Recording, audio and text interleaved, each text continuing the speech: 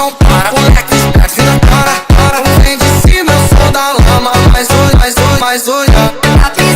Na pista, todo mundo se joga. Ela vai.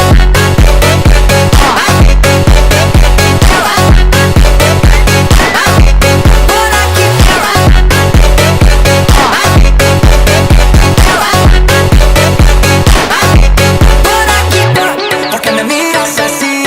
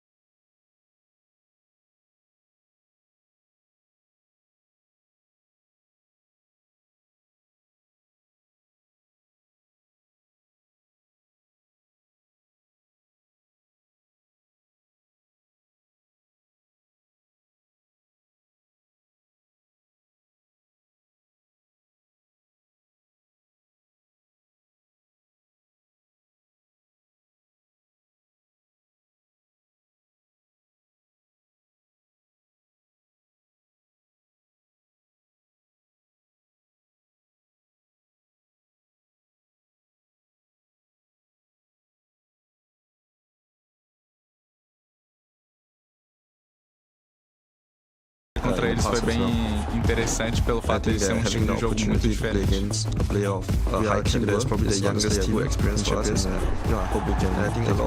O mundo chama de talento, eu chamo de destino. Tô bem animado pra jogar contra vocês, vai ser uma partida muito divertida.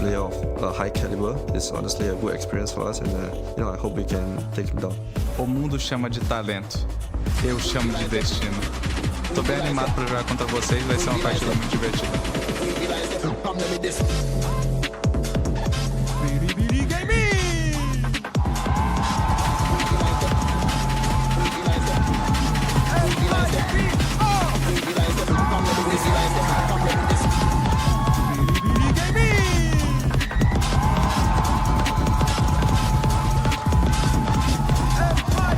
It's VCTCN's #1 seed versus a team that very nearly did not even make it to chance. But only one player on stage has won chance before, of course. It is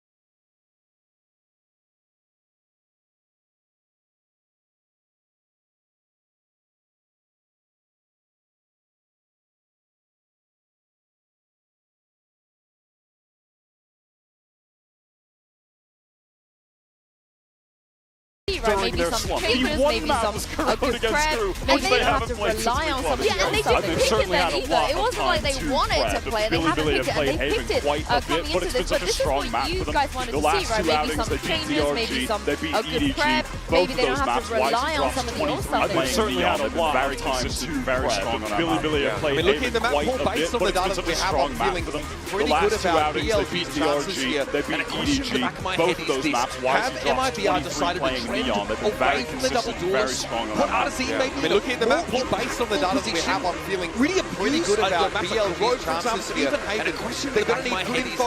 I don't know if MIBR decided to trend double away from the double duels to be the direction you want to take against the team as dangerous as BLG. A player like YG really abused that. He wants to see, for example, even info. They're going to need the side info. I don't know if it's playing up aggressive.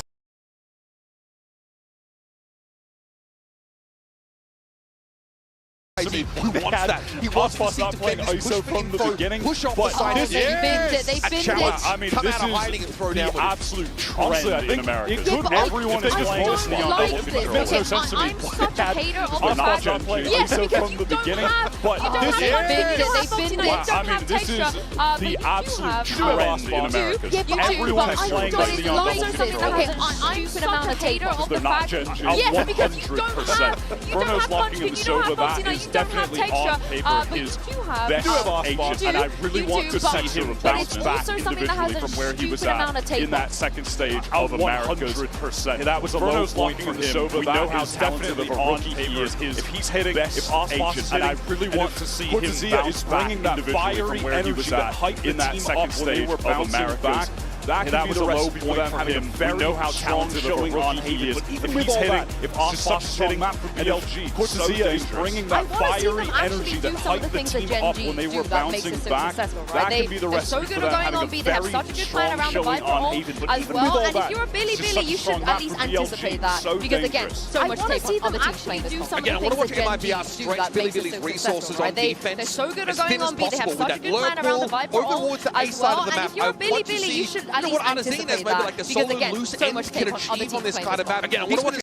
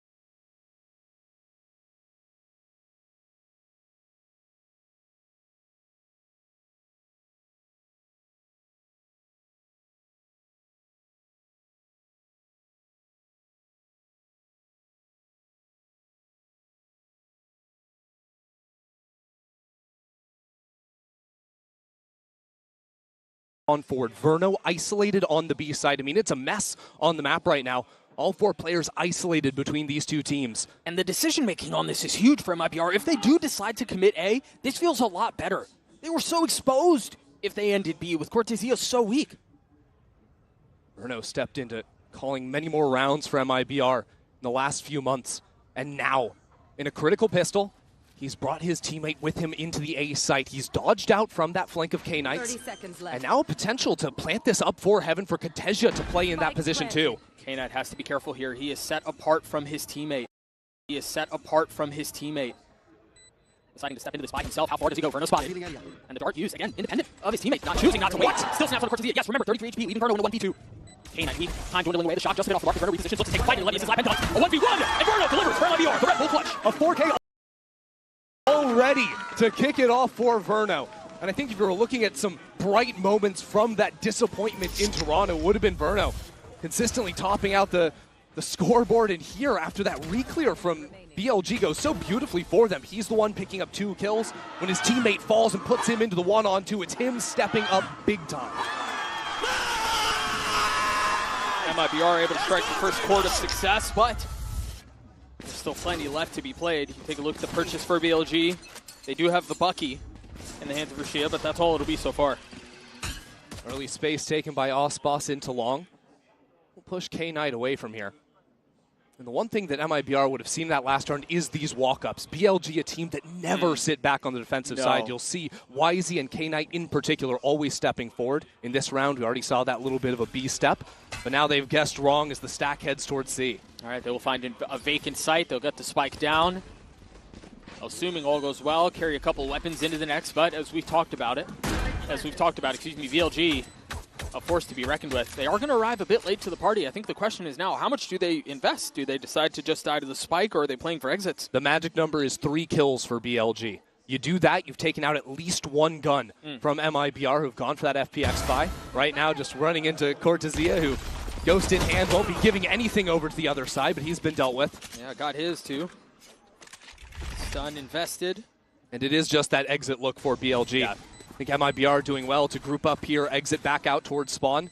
When you start considering things like ultimates as well, BLG know that because Verno picked up 4 kills in that pistol round, he's online to a very quick Hunter's Fury, so that also is informing a lot of the decision-making around just executing 4 players to the spike. Sure.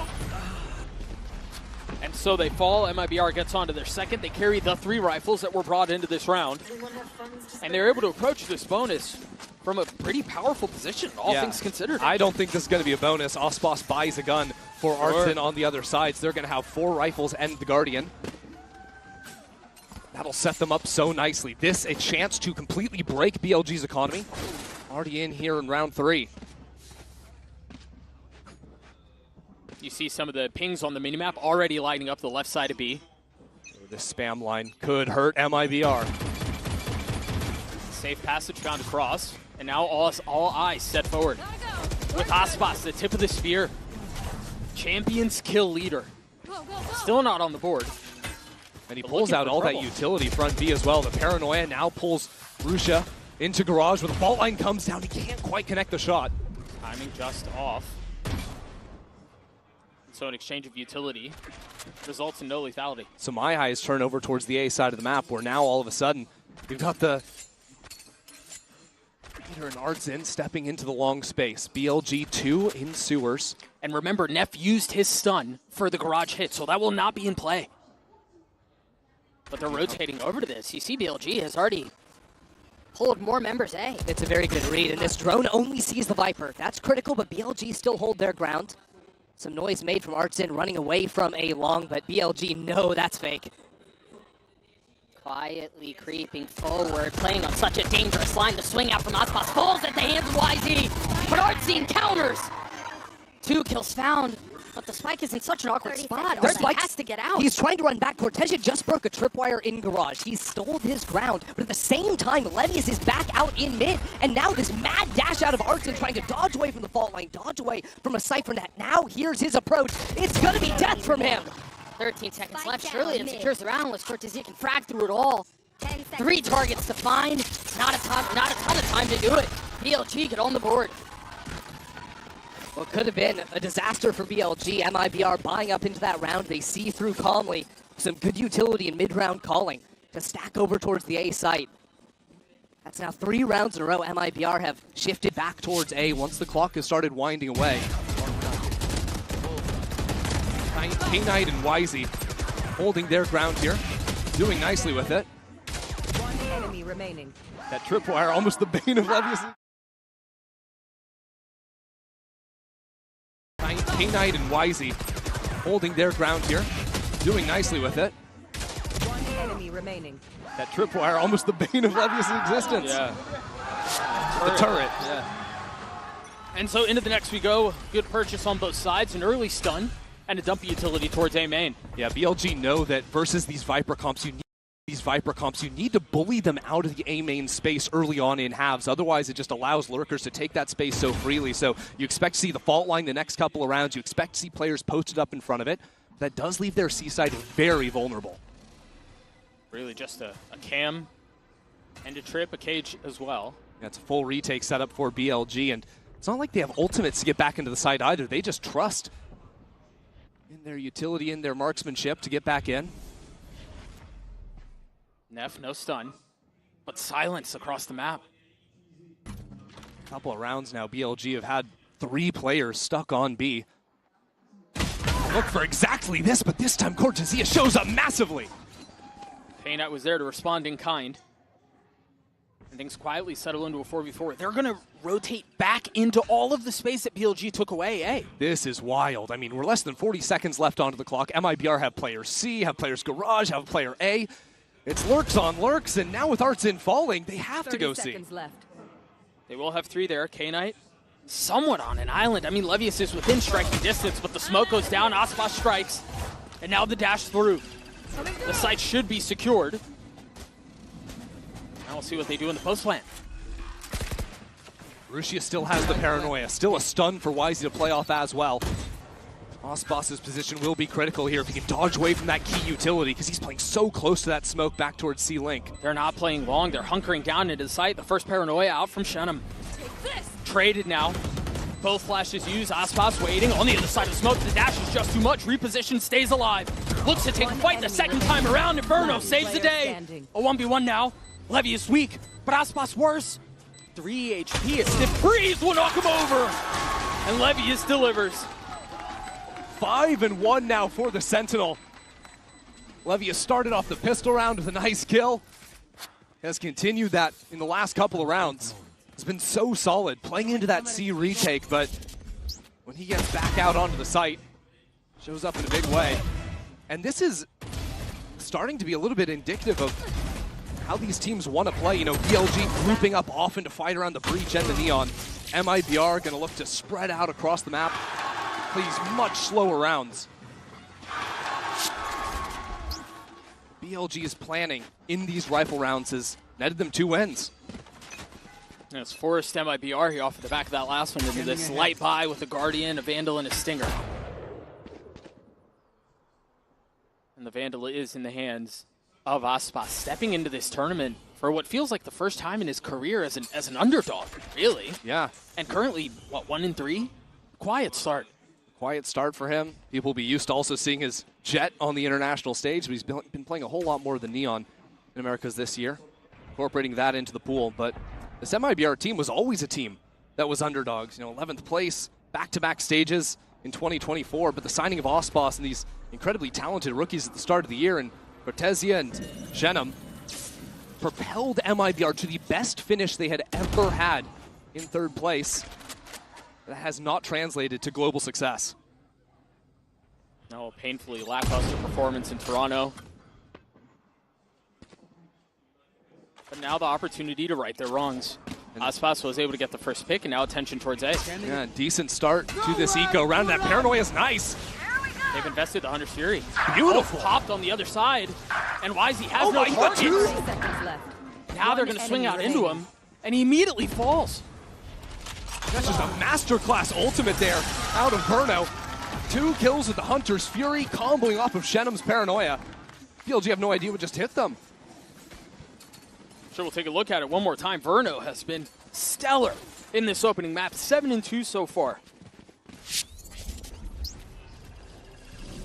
There's that paranoia and a stun. You can see Rushi has no idea really where to go, just teleport straight into the Hunter's Fury. It's a perfect read out of Verno on that. And even the teleport up into heaven too. Gorgeous. Great start for MIBR on BLG's map pick. And again, we're going to see a lot of this attention towards A main at the beginning of the rounds. Yeah, last round, MIBR realized that it was a light A hold. A lot of times you're going to see K-Knight playing on an island over towards the A site, and it's those rounds in particular that I think MIBR can try to punish this right side of the map a little bit more. Different story here in round 6 is it's back to a little bit of a B trap here on the eco for BLG. Trip could be a problem. Especially when there's a fault line right behind it as well. Yeah, and a paranoia. And YZ Sheriff. BLG have the tools. But this patience from MIBR is nice. You know, they've seen this B hold a couple of times, and they've teased that space a bit, called back towards Garage a number of moments. Levius is getting curious. Not going to get an early line, all rotating towards C. And remember, BLG have taken this defensive approach in previous rounds where they just play entirely off the site. And the last time we saw this, it was a retake attempt that ended in Aspas falling at the hands of Levius. It was an even number, but now a Hunter's Fury to follow. Shenim's dead. And that's a spike. RZ might fall, just barely dodging it. But now a second attempt. And they're digging their heels in. The spike goes down. How do BLG approach this? Remember, they have a Bucky and a Stinger and then a couple of Sheriffs, and there it is, the shorty from Artine. Defusing the retake attempt before it really got out of the blocks. Still a decent spot for Rashida here, but they turn onto him. Very nicely handled from MIBR. Yeah, the difference in this post plan for MIBR, on top of the fact they just had the better guns, it's that forward position that Artsin is able to find that first kill and sort of stunt that retake coming in. A couple of times now, BLG have gone heavy out from C-Link. And if those C-Link players don't really get to go anywhere, then your solo Garage guy has nothing really he can do. Right, it's just kind of stuck for sure. Doesn't even matter if they have that first kill coming out from the Hunter's Fury. I still have no idea how Artsin dodged away from that final shot. I thought for sure he was a goner. And again, the value that he provided after staying alive and getting the kill onto YZ as he's trying to dash into the smoke was... Let's go, boys! It was perfect. Nice! Let's go! I'll tell you what, though, that level of energy has been something that was sorely lacking from MIBR back in Stage 2. It was like watching a funeral procession, how quiet was it sometimes, but already I think you can feel them getting a little bit of that hype. Getting some early rounds on the board for sure is going to be something that'll shake off a lot of the dust. Remember, this team did not have the opportunity to attend playoffs in Americas. They came over here to Europe early on. They started boot camping, getting that experience and adjusting to the climate over here, and so far it's looking solid. I mean, yeah, just a complete shell of the team that we saw early on, the team that we saw, you know, really at the beginning of the year. And something, at least, I mean, it's only been 6 rounds, but something seems to be working for them. I think you're absolutely right as far as energy goes. I like some of the way they've approached these rounds. Verno is fragging. Again, 7-2 so far. It's been a great start. It's all green, but now is where the class can start to show in. BLG's number 1 seed take a timeout. They adjust, and the adjustment is going to be fighting frantically over the A side of the map. Oh, I love this. Hello. The deep smoke into spawn. Shannon cancels it out, and Artsine gets the best of Rashida and A. And at the same time, a speed up from Aspas onto front B. Nobody's home, either here or onto the C site. MIBR just running it over. Yeah, misdirection all over the map. But look at this, K-Knight stepped forward out of lobby. Again, he goes for these walks all the time, and Artsin's holding for him. But he's weak. K-Knight, a bullet between his eyes. Cortesia succeeds where his teammate could not. And now we settle into a post plant where MIBR once again find themselves in an advantage. YZ has an op. Deploying drone. He's going to have to find a way to make that thing sing. One way onto the spike is an annoyance BLG have to deal with. They know the site is going to be clear, but still utility left away on that spike. Note here, Shenham does not have another smoke, so as that dissipates, there is no other one-way situation, but the timing seems to be perfect. There's no way in for them to pull this thing off. Not with the operator in YZ's hands. You can't retake the B site. That seemed like coming out of the timeout, right? BLG have this idea to fight so heavily for the A space. It seemed like with how quickly MIBR reacted to instantly punish onto B and hold against the lurks. You can't be dying to the spike there. No, that's tragic. But it seemed like MIBR had that contingency plan in the back of their mind set up during the timeout. If there's this heavy fight over A lobby, accelerate quick into B, go there for the first time this game, and also keep holding for the flank. I wondered, yeah, how much of that was a response to the aggression, and how much of that was just a call out of their playbook on the other side of the timeout. The TP into spawn looked instant, and Levius was so focused on what was happening in spawn that he really was not in a position to play B. He was kind of left out of everything from the very get-go. So hey, either way, well handled, well responded. Well, BLG, excuse me, on this lighter buy. Yeah, BLG fake a little bit of that fight towards A lobby, but like you saw in the last round, Levius is left alone oftentimes. This time it's on the A side of the map. That is a consistent pattern for BLG. His side of the map will be a little bit more cautious, so he's brought YZ over into him. This is where we'll see how MIBR deal with this. I think some audio of a drone going out of garage has been able to be heard by these players. You should run. And now the lockdown. They just kind of wait this one out. Yeah, that's one way to win in anti-eco. Yeah. Still YZ playing Heaven, and now he's smoked off. No chance. He will get back into the line pretty quickly, but yeah, you're right. That Omen smoke will provide problems. 3 members heading onto the flank now. And now the pit, they're putting a lot Okay, Verno into this, looking to secure it. Verno gets 2, make that 3. 1 HP. He takes them all. The round is done. There's no way in. YZ has to save the op. Yep, it's another save. Levius will go into his death intentionally this time. Just a tough situation to be on. And BLG, I think now's the time where they need to make some adjustments. They have tested the flanks so often, both here and domestically. And MIBR come into this, while it is going to be BLG's map pick. MIBR know that the preferred maps of BLG are going to be Haven and Bind. They'll have done plenty of homework on this. They'll know exactly what's up, and now they don't even have to worry about that operator. 11-2 for Verno, 1 off of having his Hunter's Fury online once more. Kid's a monster. And this is what it felt like when MIBR picked him up back in stage 1. Remember, they weren't playing with this kid in kickoff. Right. Verno was wearing a different jersey with NRG.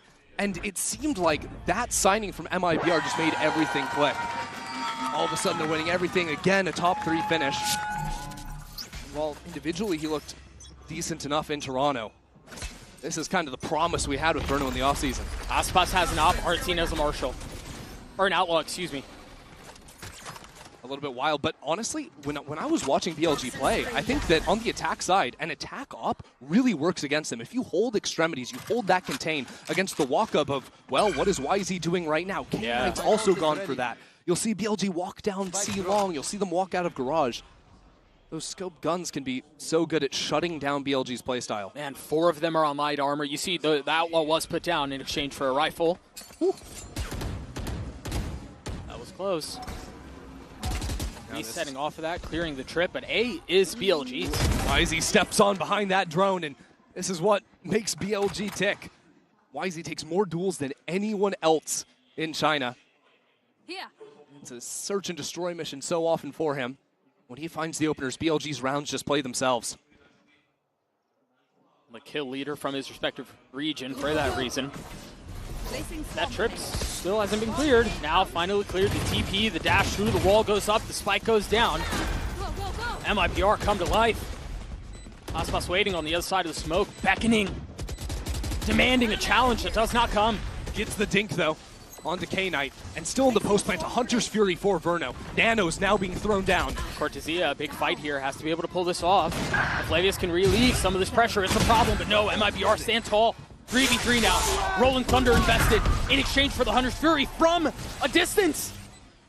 As a second pulse goes off, another mark found, and another round for MIBR. Just insane there, getting up in front of the Hunter's Fury. In front of the Rolling Thunder too. I want you to watch in this post plant. First of all, Aspas gets a dink, then gets this shot with the operator, but then Shenum on the Omen steps in front of the Rolling Thunder. gets that kill first. That means so much. Leads to a Hunter's Fury kill. Leads to the round for MIBR and BLG's second time out of the half. Yeah, because imagine if let's say everyone else dies on site, Verno's still playing pretty far off. He's been using the Hunter's Fury. He can't quickly get into spamming smoke. You're doing this, that, or the other for the defuse. The play's gone. Oh yeah, you have to have teammates still alive. Verno can't win that round on his own with the way he played it. But again, that seemed like MIBR have a very clear plan. If BLG are fighting forward in A lobby, and I don't mean just hanging out, that deep long line or fighting with an operator bottom series. I mean they're up in lobby threatening your flank. As soon as that happens, what has MIBR done every round? It is a quick acceleration into the B site. They know that site has been weak, and they have punished it consistently. They've been getting into these post plants where they have good utility. Even though they're not playing any players on site, BLG can't get out there. It's not a matter of time and they don't have time to defuse. No, MIBR are just slaughtering them. I was talking to Fraud prior to the series starting, asking him how he felt about the pick bans and how it kind of went down, and he had a smirk on his face and said, we got both maps we wanted. They picked our first choice. And I was hesitant to believe it, to be honest, and forgive me for being a doubter, but given history, I don't know, but yeah, he was right. And it just makes sense, right? MIBR have the extra time to prep. They know BLG's tendencies, and they're debuting a new comp. MIBR with the double smokes, now another fight into long, but this one, even between the two squads. And Odin rattles off right off the bat. No damage found, but a couple kills traded.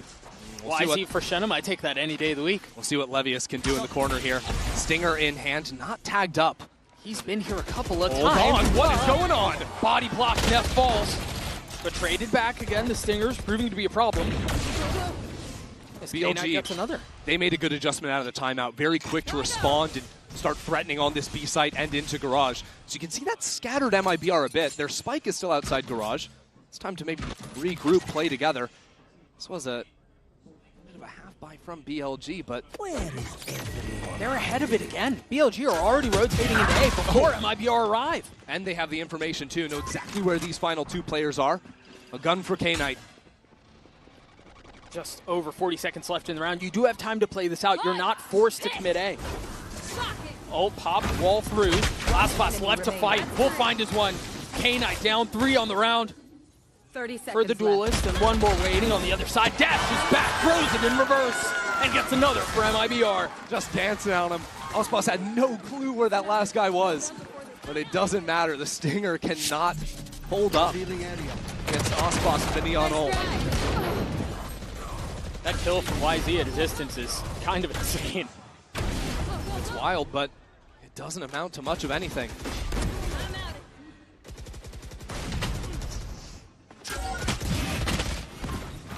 This is now where we need to see the learnings taken from BLG in the timeout. They need rounds. They can't, limp out of this half with 2 rounds. You've got to have something more than that. For the first time in what feels like forever, MIBR set their eyes on C. Right off the rip, too. Rishia, the paranoia is going to be really good. It's going to buy a lot of time. Rotation's coming through. The ult has been popped. Levy is the first to fall. Rishia dancing around looking for another target. Cannot find it. But Knight from a distance does. 3v3 now. K-Knight still so healthy. And this lurk from Artson. No utility to hold him down. He's a little bit too late. BLG are into the site. Bus takes a step back. And again, it's a slaughter. BLG cannot find their way in. And again, that was off the opening from K-Knight with the ult. And it looked to me like Artson was going to be late, but that was YZ going into the site on his own because the 2 people behind him are his initiators. They're chucking out utility. They're stuck back in C-Link. Right. So Artson has a free couple of kills. You can see that dart ping. Helped out so massively. And it's a drone, and it's Neff turning around to deal with him. And MIBR just running the map. Yeah, we've sung his praises a couple times with that dart that you mentioned, setting up the kills. Oh, it's going to be a Clash B, isn't it? Swinging into 3, and all 3 found! It's a slaughter! It's a disaster for BLG. Ospas isn't done yet. Pushing the case, looking for another, will find it. This tournament doesn't make any sense, Doug. Think of the number 4 seeds upsetting number 1s. Even just yesterday, G2 went down to Heretics. And it's MIBR leading the first half. 10-2. A flawless round to close it out as well for MIBR. This team didn't make playoffs in Americas, and they're already lighting up the global stage.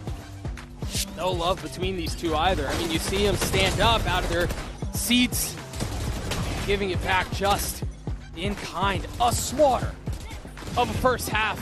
BLG on their back foot. We're going to throw it to a quick break. We'll be right back.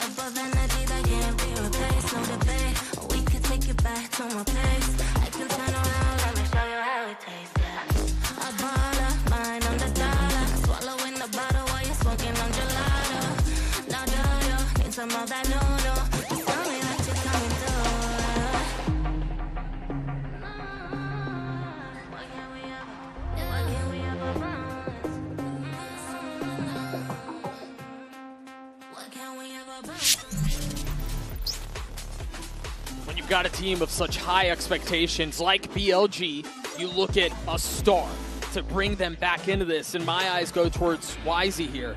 Christian. Yeah, YZ was just completely shut down in that first half, largely in part to Verno. Yeah. You can see down here with the Coinbase Econ report, this guy was absolutely torching BLG. And I think that MIBR's game plan really supported this shutting down of YZ, a guy that on defense so often will step forward and seek out those fights. MIBR were holding for him every single time. Now on the attack side of things, I need to see that YZ that was promised if BLG are going to bounce back. And BLG will require it. Take a look at how they want to approach this attack side, and they're just so far back. You have to play perfectly, really. I mean, if you want to get a shot just to get back into this thing. Yeah. Absolutely insane how things started off. The flawless rounds, I heard 3 of them right there. MIBR were so clean, but BLG going to start things off geared up towards the C side, which is light right now. Just a nano swarm to hold things down, and the poison cloud, of course, from Artzin. All right, I do think a lot of our attention will be, we mentioned YZ, and for good reason, but Neff in particular does such a good job of setting him up and unlocking him. So it's as much on his shoulders as it is on YZ's, in my opinion. It's going to come down to breaking MIBR's hold over towards the A site. Boss on this forward line, not over-peeking into lobby. Just going to take a shot and fall away here. Cautious here. Shenum is close by, has a paranoia. But they're going to go long. Not even really giving that angle. Does Levius walk into the double stack of MIBR garage? I mean, he's calling his team back into him. I think he expected rotations to hit a lot faster, but now that the turret's cleared, there are still 2 players here. And Artzin ratting it out in his cloud. Cortezia feeling a lot of the pressure. Artzin, his cloud goes down. He gets 1. Make that 2. The frenzy tries to find a 3rd. Tucking behind the box, but Cortezia delivers. Now the paranoia out. BLG trying to will their way into a pistol, and they cannot. 11 for MIBR. BLG think themselves out of the round. MIBR didn't flinch with that double garage trap setup. They had started in those positions at the very beginning. Artzin and Cortezia never left each other until they decided to fall back into C. And that quick thinking, that reposition out of Artzin was so nice. The only thing that stops him from killing everyone, the magazine size on his frenzy. 30 seconds. Enemy remaining. This is now 9 rounds in a row for MIBR. And now BLG have to force up into it. Yeah. Not even with the generosity of a spike plant. 5 Stingers light armor on 4. K-Knight, the one exception. So double body shot from Aspas here, good enough. Take out Russia. Darts have been exchanged. A little bit of info gathered.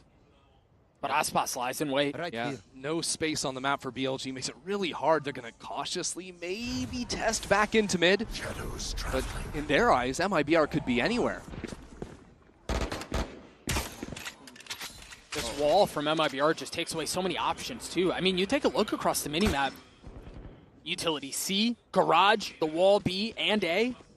BLG might have done the right thing, though, by making that noise B, by not showing anyone A long. They've now pulled the rotate away from Verno, so only 2 players to hold them right now. They've also let IFSC go on a bit of a walk. Yeah, but Shenam's holding it on the other side. I mean, maybe with different weapons, you got a shot at this. Hard scene, feeling some of the pressure, takes a step back with the judge. And they try to brute force their way onto A, and so far, so good. They're succeeding. 30 seconds left. They've gotten the sight, they just don't have numbers, and they really don't have the guns. Some chip damage well onto K-Knight. Look at Russia. He needs to keep going forward. He needs to find something for his team. Upgrades into a Guardian, entrenched in the smoke. Waiting for the challenge, and as it goes down, the kill goes up. Cortezia finds it, K-Knight. Dropping Verno down from heaven. Into 1v2, swings it, delivers a dink, still more damage to be dealt with. And Cortezia avoids disaster as MIBR get the round. That was the force up as well for BLG. That was the last chance for them. Just an absolute stunner to open things up here. Good hold out from Shenam. Bit awkward here with that flash connecting onto a teammate, as Wisey had to try and turn back around into the judge. He ends up eating up the breach blind. Nice! So BLG go back to the well. Again, it's not pretty. No, it's a shallow well, man. And now there's an outlaw in the hands of Aspas. Only half armors except for K-Knight.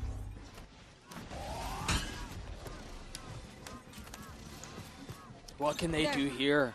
There's even an alarm holding this heaven jump. And they hadn't seen that one. They hadn't gotten that far up, and they've also only played, what, 2 defensive rounds? Look how quickly MIBR have started shifting over. Completely prepared. They smell blood in the water. A bullet between Wisey's eyes as Shenam gets 2. K-Knight tries to open up the site, but can, and the spike is well out of reach here.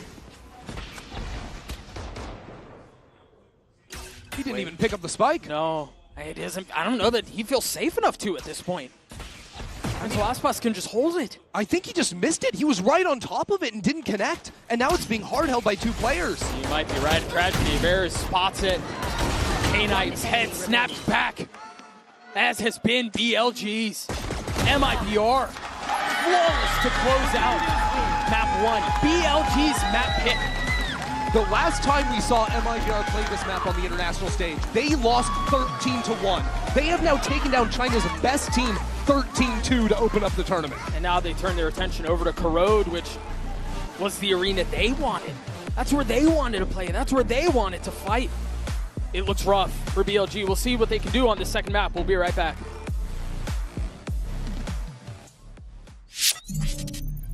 Yep, guys, we don't need to overcomplicate anything this game, all right? Just keep it simple. Just go all in. I want to see everybody hyped up and yelling as much as possible, boys. Let's go.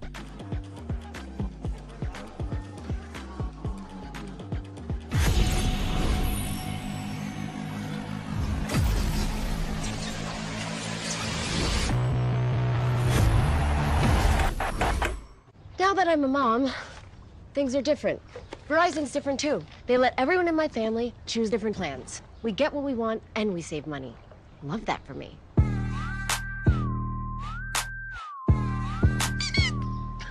An update is required. Financial system updating.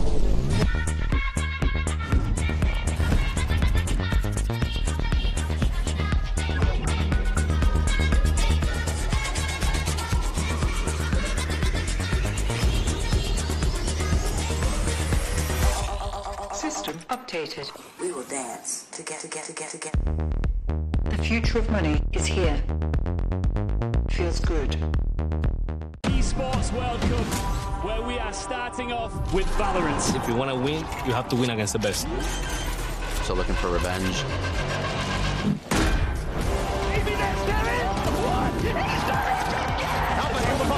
There's the shorty, and MIBR goes crazy! They've all battled through the pressure and expectation. Heretics have come back all the way! Finally, everyone, finally!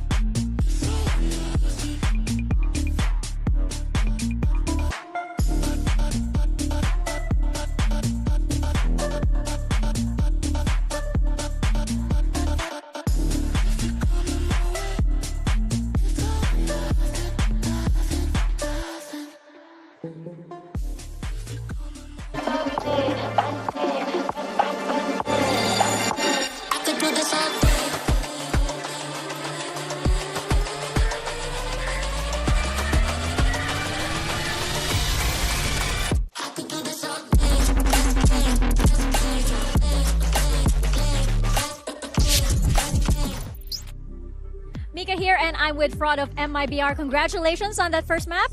Congratulations on Haven. Just wanted to know quickly about the team dynamics, because when last we heard Verno was IGLing, I believe he still is, but because the team seems to be in top form, we just want to know, is he passing that around and with the communications within the team? No, Verno's fully in control. After the second game of our split, we made the decision to swap him as the IGL because he was really wanting to do it. So we're just all in with him, full faith. We've been working with him every day to try and improve his calling, his understanding of the game, which is already at a high level. So yeah, we're not, we made the decision and we don't look back. Even though we've made a couple other decisions, we stand by those decisions and go forward, and that's exactly what we're doing. Well, he's in top form as well, so a good call on that, and good luck on the next map.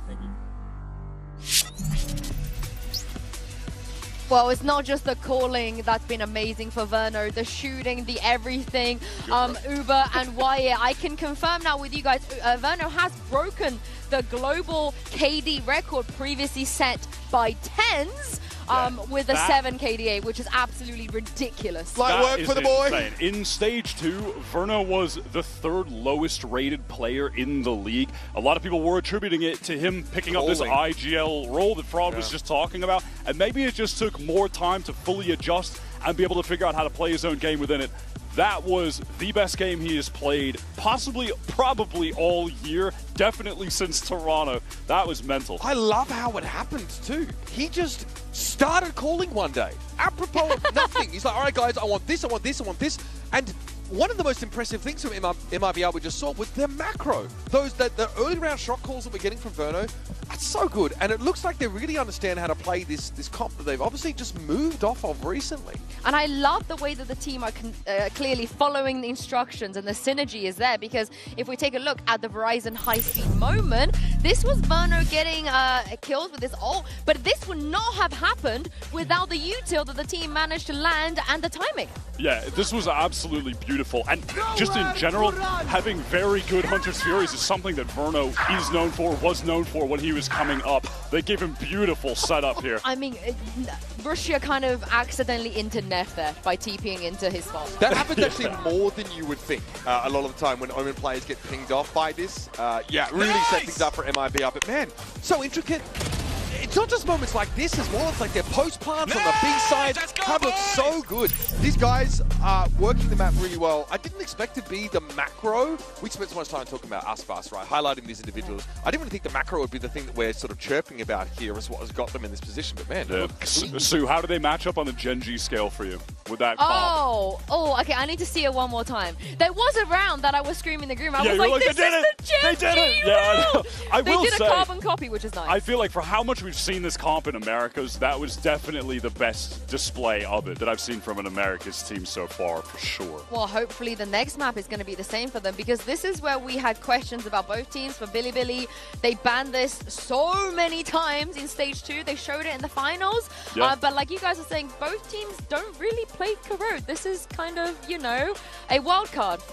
I like the pick, honestly, though, from MIBR. They've had so much time to work on their pool. That should have been the #1 thing on their agenda. And it's a map that they could reflect on of, hey, we did actually have success on this while we were at our worst that we've been at all year. It was the only map win they had during that time period. And they were running a double duelist with the Raze Yoru that actually was paying off. Aspas was able to op a lot and play off of Artson making space, being that entry. Give me more Aspas attack side op. I think the Viper Wall was actually pulling a lot of these Bilibili players off sites. YZ especially, he's like, oh, what's going on here? Anyway, trying to get that info, and it's getting punished a lot, these contact plays. And I mentioned at the start of the last game, you are not going to see MIBR compete for the same tempo and timing windows as someone like YZ. They're going to give him that space, they're going to give him just enough rope, and then punish him. And that's what we saw a ton in the first map. It's something you can absolutely do here. I want double controller, single duelist out of MIBR. I think I'd like to see him go back in that direction. Yeah, I am curious to see if they're just going to trend to the meta, because also, bear in mind, when they were running that comp, that was week 1. That was right when Corrode got into the pool, so there was no set meta look at all. Yeah, there was no meta. It was chaos. So. I like the way that they pulled out the Odin too, which is something that I think we're definitely going to see as we head to Corrode. But for Billy, though, we barely got to see YZ because they didn't start an attack. So he was in his own spawn. Normally he's in the defender's spawn a lot within like the first 2 seconds of the round. So hopefully we get to see more out of Billy, because if they don't win here, it means CN are going to finish the first 4 days without a single map win. I don't remember the last time we've seen that, considering they are the defending champions of champs. Which is mental, and the greatest disparity we've seen in a scoreline for one of their teams is their #1 seed against the lowest seed from Americas. That makes 0 sense on paper. But yeah, this MIBR making extremely good use of their time coming in. This is why we just couldn't, with confidence, really predict what we'd see from them. I already see the Waylay. Oh, we got a little spoiler. They were queuing up the NRG comp. I like the Waylay. Do you think he's going to be a Waylay? Or is it just a regular Waylay? I do. MIBR, they had Aspas playing Waylay on the top of the year. Yeah, they are just straight up running the NRG comp. Aspas's Waylay looked really good. He only played it for a very brief period of time. But yeah, Wasteland mode. This comp, though, obviously, it forgoes a Sentinel. So you don't have Sheer Wall to slow down attackers. You also don't have that early warning system if there is a late reflank that comes through. So I want to see this, like, extreme scan util used to abuse smokes and the thin walls on this map. Get the Odin in play. Have Aspas play through connector a whole lot. Light speed in, see what he can dig up. And the fact that he can get back out and have a second bite of the apple, obviously, I think suits him really, really well. I would also say this is the exact map that I want to see Verno on. After having a heater game playing Sova, you get to go to a Sova playground map. He should be able to just continue that momentum right into this. There's a lot of set play potential with this Billy setup, though. I think looking at Neff's deadlock, something I'm going to be trained on pretty closely. It makes for powerful post parts, but here on the defense side, if they can fight for any of that contested territory, get grab nets into A main, fight in yard, punish MIBR, maybe getting ahead of himself there to try and get that info off there, scan util. That's one place they can hit MIBR where it hurts. But again, they're starting on defense side, so do we get to see enough of YZ's impact on this game before it gets away from them? I'm so glad you mentioned Neff, because when they did play this comp before, he took a silly amount of first engagements on the defense. 100%. Yeah, that was in that finals game against DRG, who were running a bizarre Gecko comp. Yeah. I think the read on Corrode from CN, the region, has been all over the place. It's been very weird, whereas around the world elsewhere, it's felt pretty set in a couple comps. So I don't know if that game against DRG is really an accurate test of where Billy are at, because they were playing such an off-meta, strange thing. I don't know how to rate them. Well, we're going to jump into map 2 now and send this over to Ender and Doug and see if Billy can take a map off of MIBR. Thank you so much, Yinsu. At the edge of chaos, the unexpected occurs, and that's exactly where MIBR took us. Now, Ender, my question to you is, are we expecting some of the same here, given the comps that we're already seeing? I think it's really hard to come in with any real expectations of this map because of only seeing these teams each play the map one time during stage 2, because the changes in composition as well. I think that what I'm really going to be looking at, the desk was talking a bit about Neff on the deadlock, taking a lot of those early engagements, which I think could be a bit of a detriment, but I want to see how good he is at stopping down these hits, because already MIBR are quick into A main, or B main. Yeah, they're so fast, but immediately stuffed out by the net, and then if they do continue to go forward, they've had 2 sound sensors, they have 2 players here. Interesting, too, that Cortezia put down that A or B exec wall, just straight down the site. The rest of the team maybe trying to go back into mid, and I think it's important that these players from MIBR are able to challenge up against YZ and Knight. Otherwise, they're not going to be able to really sell this rotate at all. K-Knight tucking behind the wall. Cortezia has been left to go explore and try to sniff something out and see what he can find. But of course, in very BLG fashion, they get a little antsy, they get a little curious, they decide to go explore, and Cortezia swings around, gets the best of the Sova. But YZ is still continuing forward on the lurk. There's no way this is expected. Slips the net. Gets a kill onto 1. Now they have to turn attention forward. Do BLG crunch in from main? Got Neff, who's considering it, but they're waiting for us on the other side of the wall. They've actually left YZ on an island, not forced to join the fray. And now, as a matter of fact, all of a sudden, Cortezia is up into mid. He's got a chance to come in from behind on BLG. Cortezia creeping forward, playing on the other side of his wall. As it goes down. Patience. Oh, I love this out of him. Assassination style. Neff falls. Levy is tucked, dropped. Rushia left in a 1v4. I mean, how can you do that? Look at this, MIBR just full facing the line. They know exactly where the guy's going to be coming from. Good kill first. 8 armor, 92 HP for the controller. Forced into a miserable position and asked to make art out of it. Shadows traveling. Trying to do his best to section off the fights as much as he can. Aspas getting a little cheeky with it, but not given the fights. Rushia is running out of time as well. A second tag onto the duelist. And he realizes options are essentially non-existent here. The swing out. Aspas gets the kill. MIBR get the round. I mean, that was a wild round, right? BLG going for the double walk down through mid, but I can't help but feel like YZ pulled the trigger way too soon on the B main flank. He sees one player on his screen. He knows no one else is really anywhere on the map. I would have thought. And it's, I think, a little bit of the patience as well that you see from Cortezia on that mid flank too that pays off for him. I think there's a world where if YZ is patient with the trigger discipline, he could have 3 kills there in B main before anyone realizes what happened to him. And again, he was in such a bad spot. He knew he had position, but his teammates couldn't help him because of the deadlock wall that was B main. Aggressive out from BLG towards A main this time around. They want to take the fight towards MIBR. K-Knight picks up the orb as Aspas steps into mid. Now, he's here with a Phantom. Yeah, I was about to say. On his own.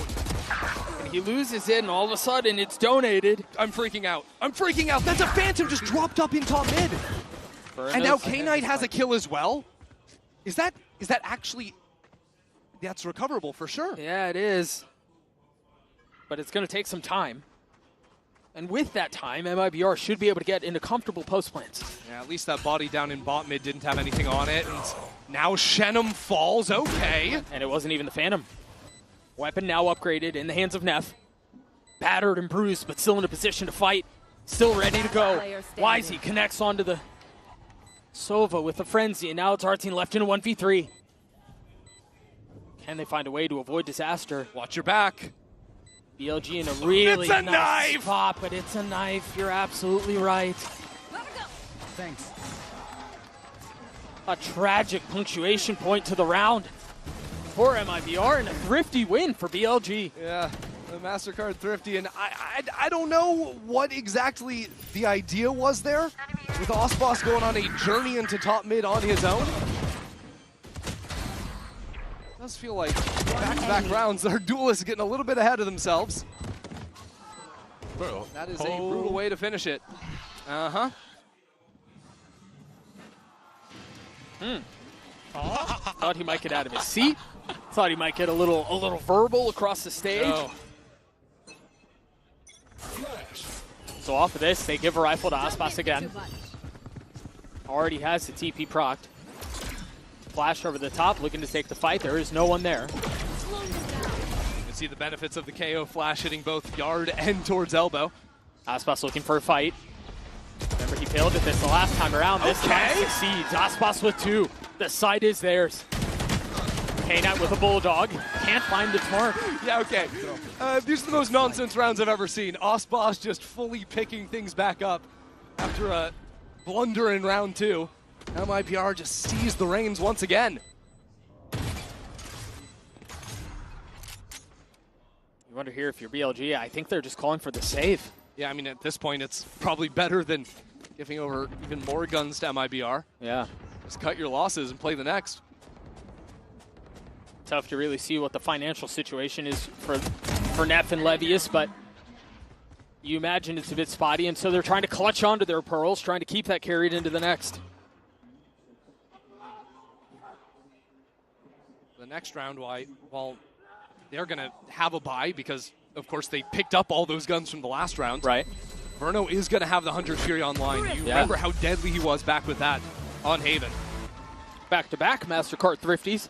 I think for MIBR, we've seen a lot of what their approach is and a lot of their plan is on the attacking side, and you mentioned it. The flashes from the KO do such a good job of unlocking Waylay. We talked about it on the desk yesterday, I believe. Yep. This is the meta that is evolving in this tournament. The flash with the Waylay, let him go, take a fight, job, guys. and then get out. Oh my god, okay. Who is watching? Yeah, sure. No one. Yeah, nobody. Well, nice save there from production. Yeah, catch that one. A little bit of a different reaction from our coaching booths compared to round number 2, but here you go. See some of that speed with the Waylay. The knife out. Aspas takes a fight, waiting for a second challenge. Good night, brother. And the follow-up, too, from Verno. It's only the spam from K-Knight to try and equalize. He's going to get caught in the drone. He's weak. That was beautifully played up mid by MIBR. Primarily Osboss. He goes for that double dash towards Khan there, but then freezes. So that reclear with the stun doesn't connect on him. He gets the 1 kill, dodged away. Verno takes his place. Neff falls, leaving Levius in a 1v3. Yeah. And he's so far away from the play. I found from watching Neff's deadlock in the finals, it was kind of hard for him to play off of his stuns there. You can see where they are on the map. And the positions he was actually trying to work with, I don't know how to draw apparently, but the positions he's trying to work with so often struggle to capitalize off of that. The majority of value he's finding is off the wall. But I see BLG try to adjust against some of these higher tempo execs. The last 2 rounds have just not even been close. It's been a blistering pace from the attack. And maybe we get a timeout pretty early on. You saw some of the frustration. Yeah, that's beautifully played. The patience there. He's not hit by the stuns. There comes Verno. Even this extra layer of arts in scaling forward. Here's the reload. Here's the drone. Easy push for the kill. Deploying drone. Enemy. And that is just that's a demonstration how to deconstruct a mid-hold from a defending team. Yeah. Snappy hit from Shenum 2 to close out the round. 5-1 for Aspas. 5-2 for Verno. Here's that quick pace to A.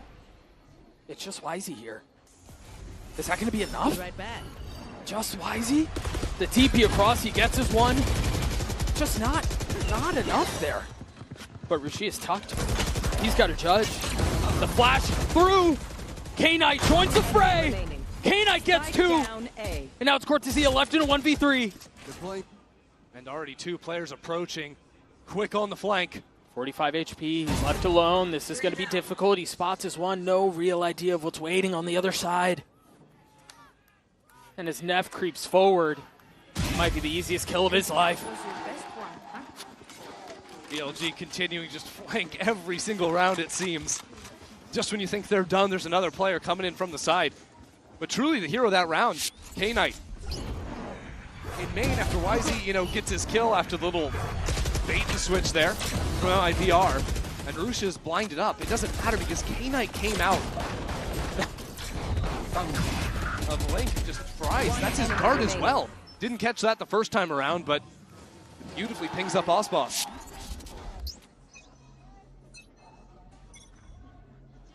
One round between these two teams. You see the exec wall A this time. I love the exec out from BLG towards B, but nobody's home. Yeah, it's just A one more time. Levius left alone. And they invested a ton into that. The paranoia, the stun, the Hunter's Fury, the position. Quick TP across the map, though. Rushia tries to get into the action A. And they're going to have bodies here because of MIBR taking their sweet time, scaling forward. Now there's a smoke onto elbow. And MIBR, to succeed, are going to have to pop on out of it. They have the tools to do it. Artsy has 2 flashes. Verno has a dart. Shannon has a paranoia. But it's so much easier contemplated than completed. K-Knight rests on K-Knight. Pushing forward. K-Knight gets 2, delivers again for BLG. Artsy so weak, but counters, and now Levius fills in on the space. Osboss a 1v4. 1v3 now. Oh, pops, but he doesn't have his flank covered. Rushia cleans him up. We're tied at 3. That's just back-to-back rounds where K-Knight's the best guy in the server. Yeah. That quiet reclear. BLG love to go for these contact plays, these quiet steps back into space. And this time it comes after knowing, hey, they've pushed anyone out of B main space. They've got a couple players that made sure there's no one in mid. You highlighted it perfectly, man. K-Knight was a guy who had to deliver on that fight. That's exactly what he did. He did. Even there, Levius finding 2 kills, shoulder to shoulder with him. Exactly what you're going to ask for. So MIBR go away from A and back to mid. Still no timeout called from other side. Paranoia, just a little short. It's because Osboss's pathing is different this time. Last time they heard the double dash in mid. It would have been hit by the Paranoia. Shenum gets picked on B main too. Wisey. A really nice spot. That stun's going to connect. They have to swing out into it. Osboss shoves the barrel of the Vandal down his throat, but Rushia counters. And now they can speed up towards A, but again, down in numbers. They have the pit, and they have Artseem's ult. I mean, this is funky. That pit gives them a lot of space to work back into CT, but BLG are doing everything. They're clearing away A main. They've got 2 players coming in from mid. Really, it will be Cortezia inside the smoke. K-Knight has a dart. He's been so good. He's been so good. And now Levius is going to drop his pit too. Green goo everywhere. It's like Nickelodeon in the 90s all over again. K-Knight with the dart drops it down onto the site. The spit will follow. Cortezia playing on the other side of it. It doesn't go through the top of the pit. Cortezia left in a 1v2, and BLG's numbers advantage is just too much. That was insane. The fact that Cortezia wasn't actually tagged by the dart there, it seemed like he was maybe in the perfect position to capitalize. But Levius gets back in there, takes those kills, and gives BLG the lead. Enemy tag. So much riding off these 2 kills from Rushia. I don't know how many rounds is that in a row now, where BLG are forced into like this awkward spot where somebody has to step up. 3 in a row. Back-to-back K-Knight and now Rushia. Yeah. And if they're the ones who continue to answer that call, you look at someone across the stage should be able to do a bit of the same, and that hasn't been the case these last couple of rounds for MIBR. No. Verno had taken over early. Osboss had a couple of rounds, but now it'll be Prod pumping the brakes. And look, MIBR have ultimates to play with, okay? We've got a Sova ult, a KO ult, and Homan ult. You can get active in a round like this, and I think I've actually really enjoyed the faster rounds MIBR have played. I think that they've, just guessed right a lot of the time and hit towards the weaker side, but it does seem like what they've been able to draft up in terms of execs with this comp they're debuting here have been effective. Yeah. I mean, it's caused some problems more often than not, and if not for the heroics from BLG, I mean, it's tough to say what kind of conversation we'd be having, but those are the X factors that show up in high-pressure moments such as this. For sure. And I think if MIBR do want to start slowing the game down, they need to go back to full dealing with the lurk style that BLG are going for. They're flanking every single round, you know, walking down mid, walking out B main, A main, everything.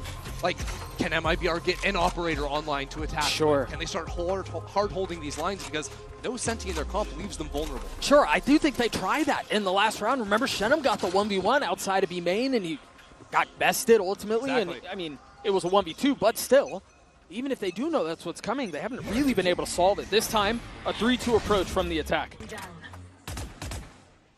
Other ideas they could play with is just, you know, fighting more aggressively for the main space. That's actually an attack smoke they dropped down in B main. Look at how far back Wisey's playing off site. He's hanging out all the way back there. Take flight. Yeah, with Arteen's ult online. Can play for a faster rotate, retake. I what more of the idea is than that. You know, you'd expect Neff to be the one playing off so that the sensors stay up, but this A-pop coming in hot. And the sensors go down. Cortesia has a lot to deal with here. 2 members of BLG have taken this space, trying to tuck their way into this so he could strike a little bit later as the rest of the defense starts to encroach in around the site. Good patience. They've lost the site. This is wild. Neff has to deliver here, and Cortesia has no idea. Verno committing to getting the plant down. Neff has his ult. Wisey does too. Now Rusha creeping forward, gets the best of Arteen, looking for a second and delivers. The Paranoid will connect onto Aspas. It's another slaughter as BLG emerge on top. That's just unreal. MIBR know exactly what BLG are going to do, right? They're still looking for the flanks, trying to deal with it, but they're looking the wrong way. Neff just pushed through A main. It doesn't matter if his sensors are down or whatnot. It's aggressive style from him, even choosing to split away from Rusha. Yeah. Those players could have played together. A lot of teams would stick those 2 players together. But BLG choose to play on their own, and it pays off. A little frustration starting to show on the side of the MIBR camp. And remember, we heard, you know, their pre-game talk before game 1 saying, let's get loud, let's hear some energy. Yeah. And here, even there, it's mellowed out a lot in these rounds.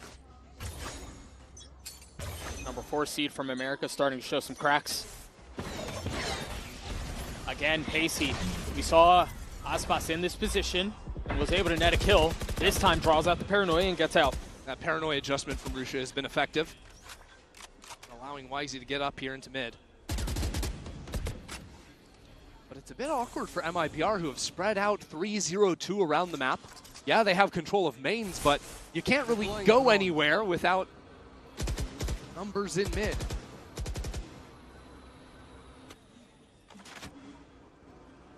A main cleared out, a drone traded on the other side, only spotting Shenum, who has technically been responsible for holding this side of the map by himself previously. And now Wisey all the way down into bot mid. This is a guy that doesn't rotate to flood retake. He will start pushing forward once his teammates get information. That's a 2nd player now spotted in main. And here goes Wisey. Cortesia, there to greet him, there to best him. That's the difference, though. Finally now, the flank has been dealt with. Now the acceleration into B, but there's already 3 players from BLG here. Flash over the top. They're committing onto this, but the spike is rotating away.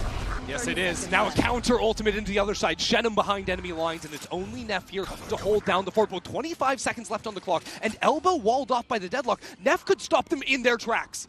Wall, the only thing keeping them apart. But they have found safe passage through. He's got a timing. He could be everything for BLG. A lot of the hands of Shenum here. That's the first kill found, and now they're going to buy time. I don't think they can make their way out. The spike is still waiting. Neff holds the line. 5 seconds now. The spike will go down. Aspas gets the best of K-Knight.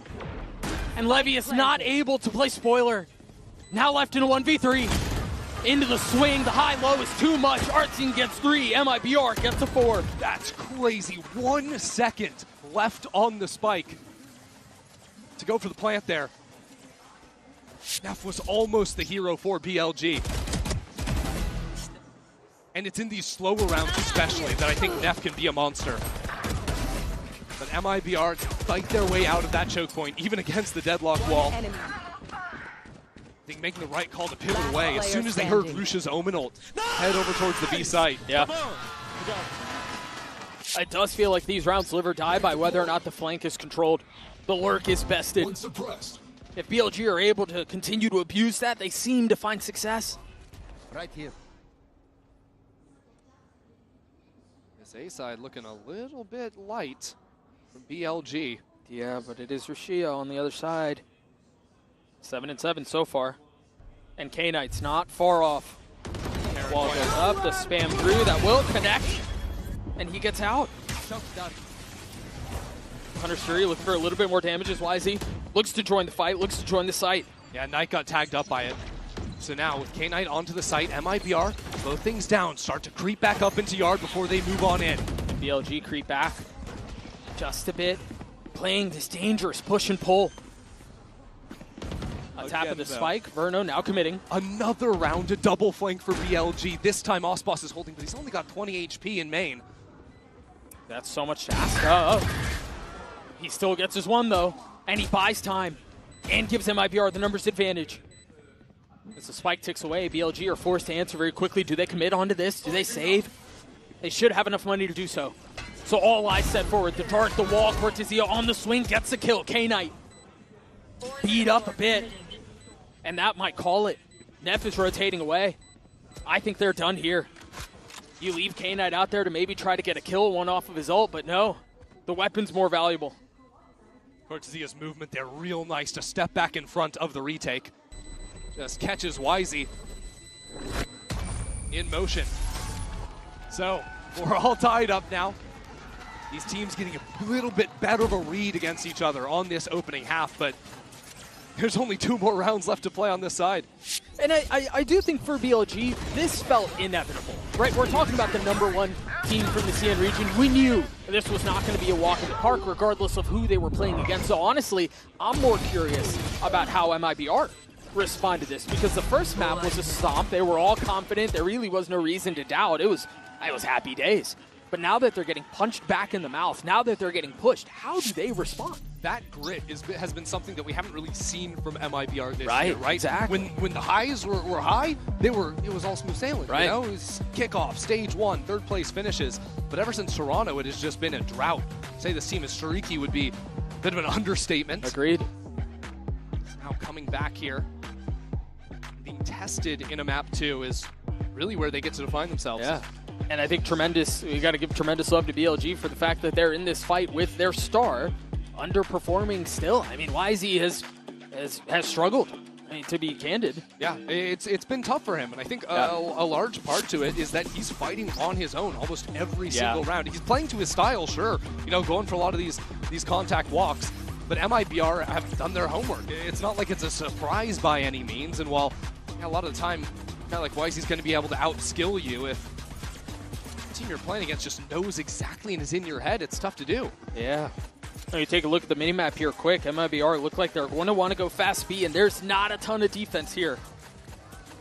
You got the flash set up. You imagine Osboss will double dash out. Yeah. The trick for Osboss is trying to catch Levius when he's got util in hand, trying to stall out the choke. So Levius going up towards Heaven, played a little more passively and more of a honest retake setup is the right idea. Paranoia, flash. Oh, he's going Heaven! Oh, and Levius is there to greet him. That's crazy. And now K-Knight filling in on the space. YZ with the ult. Gets the best of Shenum. Looks for more. Will find it. Verno never really made it out onto the site. Yeah, I mean, he's throwing darts for his team. Osboss is already up in Heaven. Seems like a bit of an overreach. What a hold. Out from BLG. Verno gets his 2. But Levius bests him with 3, and BLG take the lead. Last round in the half. Not sure what MIBR have seen in terms of where players have been playing on the B side. I don't think Levius has been playing up into Heaven a whole lot, so maybe that was the read, is there's no one here. We can just get posted up there. Levius was even hit by the flash. Wow. But it had timed out, the timing just not connecting. I mean, I don't know how much faster they could have gone. I felt like that was full octane. Yeah. And you'll sometimes see things like this, the timings on exec pieces, the ever so slight left, because that's just a difference of a half second between Osboss getting there. That can be It's the same hit. It's the same hit. The paranoia out. The Hunter's Fury through, and this time it finds Verno. Artscene falls. Aspas swings into his death. And now paranoia traded. Shenum trying to respond. Will. But it might be too little too late. Cortezia is in a beautiful spot. Will get his kill. The spike is recoverable. And all of a sudden, there's a shot at this. This one is weird. BLG have to be worried about that walkthrough on the A site. So what do? Control mid, stop the rotates, force Shenum to take the long way around. And what that means is that they have the opportunity to actually cut back in through mid and get onto this A site quick. Smoke will buy a little bit of time. Quick note here. If it gets to that point, Neff one off of his ult. BLG are really taking their time. They're going to allow MIBR to plant the spike and then play numbers on the retake. But what that gives MIBR in return is the chance to maybe even step back towards spawn. Yeah. How do they choose to play this? Well, one way for it, sure. Yeah. And the spike goes down. Now the onus is on BLG. Only one on the flank. That means this fight is everything here. What can Cortezia do? YZ, no wall, no stun. Spots one. Shenum 70 HP in such a tough spot. Cortezia waiting for the first challenge, waiting for it to arrive. But crawling on his skin, Shenum falls. Cortezia left alone, a 1v3. YZ gets 4 as BLG will get the 7th. YZ just ran straight through the poison. Not an ounce of fear in his body. BLG dominating at the start of that round. Seeing it through calmly as well. You can see in the replay as well. It's that same set piece like you mentioned. The net just making it so Verno had nowhere to go. Just fodder for the Hunter's Fury. Steady aim from the Duelist too. Out of YZ, we mentioned he's been a little quiet, but certainly comes to life there in that last round. BLG have woken up well and truly. Easing into this half.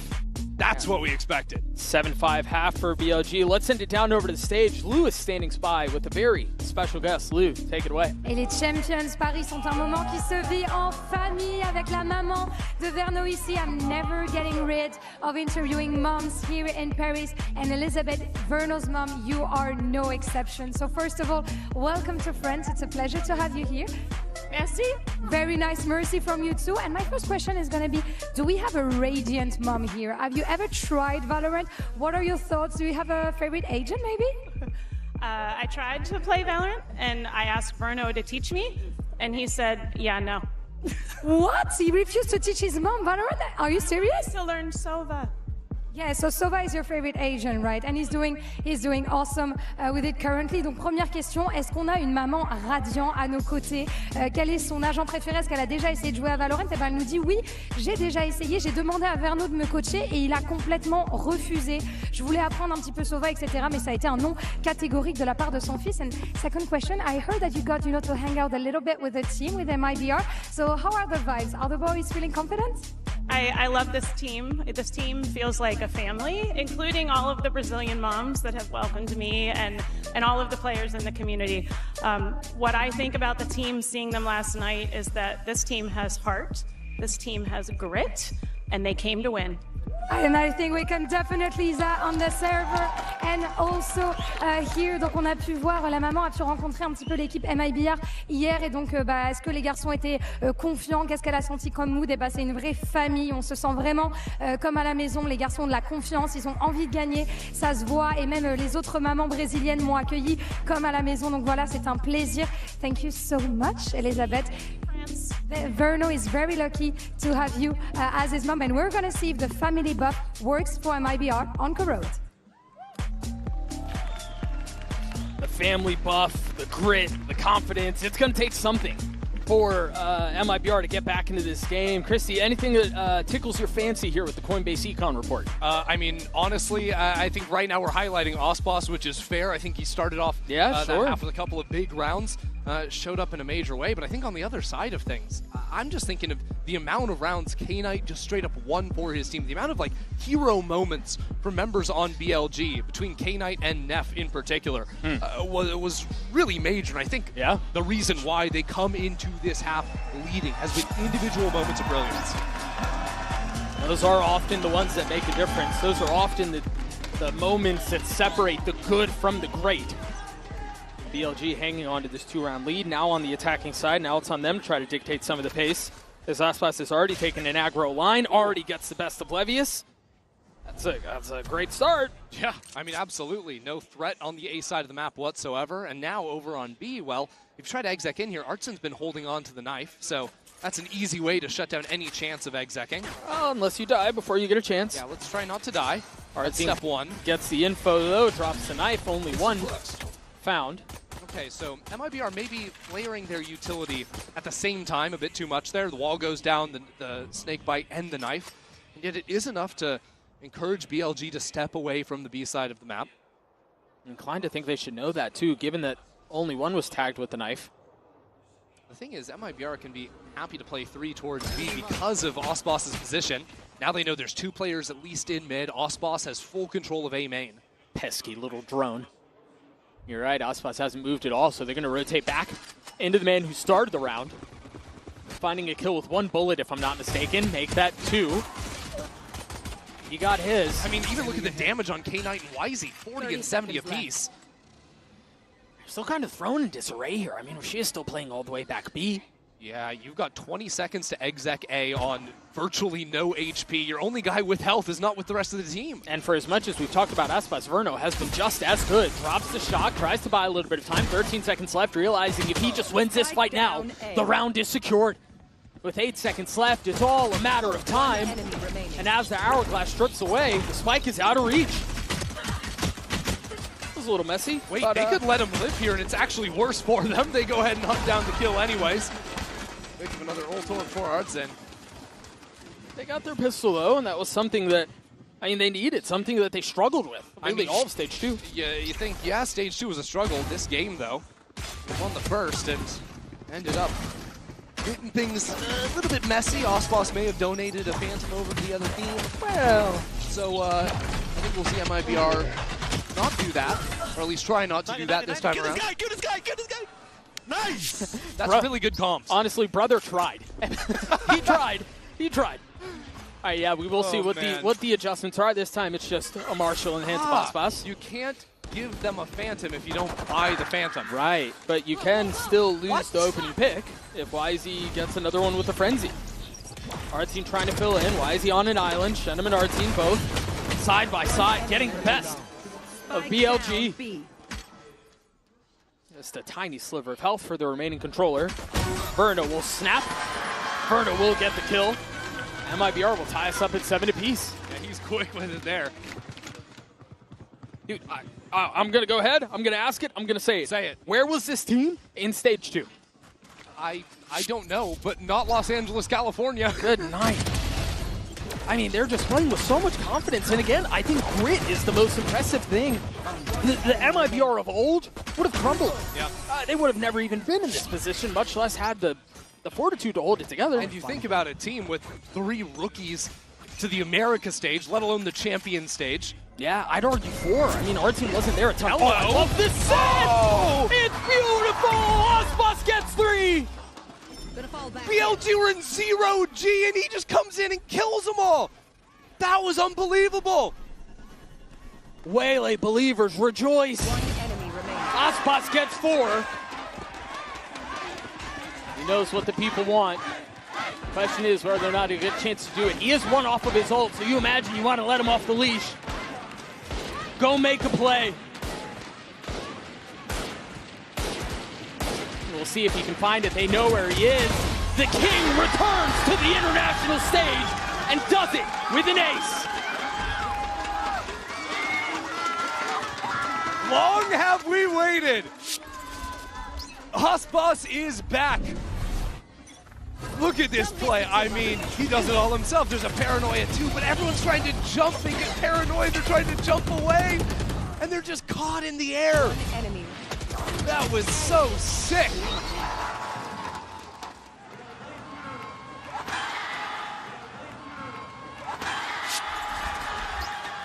And that, Doug, was the bonus. A completely different story to the first half. Back and forth, messy, sloppy. No, this is devastation. And it's getting worse. Verno's brought the Odin onto the field and already getting a kill.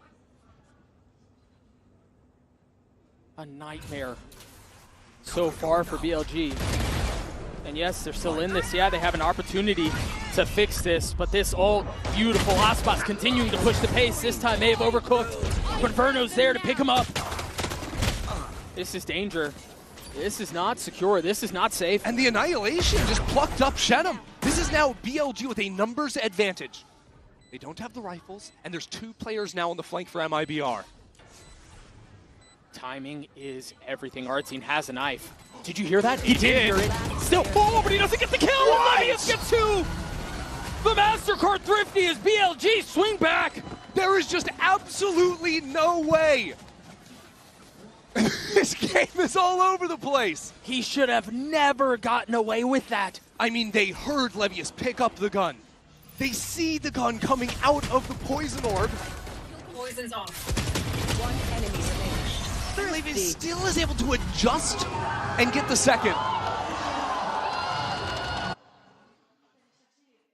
A roller coaster of emotions for Fraud. No real time to think it through as we're right back into the next. And op online for Aspas. Okay. Early knife, early spam, 2 found. But no blood drawn. Oh, the counter is there from K-Knight. Beautifully done. He knows those lines himself. And now MIBR are silenced into the round.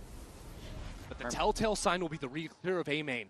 K-Knight's come over here. There is a drone, and they need to use that to deal with this operator. That's exactly what they'll do. You see Aspas repositioning. Back in a flash.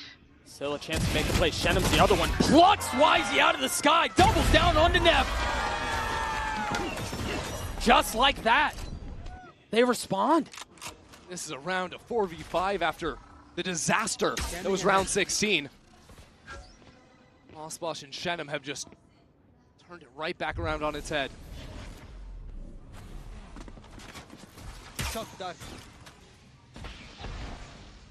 BLG looking for a little bit of room, a little comfort, a little space to breathe and try to get the spike down.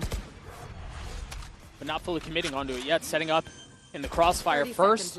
Cheeky little lurk out from Verno. And the spike goes down.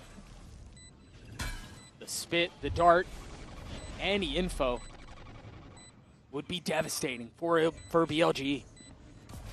But they try to dig their heels in. So far, gone off undetected. We've seen some silly rounds. Has the potential to be another one. K-Knight on the swing, but Aspas and Shenum cleaned it up. 3 on the round for the controller, who had a very quiet start. Oh yeah. As MIBR take the lead back. But you can forget all about that after the 2 kills he just found on BLG's mid players. I'm sure we're going to see it again. His first shot onto Wisey was jumping, sprint jumping to try and break the crosshair. This is after Artsine went down early, but it's that kill there into the reset.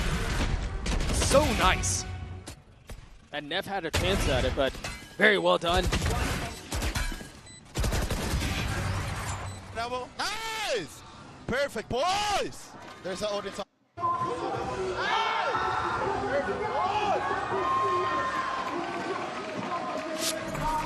And so off of that, a timeout is called from BLG. A brief moment of respite for the reality of the situation to sink in. You walk into this stage, you walk into Paris knowing that you have MIBR first, and yeah, they're historically good, but the number 4 seed didn't even play in playoffs. Couldn't expect a ton, right? Not at all. And now you have that voice in the back of your mind, like, we're already down 1-0, now we're trailing by a round on Corrode, a map we'd only ever played 1 time before. This is a map that BLG were banning all the time. Had to play it in the best of 5s. And I'm reminded again of the conversation that I had with Fraud prior to the series starting. Yep. This was the map ban they wanted. They've had everything at their disposal so far. You can tell they're drilled. They have really cool execs. They have a lot of plans for how BLG want to approach this. And I mean, BLG have 1,000% operated under this bend but don't break. But the pressure feels like it's mounting. It absolutely is, especially when you look across the aisle and you see Aspas 20 kills to 10 deaths after the worst tournament in his career, which was Toronto, now lighting up the server on the Waylay of all things.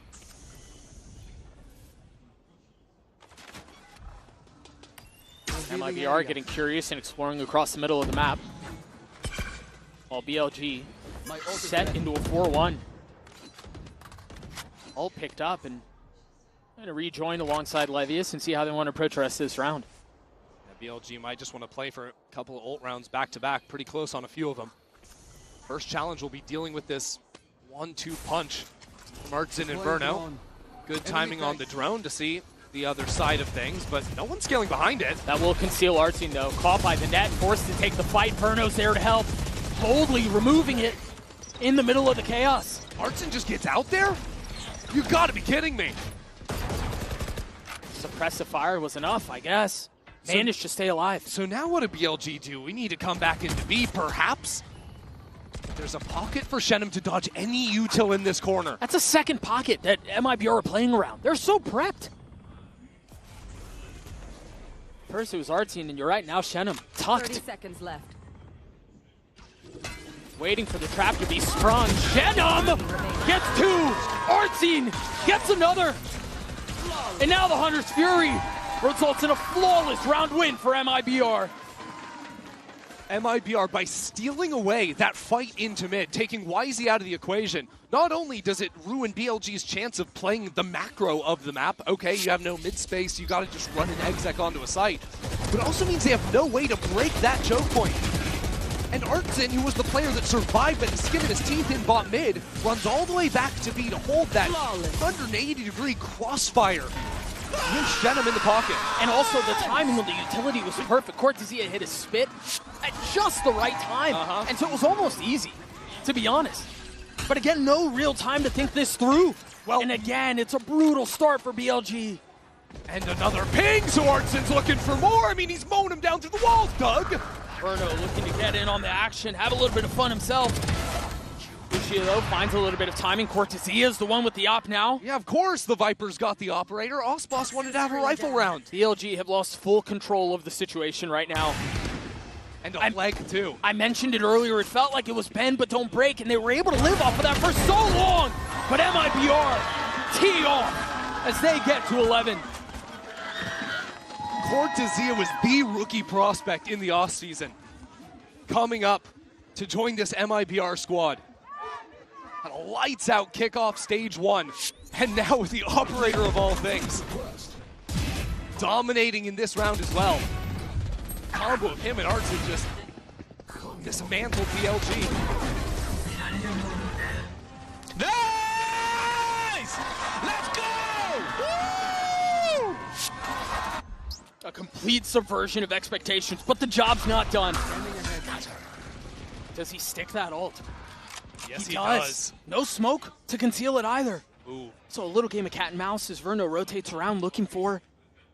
Verno's looking the wrong way. Yeah, he's looking for the hunter, but he's the prey. But things might turn. Little ring around the rosy. No way. Will Verno find him? Yes, way. he will! Everything going right for MIBR. And now they can turn their attention back over to A, where yes, all of BLG are. That wall will cause problems, but they're just fighting through it, and it's exactly what MIBR needs. Cortezia gets two. Neff, isolated. Trying to hang on to this spike, trying to hang on to position, trying to hang on to the round. But his grip is slipping. It slipped from BLG's. MIBR, series point. It's just a position that no one would have thought we'd be in. At the very least, not in this fashion. Right, from the 13-2 scoreline on Haven to now, a dominant second half out of MIBR. And these rounds are getting chaotic as well. BLG are throwing everything they've got at MIBR. The ultimate into the back lines.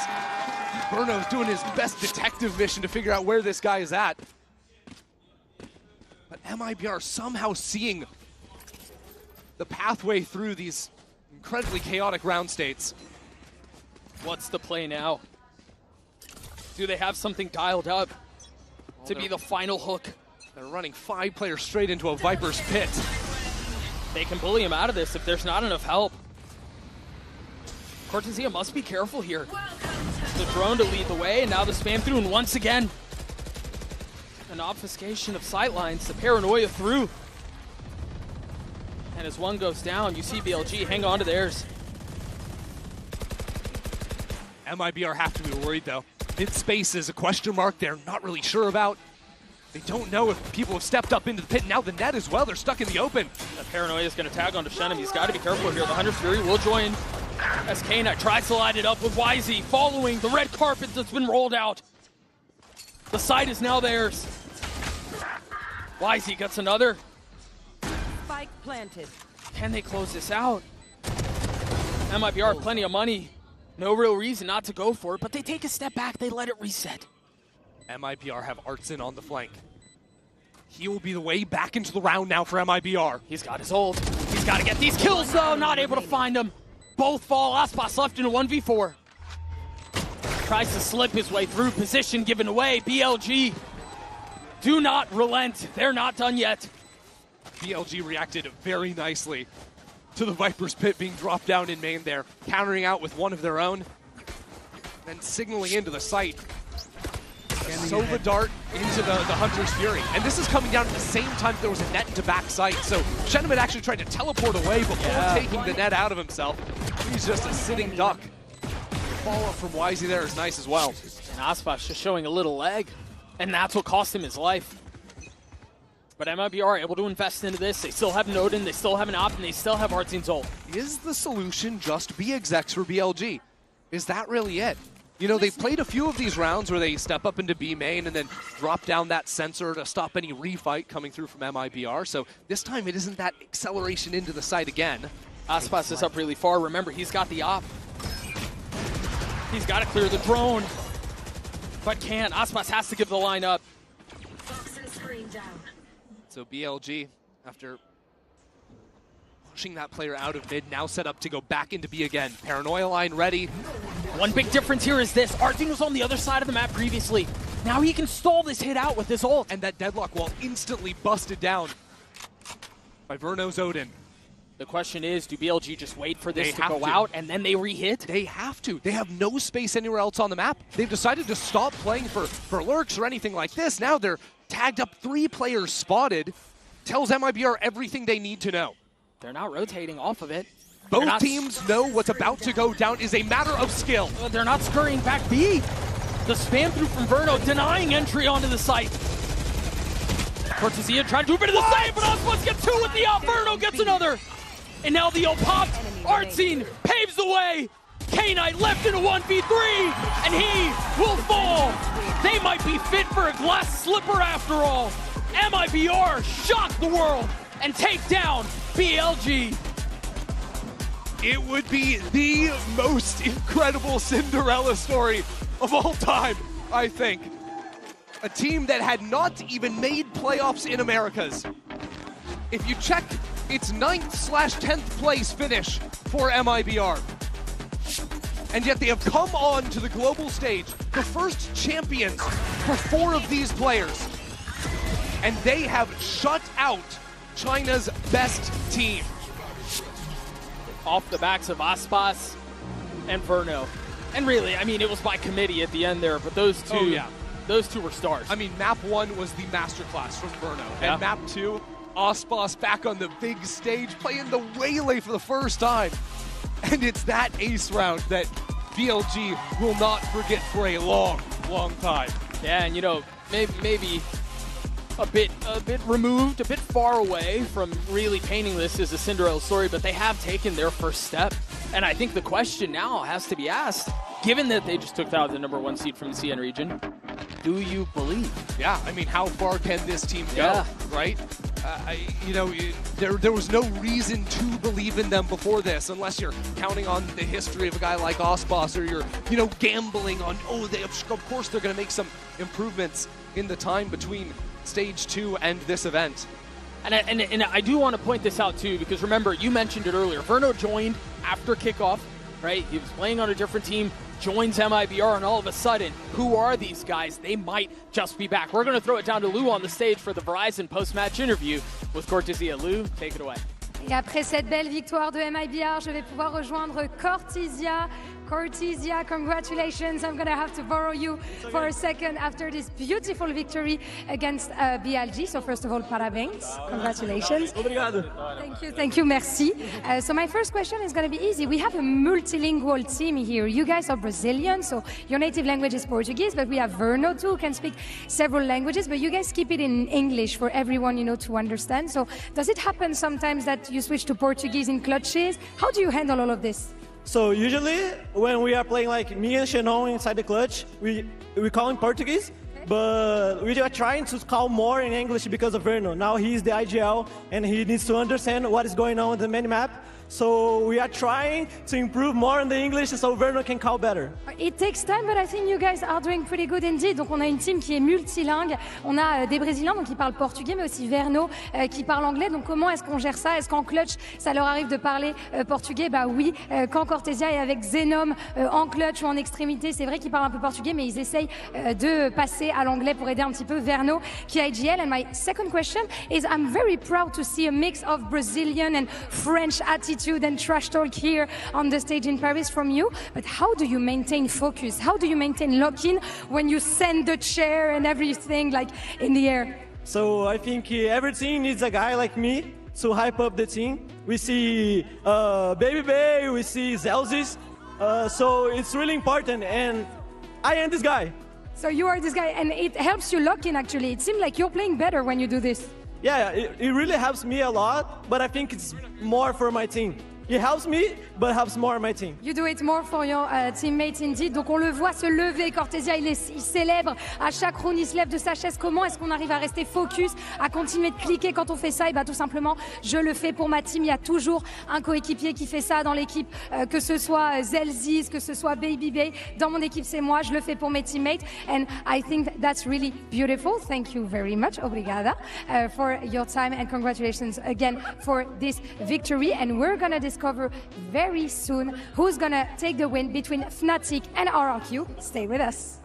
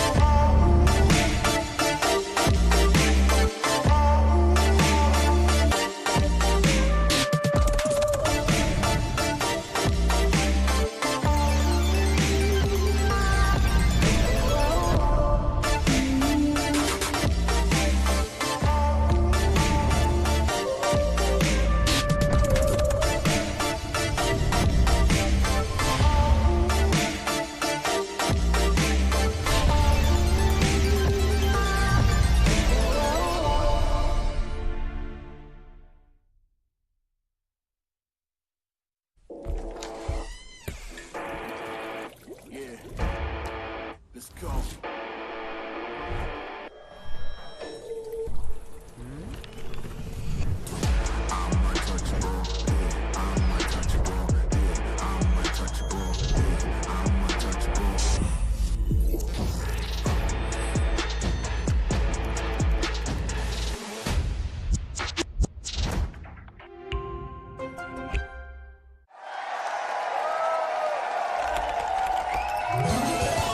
Red Bull gives you wings. You know I got this feeling now. Baby, I'm a send more than you. You know I got this feeling now. Baby, I'm a send more than you. You know I got this feeling now. Baby, I'm a send more than you. You know I got this feeling now. Baby, I'm a send more than you. You know I got this feeling now.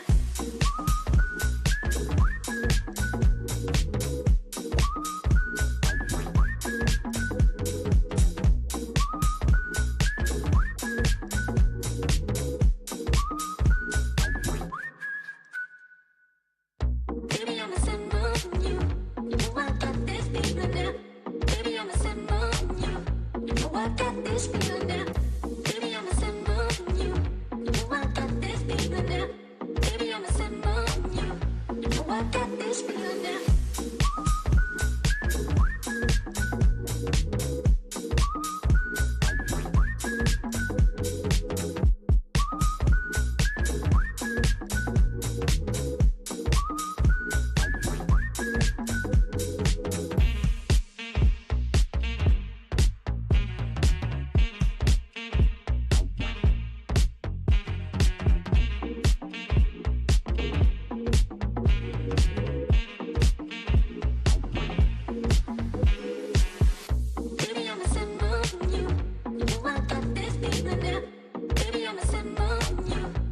I got this feeling now.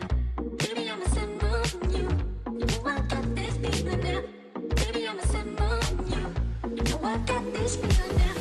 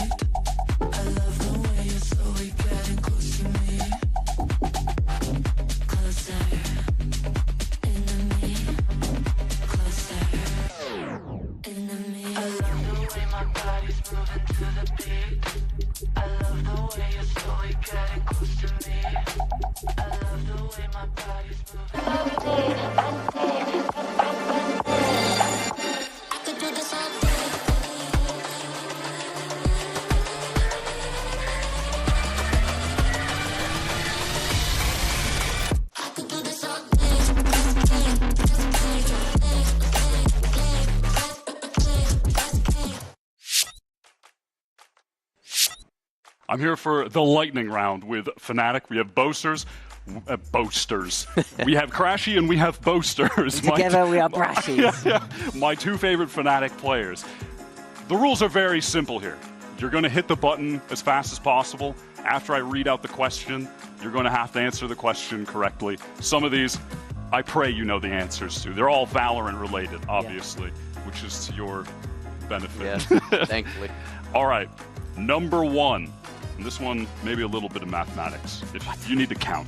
What number of global event is Champions Paris since the start of VCT in 2021? Holy guacamole. All right, let's think. This one's tough, I'm not going to lie. Crashies has the answer. You don't even have the answer. 16. No, it's not. Incorrect. It's not. It's I hate to say it. It's you just do it like this. Berlin, Istanbul, Korea. Yeah, bro, there's a time limit. Champs, Paris. Bro, this is about to be a 3, 20-minute 6, segment. 9. It's the 12th. Way more off than he was. Yeah. What do you mean? It's higher. It's the 15th. Is it? This is the 15th. I was close at least. Wait, which champs did I miss? He was close. You missed a year. I missed a year. That was the gas leak year. That's criminal. All right, next question. Name at least 3 of the 4 Champions MVPs. Yeah, right, bro. What's he got? Aspas, Kong Kong, CNED. Close. Yes. See? Kong Kong, Aspaz, and less. No? No! Can I go again? Wait, I already said Aspaz. Wait, let me go again. How about you get one more? Wait. Aspas? No, sorry, not No, Aspas. you already said it. No, yes, I meant Kong Kong, CNED. You're wrong already. Huh? It's not CNED. Okay. It's not CNED. What's he doing? Why are we making it? Aspaz, Kong Kong, and Zeke. No! He got it. He got it. It was Zeke. He got it. I need a point. The other one was Demon 1. Oh, All right. Demon 1. They won This one, champs. That's the champs I missed. LA. Y'all better both get this or you're fake. What team did Chronicle play for in Champions 2020? Hey, cheated. Gambit. I thought the question had to be Gambit. finished. No, I already know what he's going to say. Gambit. Yeah, I knew too. I'll allow it. I'll allow it. NA favoritism. All right. Next. It's unheard of. I'm just smash my head on it. Who has the most kills in EMEA Stage 2? Oh, stick. Ara. I mean, know that. You're correct, but at what cost? Oh, yeah, Bro, what your cost? IGLing is going to be off. I've got in your first concussion. game. How many Fnatic players are in the top 10 most kills at Champions? Yeah, good luck, mate. I don't even know. Hold on. 2. That is correct. Who? It is 2. Ron It and is Alpha. Alpha. Okay. And that's a double point, Just brother. knows. You said you were nervous before I we was. started. I You were was locked in. All right, the final question. Not Durka. Yeah, kind of shocked me, really.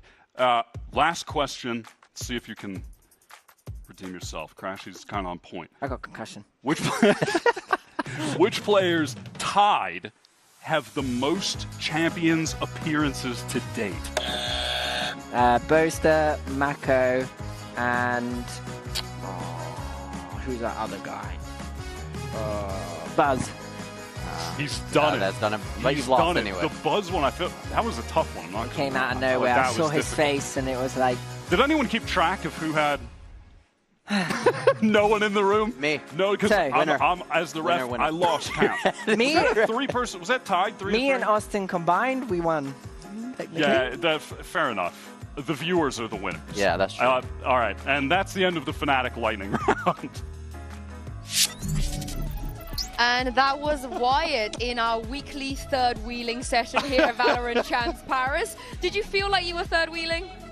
Yeah, absolutely. The romance. Welcome to my world. Across the stage was immense. I know. Yeah. Did you? I kept taking note of the way they were looking at each other in the eyes. Like you weren't in the room. Long They'd act no, like you're not in the room. not at all. Yeah. Sorry, Sue. That's rough, man. Now you know how I feel. Yeah. But this is the thing, though. You know, we've been hearing about the way the Crashies has improved and changed and evolved so much. I don't think we ever remember him doing content on his previous teams at global events and being that happy and whimsy and silly. Well, no. And far less smitten. Also, far less smitten with his teammates. Does he have a reason to be? They qualify for champs pretty early doors, but I mean, the truth is, Uber playoffs was not it. No, I mean, and there's like a narrative around Fnatic about this sort of stage 2 holiday that they had. I think they qualified after beating Apex officially, but they did, in fairness, try a bunch of different maps, right? A couple of different looks that we hadn't seen from them so far. I think that like a lot of the stars are still very much present on this team, right? You know, it's just it's obviously Boaster brings the intangibles. You know, statistically not a strong performing individual when it comes to the gunplay, but like Kayak, Alpha look very, very good. A lot of the elements that have been present in successful Fnatic looks over the course of this year and prior are still there. I don't think people should be underrating this team, otherwise you're just not a ball knower. These guys at Globals are different. I think fan favorite is pretty correct, but definitely not favorite for the first time in a long time. Yeah, certainly not. I was super high on them going into Toronto, and they played an amazing tournament there, coming in second. And honestly, I buy into the fatigue narrative. I think it's very relevant. I think you could see it in their play. Like in their last match against Giants, some of the guys were shooting like Alpha on Lotus, where they've been performing at their best. I think Lotus has been pretty critical for them. But as a team, I felt like you could tell they were just out of sorts with each other, miscommunications, etc. We are seeing way less Lotus in the EMEA than we have in seasons up until this point. I think it was even chosen into them by Giant X in their matchup, obviously the one that had them sent them out of the playoffs there, and it was pretty unconvincing. So good that they've got a strong Corrode in the map pool. Obviously Icebox going away now, which they were undefeated on, I think, in stage 2. So we'll see if that affects them. I will go as far as saying this is the worst map pool that this organization has ever had to face. Yes. No split, no fracture, no Icebox. Oh, okay. But we do have Boaster, and Mika Fab's got a chance to catch up with him a little bit early, and this is what he had to say. Hey guys, Mika here with Boaster of Fnatic. Of course, you are such a household name when it comes to these global events. Fnatic is a household name when it comes to these global events. But, of course, you guys haven't lifted a Champions Trophy just yet. So, tell me, why is this year the year that Fnatic gets to do it? Well, I think no EMEA team has won a VCT trophy globally since I shook my ass on stage. So I think I cursed us all. So in order to remove the curse, I'm going to have to seal the home moon and win this trophy. Yeah. Happy fans, happy on moon. Oh. I don't even know what's going on. I don't know why I did that. I don't know if he could seal the home moon with that. You can't unring a bell and you can't unshake an ass. At this point, Boaster is priced in. Just send it at this point, man. Yeah, he wasn't just shaking his ass before. He was giving it against RRQ the last time they faced each other. The L dance, why it was coming out, all the shenanigans on stage. You think RRQ maybe looking for revenge this time? For sure. Honestly, in a way, I think they needed that. Like, going into your first international event and going right into that playoff bracket, not having those early group games, their debut globally, I think the odds were stacked against them. They took one map off Fnatic, but yeah, ultimately, I think they needed to kind of suffer a loss in a way just to get the experience to come back stronger. I think Jemkin needed it as well, because it felt a little bit too much like Jemkin and friends for this RRQ team in Toronto. And frankly, he choked. He wasn't, in that Fnatic game, he wasn't able to stand up at all. And, you know, it's a bit disappointing to see from a team with, like, a lot of hype behind them. But they've been adamant. They've been insistent. It's not Jemkin and friends anymore. We've seen big step-ups from a lot of players. I think Monyet is crucial. He enables Jemkin very much with that Yoru. Comes in, picks up that Neon when required. It's a strong double duelist look that RRQ can throw in. But, well, Icebox was also their ticket through Pacific playoffs. Yeah. They are, you know, they're undefeated on that map at stage 2. They've got the Haven, and I would love to see the Haven, because Fnatic's Haven has been really bad, but I want to see them take it one step further and throw Fnatic off, maybe with an Abyss, cheeky Abyss pick coming into this. I wouldn't be mad at the Abyss. Historically, not great for either team, honestly, on paper, but a lot of time for RRQ to maybe try to lock in on that. I think Ascent will be interesting as well, because I loved Fnatic's look on that map around Toronto. That's actually the map they knocked RRQ out on, and then from there it's been on the decline. Yeah. So maybe they can bounce back, because RRQ, they let that map through all the time and they're not even that good on it, but they keep playing it. The Corrode stats don't look that compelling on the graphic, but they were 3-0 in playoffs on Corrode, and they got through teams like Genji, DRX, T1 and Talon to get there, so some really big names. It was actually... Don't remind me of the Talon one. What are you doing? Ooh, that was brutal. Yeah. You mentioned Jemkin, and I think a part of the story is going to Toronto. Do you think maybe the expectations were a little bit too high? They were massive. But this time around, I don't think he's gonna be underwhelming again. Surely. No, certainly. I don't believe it. Kind of much to my point that I was making about the team entirely. I think he just needed that experience, and he has the ability to bounce back. I was talking to Mika about this, and she mentioned that Coach Ewok on the team wanted to get Jemkin. One of the reasons because of that iconic Reyna game where he got 0 kills, but the next game he bounced back and went crazy on the map just after. And I think that's telling of the kind of player and person that he is. And he's displayed nothing but top-tier world-class duelist play within Pacific. Now it's time to do it on the global stage after he had that first attempt. Do you know who has been crazy on the global stage before, though? Xferio, of course, previously Teboto. I'm sure some people might remember that breeze against Optic. Anyway, he had a chat with Mika Fabs ahead of this massive matchup against Fnatic. Mika here, and I'm with Xferio of RRQ. Now, of course, this is a very, very big match for you guys. And I'm wondering if the team has shaken off those first global event nerves, and are you finally going to get your revenge on Fnatic? Yeah, we are taking match by match, and we believe in each other, and we believe in our preparation as well. So yeah, I'm really excited. Yeah, sometimes that's all you need, the power of friendship. Good luck to you.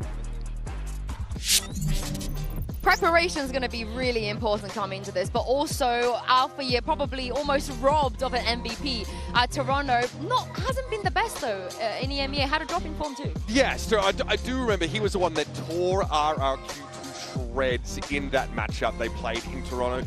Look, I think Alpha's an incredible flex player, a top performer in general. Yeah, look, I think all of Fnatic had a bit of a quiet stage too, so I'm pretty reluctant to pin it on anybody, but you know, plays Neon on Sunset, plays Tatejo a little bit as well. I think Alpha Year is someone to keep an eye on, and it's an interesting comparison between him and Monyet because they're different flavors of flex. Monyet is an Omen player and then picks up the Neon when required and also enables for the Waylay to be picked up by Jemkin. Alpha Year really feels like he does it all. We're comparing Neon to Killjoy stats here just to contextualize It's interesting. Alpha's been putting up some of his best games playing KJ. I mean, even in that last game that they lost against Giant X in the playoffs when they were knocked out, he was still dropping bombs playing KJ on Lotus, which was interesting. But yeah, I mean, he was on point there at least. I'm hoping he can bounce back. Well, it's going to be a huge rematch here. Can RRQ get their revenge? And what are Fnatic going to bring? There's only one way to find out and send it down to the stage. زمن بالي ça. J'ai bien compris que pleurer ne m'apporterait rien. Écoute, si on dit à mes voix, ils m'attendaient pas. Je le fais taire et puis je reviens. Tu finiras en taule si t'es pas mort avant. Une vie dans un coffre, c'est pas vraiment. C'était fait comme un rat, c'est beau t'y réfléchir à 2 fois dorénavant. Dis-moi comment je vais te rattraper, je suis en pleine forme. Garde tes belles vases pour ton procès. Je t'ai trop marché en serrant bien les clés. Et j'accroche ta photo à l'entrée. Écoute ça. We have seen this matchup once already this year. This time, coming onto the champion stage, Fnatic are not the kings they used to be. But RRQ, oh my goodness, they look great in Pacific, and their region is the only one that are undefeated so far at champion. Yeah, many of you at home voted for that undefeated streak to continue. Sunset Vine taken away, maybe not so surprising. Fnatic, though, opt to pick the Ascent. Some will they be are 1 upset and about 3 that. on this map in stage 2. Some will be very frustrated with Fnatic picking Ascent. I'm hoping they can bounce back on it because they were such a trendsetter bringing the Chamber into that map around Toronto. And like I was mentioning prior, RRQ let Ascent through constantly, and they're 1 and 4 on the map. They have not looked great there. They've made multiple comp switches. They're even trying to play Taeho on the map, still not working. So I think that if they continue to flounder, even if Fnatic aren't at their best again, maybe they can just still beat a weaker RRQ. Similarly, yeah, RRQ have been really testing a bunch of different comps on this map. They tried the Waylay. Now it looks like they're folding in Taeho and Yoru to try and see if that gets them any value, like alongside the Sova. So this map, for me, is proof of how the teams have been working in the offseason. In the lead up to this event, this is going to be a great fruits of their labor demonstration to start the series. The Abyss, obviously an unknown. It wasn't an amazing map for either team at the beginning of the year. I want to kind of even rate Fnatic's lower than RRQ's, but bit of a toss-up. And then Corrode, I'm just thinking about the X-Pharaoh versus Talon dropping 20 kills on attack, 20 for 5 on just attack Viper. He has been amazing this last stage. I rate him so highly. I think he's playing the best Valorant he has all year as of late. This really worries me because we look at the map pool, and for me, again, I think it's the weakest map pool for Fnatic ever in the history of their organization. And when you look at the 3 maps they have to play, usually they get a crutch. They get their Lotus, they get their Haven, they get their Icebox, they get their Fracture. They get one map where it's traditionally they're the kings of. Yeah. And in this, they are not the kings of any of this. This is just a completely new territory. All right, like I'm favoring them on Ascent, but it has less. Well, yes, a little bit, but it honestly, for me, has less to do with their level and more to do with RRQ just not having an identity there, not being able to figure it out at all. At least Fnatic have an identity, but also, do they stray away from it? Do they give up the Chamber and move on? I love the Bind ban, because if Bind was in there, that would have been, you know, the Fnatic home ground, the Fnatic thing where they are good at. And now they don't have any strong maps, so this is a tricky, tricky situation. I love what you said, though, off camera or off mic as we came into this, that this feels like a true rematch. Like, neither of these teams have changed materially in terms of personnel since that event, and I have flashbacks to just watching Alpha destroy RRQ on that Ascent defense side. Always seemed to be exactly where he had to be. The Chamber is something I'm going to be looking at very closely if that's what we get from Agent Select here. It's a style I think Fnatic can definitely lean into. Just play extremities, answer with strong contact against this faster early round coming out of RRQ, and see if you can stop them in their tracks. Fnatic are going to be in so much more danger against this RRQ in this map pool than they were in Toronto. This is an experienced RRQ. This is their second time on the global stage. Alpha is playing Sage. It's a Paper X. This is a Paper X. I mean, the Sage was very old on this map and is now back, and is very new since the recent buffs. You have Sheer Wall and Sage's Wall, and you've got extremely good stopping power for anything that approximates a fast hit into either of these sites. Wow. You can get those slow orbs down, be a real nuisance, also block off that catwalk to Cubby hit when RRQ get on the attack side. And when this Fnatic comp, they're starting on attack. When they get the spike down, this comp excels at being able to stop floods coming back in, which is something that you want to, you know, try to do with your Taeho. Not going to be able to do that when you're getting slow orbed, hit by thorns. RRQ are going to struggle if Fnatic are able to get that spike down, get into the sites. They got experience, right? The last time they played against Fnatic, the Chamber, it caught them off guard. They've never seen it before. We've never seen it before, heck. But this is the comp that Paper Rex play in their own region. You got to be pretty happy if you're RRQ. Yeah. I mean, they do have the experience against it before, an experience in which they took an L, so maybe they can bounce back and prove that they've learned from that loss against Fnatic. I'm looking at Jamkin as well. He will have to be able to draw out some of this util for Fnatic. Honestly, on both sides of the map, even if RRQ, if they want to push up for info on that defense side, they've got to be careful. They're going to probably have to use that Teho util pretty liberally. Stealth drones into mid, try and get a feel for Fnatic's movements safely, and they've got to play ahead of retake scenarios. They do need to play up on these sites. They need to anchor aggressively here and make it so the center util can't lock them out of the game. Well, what an exciting way to start here. I can't wait to jump into a center, and I can't wait to throw it over to your casters, Mitch and Tom. Well, it's the champs' debut for RRQ, who are back for revenge against the team that ended their run in Toronto. Rosters, well, they look the same, but we've got a new map pool, and with Corona and Abyss already locked in, this is going to be an exciting matchup. Yeah, I think also just you look at Fnatic going into this map in general, their strengths haven't really been there, and sure, a pretty hefty defeat struggling on that attack side when playing versus this comp for RRQ, but defensively on this map they've always been pretty good. So a defense side start for RRQ, this could be a very different story, and you've now lost what is that Alpha aggressive entry playing on the chamber and replaced it with a Sage. So I want to see what sort of attack side ideas Fnatic have, because sure, I think this comp will be great on defense. Will it be good on attack? Defensive ideas from RRQ and the pistol, firing squad in mid, waiting for that spot. A few shots fired, but none landed. Will be Fnatic to make the first move. As RRQ just have to fall back now, play that more defaulty play, mid a bit more open, and looks like they might even be thinking about going in towards mid. Certainly with the reveal, here's some util following it up, but a lot of this is posturing from the defensive side. They're trying to make a favorable engagement happen, find something when the reveal pops off, but Fnatic are quick to deny it. And again, it's back to covering their bases. We know Fnatic are renowned for this slow style. It was mentioned by Wire, and I agree that getting into those post plants, they're going to be tough to beat, especially in a pistol round. That wall is going to be devastating, but they are walking into a stack up. 3 players on this side of the map. They're slowed as well by that smoke being into position. Actually, Alfia doesn't look like he's going to use that wall for the post plant at all. Oh, he's going up into the window as the exec comes through. Kayak already dropped, and here's Alfia's opportunity. He's being spotted, still manages to find one. He's pulling them back into this. Opening pick for RRQ, but an immediate response from Fnatic puts them into a 4v2 post plant. Yeah, this is going to be tough to break back in. That double entry's huge, but Alfia still on the wall, has been caught out. Chronicle in a fairly open position, but will just opt to fall back. Utility not really available for that attack, but a singular paranoia for Munye. Could get them back through. Chronicle's just got his flashback online. There's the shot from Jemkin, though. Crashies, who is desperately low, is down. And it's the 2 players in Boathouse who have to pull this off. Chronicle with a pistol in hand. It might not be the classic, his signature weapon. He will find the kills nonetheless and put Fnatic 1-0 up. Yeah, he's definitely one of the players I want to keep an eye on, because even when they were in 4-4, you did start to see Chronicle coming back to that championship level.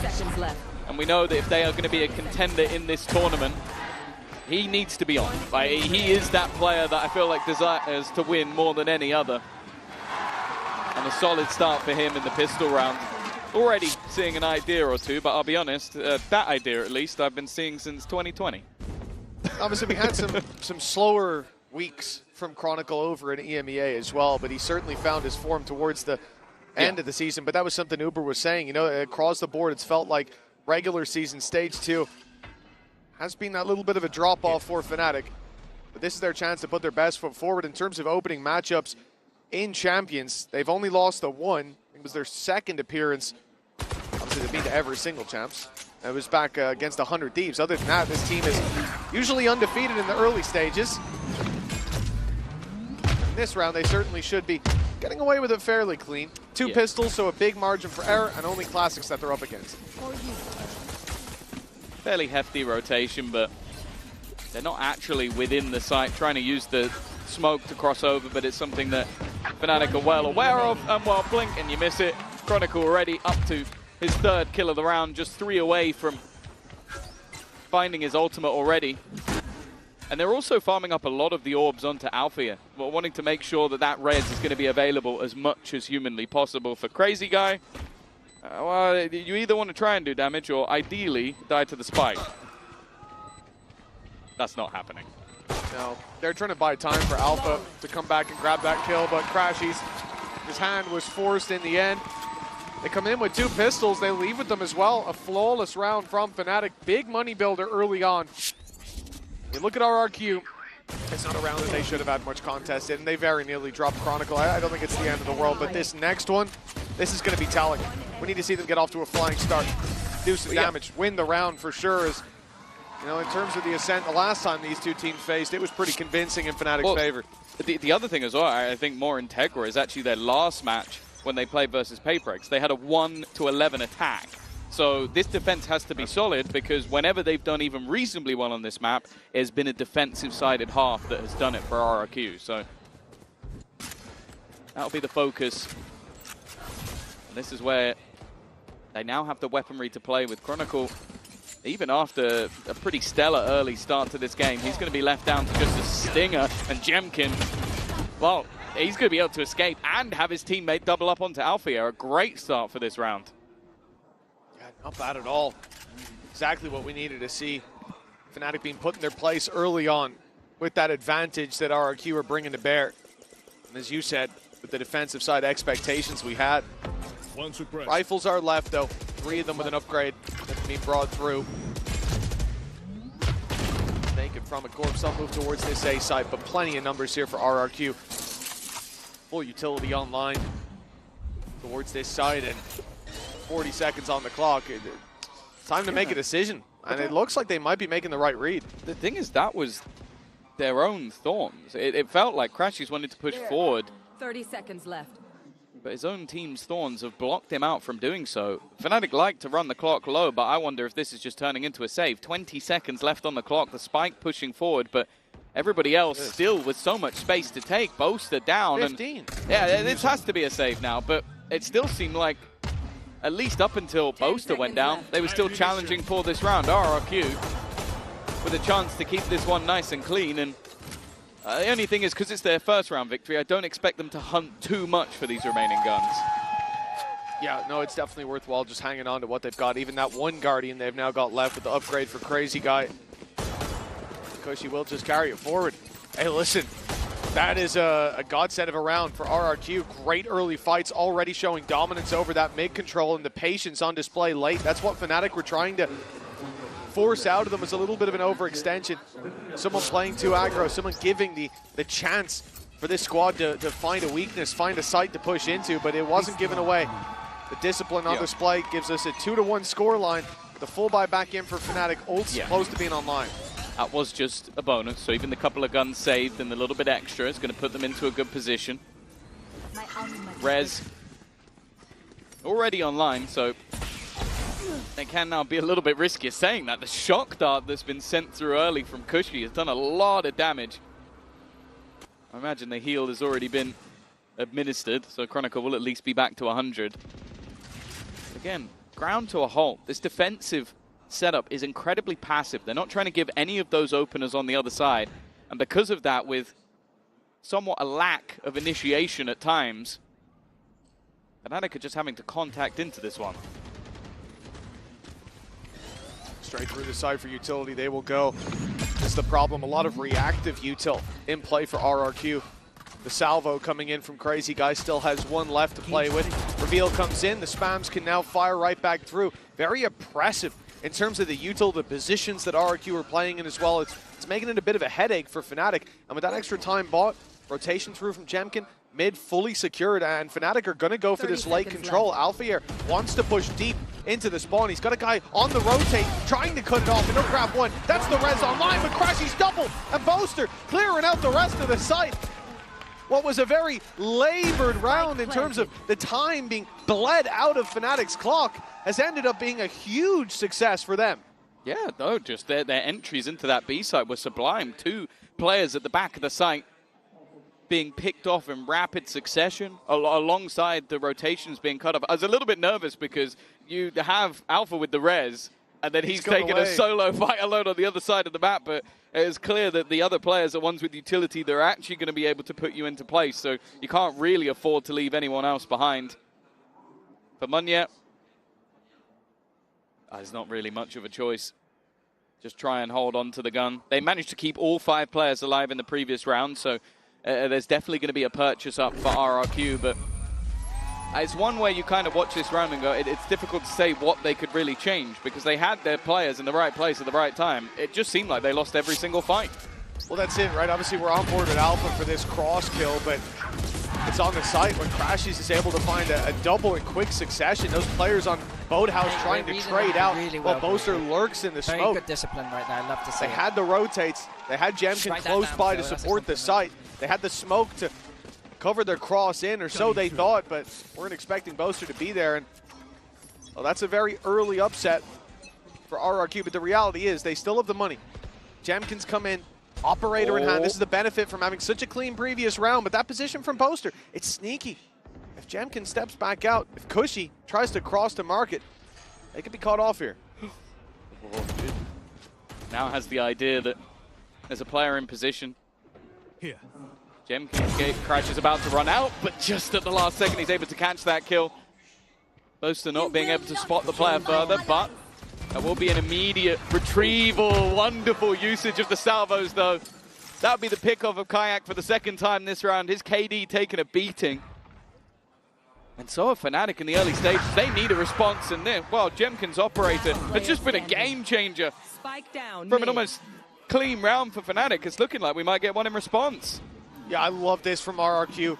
The salvos there onto the res, just perfect, and again, highlighting the benefit of having this Teho in. It's a difficult agent to use right now, but we've started to see some teams making that adaptation. And we saw it in the previous round in terms of slowing down the push. Ultimately, when the push came in, they lost all of their fights, but the stoppage ability is huge. The situational, like right there, massive, pushing that player that was rezzed out of position, giving Jemkin every opportunity to pick off players. Like you said, I think that highlight has very much been the operator. It's not just the utility in play, the weaponry too. The way they're controlling this map, very nice. And I'm curious to see what Fnatic's adaptation will be, because after that previous round victory, they've still got money. They'll be able to invest here. And I think it will just be this back and forth with these clean rounds being traded, if that continues, until we finally see someone's economy being broken. Well, it feels like we're playing the slowest game of all time right now. Fnatic attack side on Ascent. Yes. We've also just had like late round saves each time, so it's been like almost a burst of an explosive fight, but even trying to use the heal. And actually, Althea goes down because he's trying to use the heal while running away. Like, that is so unfortunate, but also just wonderfully placed utility for the side of RRQ. They're definitely a squad that seem to be improving day by day, game by game. Showed massive resilience in their victory to get into that top 2. And well, those first few rounds definitely haven't phased them. A flash, nicely done. Jemkin not able to hit the shot on the jumping Kayak.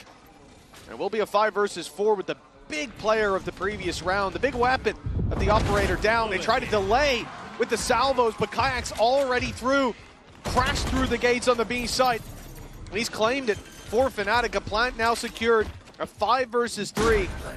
RRQ, well, you talked about the slow rounds. This was a bit more direct, but we might still get that late round save. Well, I also think it was Boaster's paranoia that must have just been perfectly placed, because I think that was just an immediate gate crash into the site for Kayak, and it looks almost silly that he's able to get that kill for free. Breaking back into this, though, it was mentioned, it's not going to be easy. You're facing off against that Vice in tandem with Sage, and well, that's before you even talk about some of the individual brilliance currently in the server. This has been a very peculiar game. Both sides winning a lot of their rounds incredibly cleanly. And this time that pace change from Fnatic, and more importantly, catching out of Jemkin, has turned this completely in the other direction. At least, though, Crazy Guy's going to make it a little bit more costly, but let's be real, it's not going to do too much in terms of the economy. Yeah, I like what Boaster was doing there. Alpha was a little bit ahead of it, though. Initially, you see him clearing out main, looking for players in the corner, but ends up being at least a dent in that economy. There's your paranoia going through, and the full blinded Cypher on the side of Xpharaoh. have much to say about that. 4-2. But like we said, it's been clean rounds, been a couple of saves at a time. RRQ still able to buy up. We got to be getting close to a record here so far in the tournament for the most back-to-back buy rounds for both teams. I mean, it is ridiculous. Well, I want to see how good these teams are with the Stinger. That's been the gun of the tournament, I feel, so far. But not in this game. I think we've seen one. That was on Chronicle. Nonetheless, he's now got an operator of his own. Clearly expecting that aggression to come in. Early TP just to try and clear out Switch. The run in. Kayak's already gone down. Smoke going to be thrown back out to try and delay them that little bit further, but it feels like now Fnatic are a little bit more committed. Boaster has made that move eventually, but is the only one out. They're still just trying to get through this choke point. Stuck by Munya Smoke. Well, getting out of here is going to be difficult. Alfia's got a long wait before that heal's going to be available. In fact, we'll be down to the last 15 seconds of the round if that happens. And obviously for Chronicle with the operator, all he can really hope to do is hold the cross. There could even be a world here where they're going to group up, swap that op into Alfia's hands. Yeah, there we go. It's the right play. Give him at least a chance to trade bullet for bullet. They have got the B site wide open. RRQ, they've shown us a lot of patience on the defensive side. This time, it may be their downfall is that they will give the plant away. 12 seconds. With Dimensional Drift online, though, I'm not worried. Like, you could just throw that in just to confirm this round. I think clearing out all of the risky angles will just make this so much easier. And playing this as a 4 versus 2 retake, I think the gamble would be is if you left it down to a 1v1 on the site. They're not going to allow that to happen. Chronicle, though, this is what I'm talking about. He's going to try and get aggressive, try and be surprising. They already know where he is. That surprise factor is gone. Alpha, though, still manages to land a shot. They know where Chronicle is. That was the problem. It's down to the low HP player. He's healed himself slightly. He'll survive a shot, but not to the head. Cushy puts him in the ground, and RRQ convert 3-4 now. And Fnatic being wiped out, but guess what? They still got credits. Yeah, of course they do. All of these rounds have been fairly clean. In fact, this is one of the first ones that hasn't for the side of RRQ, but this is sort of the issue I'm talking about. Like, a lot of the time you're going to see double or in some cases even triple initiator on this map. It allows you to get through those choke points a little bit easier. Some teams that change it up by running a double duelist. Maybe you see the Jet alongside the Yoru so that you can get that little bit of extra space. In Fnatic's round, what they're doing is, well, this one at least, placing the wall down and try and get through the choke, but the choke is the same. You're still going through that gap. And the couple of TPs not working out made it incredibly difficult to get out of that choke point. Even still, 4-3 up on the attack side of this map. Already said defense normally better. And what a Hunter's Fury pop. Chronicle's dead to rights. Nice start, in fact. Another tag to be had as well. Not as impactful when they have a Sage, though. Yeah, not so much. At least it will be the shield stripped away. A small benefit. And look at this. For RRQ, they've been playing so heavy on one side of the map, and it makes sense when it's towards A and your Cypher's left to hold the other side. In the last round, they had 5 players on the A site when Fnatic were pushing through. This time, it's 3 towards it. 1 of Jenkin close enough, and the ultimate set off. This will isolate Kayak inside of main, but there's no one to play on the back of it. That does feel like a little bit of a throwaway from Crazy Guy. The res is still online. Yeah, I guess the expectation was that maybe somebody was a little bit deeper. They are wary of those salvos. That's what it is. They're using the res here. They're just expecting the salvos to just remove anybody else who's left. Shock dart over the top. Same wall. Getting ready to go. But they should be aware of this. Jemkim also holding the line into middle. Fnatic starting to fall flat once again. It's only really Alfia who's done anything. And well, Kayak now with 14 seconds, 4 players to find. And guess what? RRQ are not going to be peeking. That'll be the scoreline equalized for the Pacific number 2. And well, for Fnatic, it feels like feast or famine. Very much so. I mean, in this round, you see early pick go down, sure, but the great thing about RRQ, like you said, is the fact that they have this composition with the tail that is now getting into Fnatic's head. You can't pop that res because the ult can come through, and even after the ult's been put in, You're worried about the salvo. Crashy's just going out running backwards to take down a camera, and xffero giving the freest fights of his life. This is a time to take a break, a little timeout for Fnatic. Back to the drawing board, because it looks like RRQ are picking up some steam. They've managed to chain 2 rounds together. It's the most that we've seen since the pistol round and the follow-up. Yeah. But I think most importantly is the position that they've now put Fnatic in. With the 7th round being clean for RRQ, I think they took everybody out. And the same here. Economy's going to struggle, and we'll see the first reward.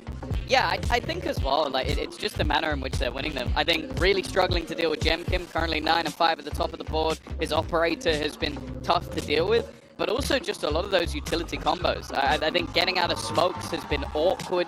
I think xffero as well with his Cypher utility has made it tough just to break through these chokes. And if you get caught in any of the chokes, you run into Teo salvos, you run into these reactive pieces of utility.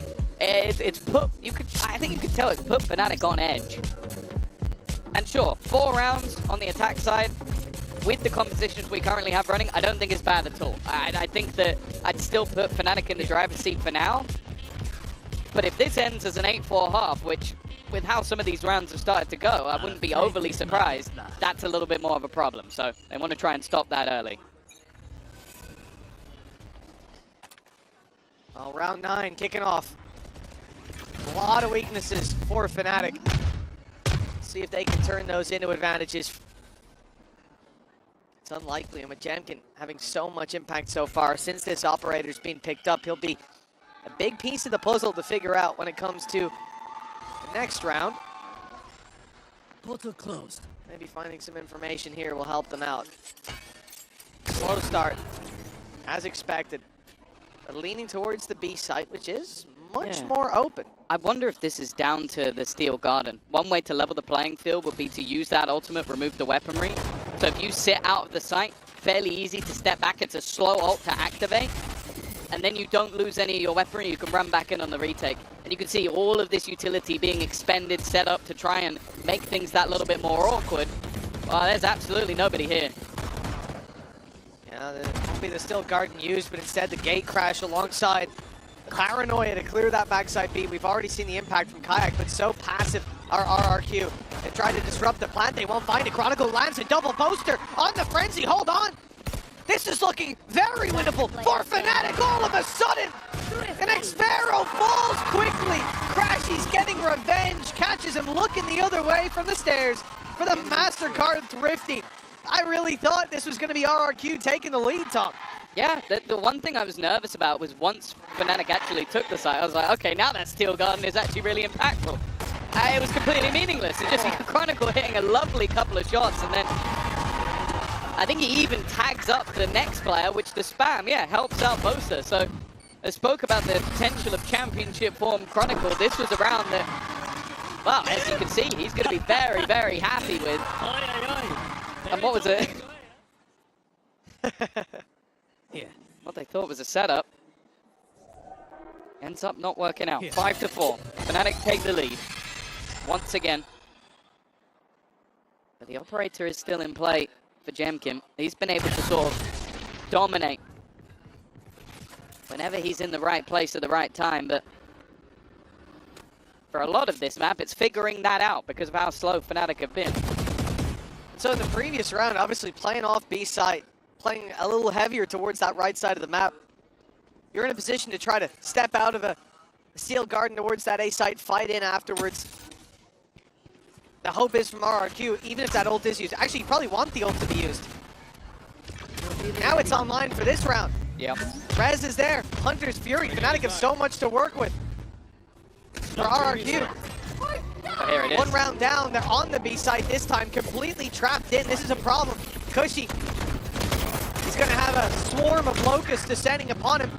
But his weapon is back up. The flash catches, but Cushy, good for 1, good for 2! Against all odds on the backside. He was caught by the Steel Garden. But he's the one drawing blood till Chronicle again delivers a double. Chronicle has been impressive. Gemkim rifle retrieved. Crashy says that Hunter's Fury, but using it might be difficult. Nice shock dart, but even still a couple. Looked like they could have gone the other way, but Chronicle still stands tall. The rounds that they've been winning the last couple have mostly come off the back of him. The Sentinel now overtakes Jemkin. He's 11-3 right now, and really overshadows the job that was done by Cushy. The fact is, he was left as sort of the anchor so that they couldn't do that again. He did phenomenal work. 2 kills from the backside, but making it through that smoke, similarly to what Fnatic was struggling with, also seemed like a death sentence. It's just got to be great to have Chronicle on your team, man. Like we said, he had maybe 2 weeks, maybe 3 at a stretch where he was a bit more quiet. Started out 5-0 here, now 11-3. That op from Jemkin on the other side has slowed down. A timeout from RRQ as they start to feel the pressure. This was a game of back and forth buy rounds, slow approaches, and big saves. And now, RRQ are the ones that will have to taste the eco as they come into the next. The force by looking very unlikely. We'll see their economy when we get back in the game, but it should be in the bin. With a 2-round lead already, facing into an eco, this could be the advantage at the halftime locked in. And despite how close this was, Fnatic winning the pistol and having momentum towards the end, they could undo all the rights of that early half and end up at double the scoreline of their opposition. Yeah, I think 6 rounds is already a very good position for Fnatic to be in.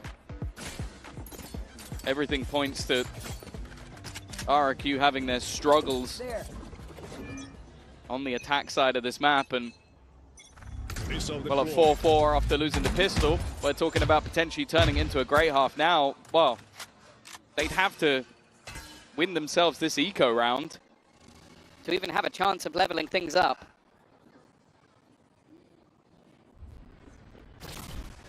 Stranger things have happened. It's a good flash to start. The drone's got all the info. They know about the danger up close.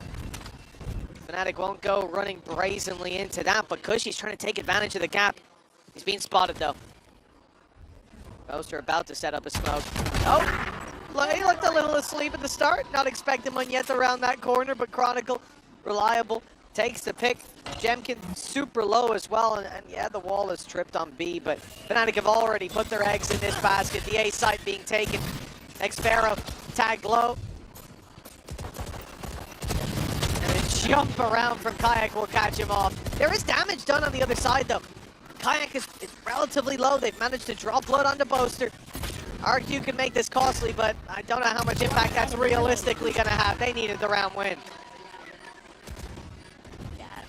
This stage as well, damage really doesn't mean anything. So many credits for Fnatic to buy back in with, and a 7-round attack side half. That was something they'd be happy with their old composition, with the chamber in the mix. I think now that they've added in the Sage, this is looking incredibly dangerous for RRQ, of course. Looking forward in the series, I do think that the map pool should get better for them. They're comfortable on Corrode. They've kicked into Abyss, which, I'll be honest, historically wasn't good for either of these sides, but hey, that's their choice. Ascent, over the last few months, they've been 1-6, so I think expectations were relatively low, but this is starting to look very rough indeed. Oh, Jemkin, there we go. The return of the op, and of course it's Chronicle that he finds a massive scalp to take early on. Player who has bailed Fnatic out of a lot of bad situations. A 7-5 half, up for grabs. Up against the team that sent RRQ out of Toronto, the grudge match. Jemkin's going back out for more, same spot as before. Of course, he's got teammates covering deep into mid, so he doesn't have to worry about his left side. He's covering this cross, and eventually that fight is going to be forced out. Crashies, but it's more importantly Alfier with the spike! He's got 2! Alpha walls up, pops the res, uses it as a bait for another, but Xpero delivers! And a 2 versus 2 spawns from this with the ult from Boaster. The spike will be reclaimed, but look at Munyet. Giving his position away. Clearly aware of the potential paranoia to re-swing, but he's not won the fight. And now Xpero left on just 20 HP. This will be a tough one to win, but it will come down to the timing. If he can find a gap, find some space, maybe there's an opportunity down to just 10. Facing off, but he has managed it with barely any HP left. That is absurd. A miracle play from xFaroe. Isolating each fight, taking them down and putting 5 on the board for RRQ. A damn sight better than it could have been as we go into the halftime. They are trailing by 2. I love the slowdown. The slow-mo on the voice lines, but that looked like it was done. One enemy a big remaining. swing from Alpha. He was on fire, but xFaroe extinguished hope for Fnatic in this round. At least a little bit of semblance of hope after what was a round that was definitely looking like it would turn into an 8-4 half. Nonetheless, it was still a good half for Fnatic, so let's go down with Lou, who's talking to Boaster's parents. La réunion de famille continue avec les parents de Boaster. Boaster parents just joined me, Suzanne and Gary. First of all, welcome to Paris. And the first question I wanted to ask you, Gary, is that we know that your son has been, handling the IGL captain responsibilities for a long while now. So do you feel like he always had that extroverted, fiber in him? Well, it's difficult to say, really. Obviously, he just took over the gaming and went away playing games in London. So yeah, I think that's where he wanted to go. Yeah, he was enjoying it himself since the very beginning indeed. Donc on le sait, Boaster c'est l'IGL, le capitaine, il a des responsabilités depuis le début. Est-ce qu'il a toujours été comme ça, un peu extraverti? Bah oui, depuis le début, il était à fond dans les jeux, il partait à Londres pour jouer, etc., pour profiter. Donc je suis sûre qu'il avait ça en lui depuis le début. And my question now, Suzanne, is for you, because your son is not only a captain, he's also a content demon, especially a dancer. So what do we think about his dancing skills? Where did he get them from, actually? Is it from you? He's always loved dancing. He belong to a local musical theatre school, and his favourite was the dancing. Ballet, anything, and of course now the K-pop. He loved everything, any dance. Any dance he can do, indeed. K-pop, ballet, that's insane. Donc on parle aussi des skills de danse de Boaster, évidemment. Il est trop fort, il peut faire de la K-pop, etc. D'où est-ce qu'il tire ça? Eh ben, il est à l'école, d'une école de théâtre. Il adorait la danse, donc forcément il est à l'aise pour la K-pop, le ballet. Il sait tout faire. And let's see now if Nazi can take the win on this map. I love the fact that we have just shown clips of Boaster twerking to his parents. I'm sure they must look up on the big screen and go, yep, that's what he's done for the community. Getting into your Coinbase econ report now before the next half, and Chronicle has to be the highlight. He started out 5-0, ended the half 13-4. The man was hard to shut down, Tom. Yeah, he wasn't really dying at all throughout. Like, it made it just so difficult. The finances of Fnatic became so good all the way through, and it was him and Alpha that I feel like really put up the majority of their rounds. Of course, going into the defensive side, you kind of expect more of the same. Maybe with a little bit more from Kayak. He's been a bit quiet so far, but obviously we say a lot with this attack side. It's very difficult getting into those sides, and that's where I wonder if Gemkim's going to be able to have the same level of impact. Like, can he now be as good on the entry as he was on the defense? Because it is much, much harder. Oh, Fnatic! They're giving them a taste of their own medicine! It's the stack up on mid 3 instead of RRQ's 4. But they have found 2 picks and left xFaroe down to 5. A much more successful start. And one of the things I wanted to highlight, Tom, is the man we're on board with right now, Munyet. He has had a tough first half, and a man we have high expectations for. I don't think Fnatic will get to see this side of Munyet for much longer, but for now, certainly a lot more to be desired. And with this pistol, if Fnatic win this, that's both pistols under their belt, which ultimately, in a 7-5 half, the pistol was what made the difference. Yeah. I think it'd be a bit more damning. What? All right. Okay, that's going to help them out a little bit. A full blind shot for one of their players. Munyet's found another. You mentioned him, and he's come alive. And it's starting to get a little bit dangerous. A fight that could change it, but the jumping. He's known for his dancing, but he'll stand up as well. It's Boaster to close things out in the pistol round. As you said, that extra little boost could make all the difference in their map choice. Oh, RRQ getting a little taste of the Ua-E chant that we know from the EMEA arena.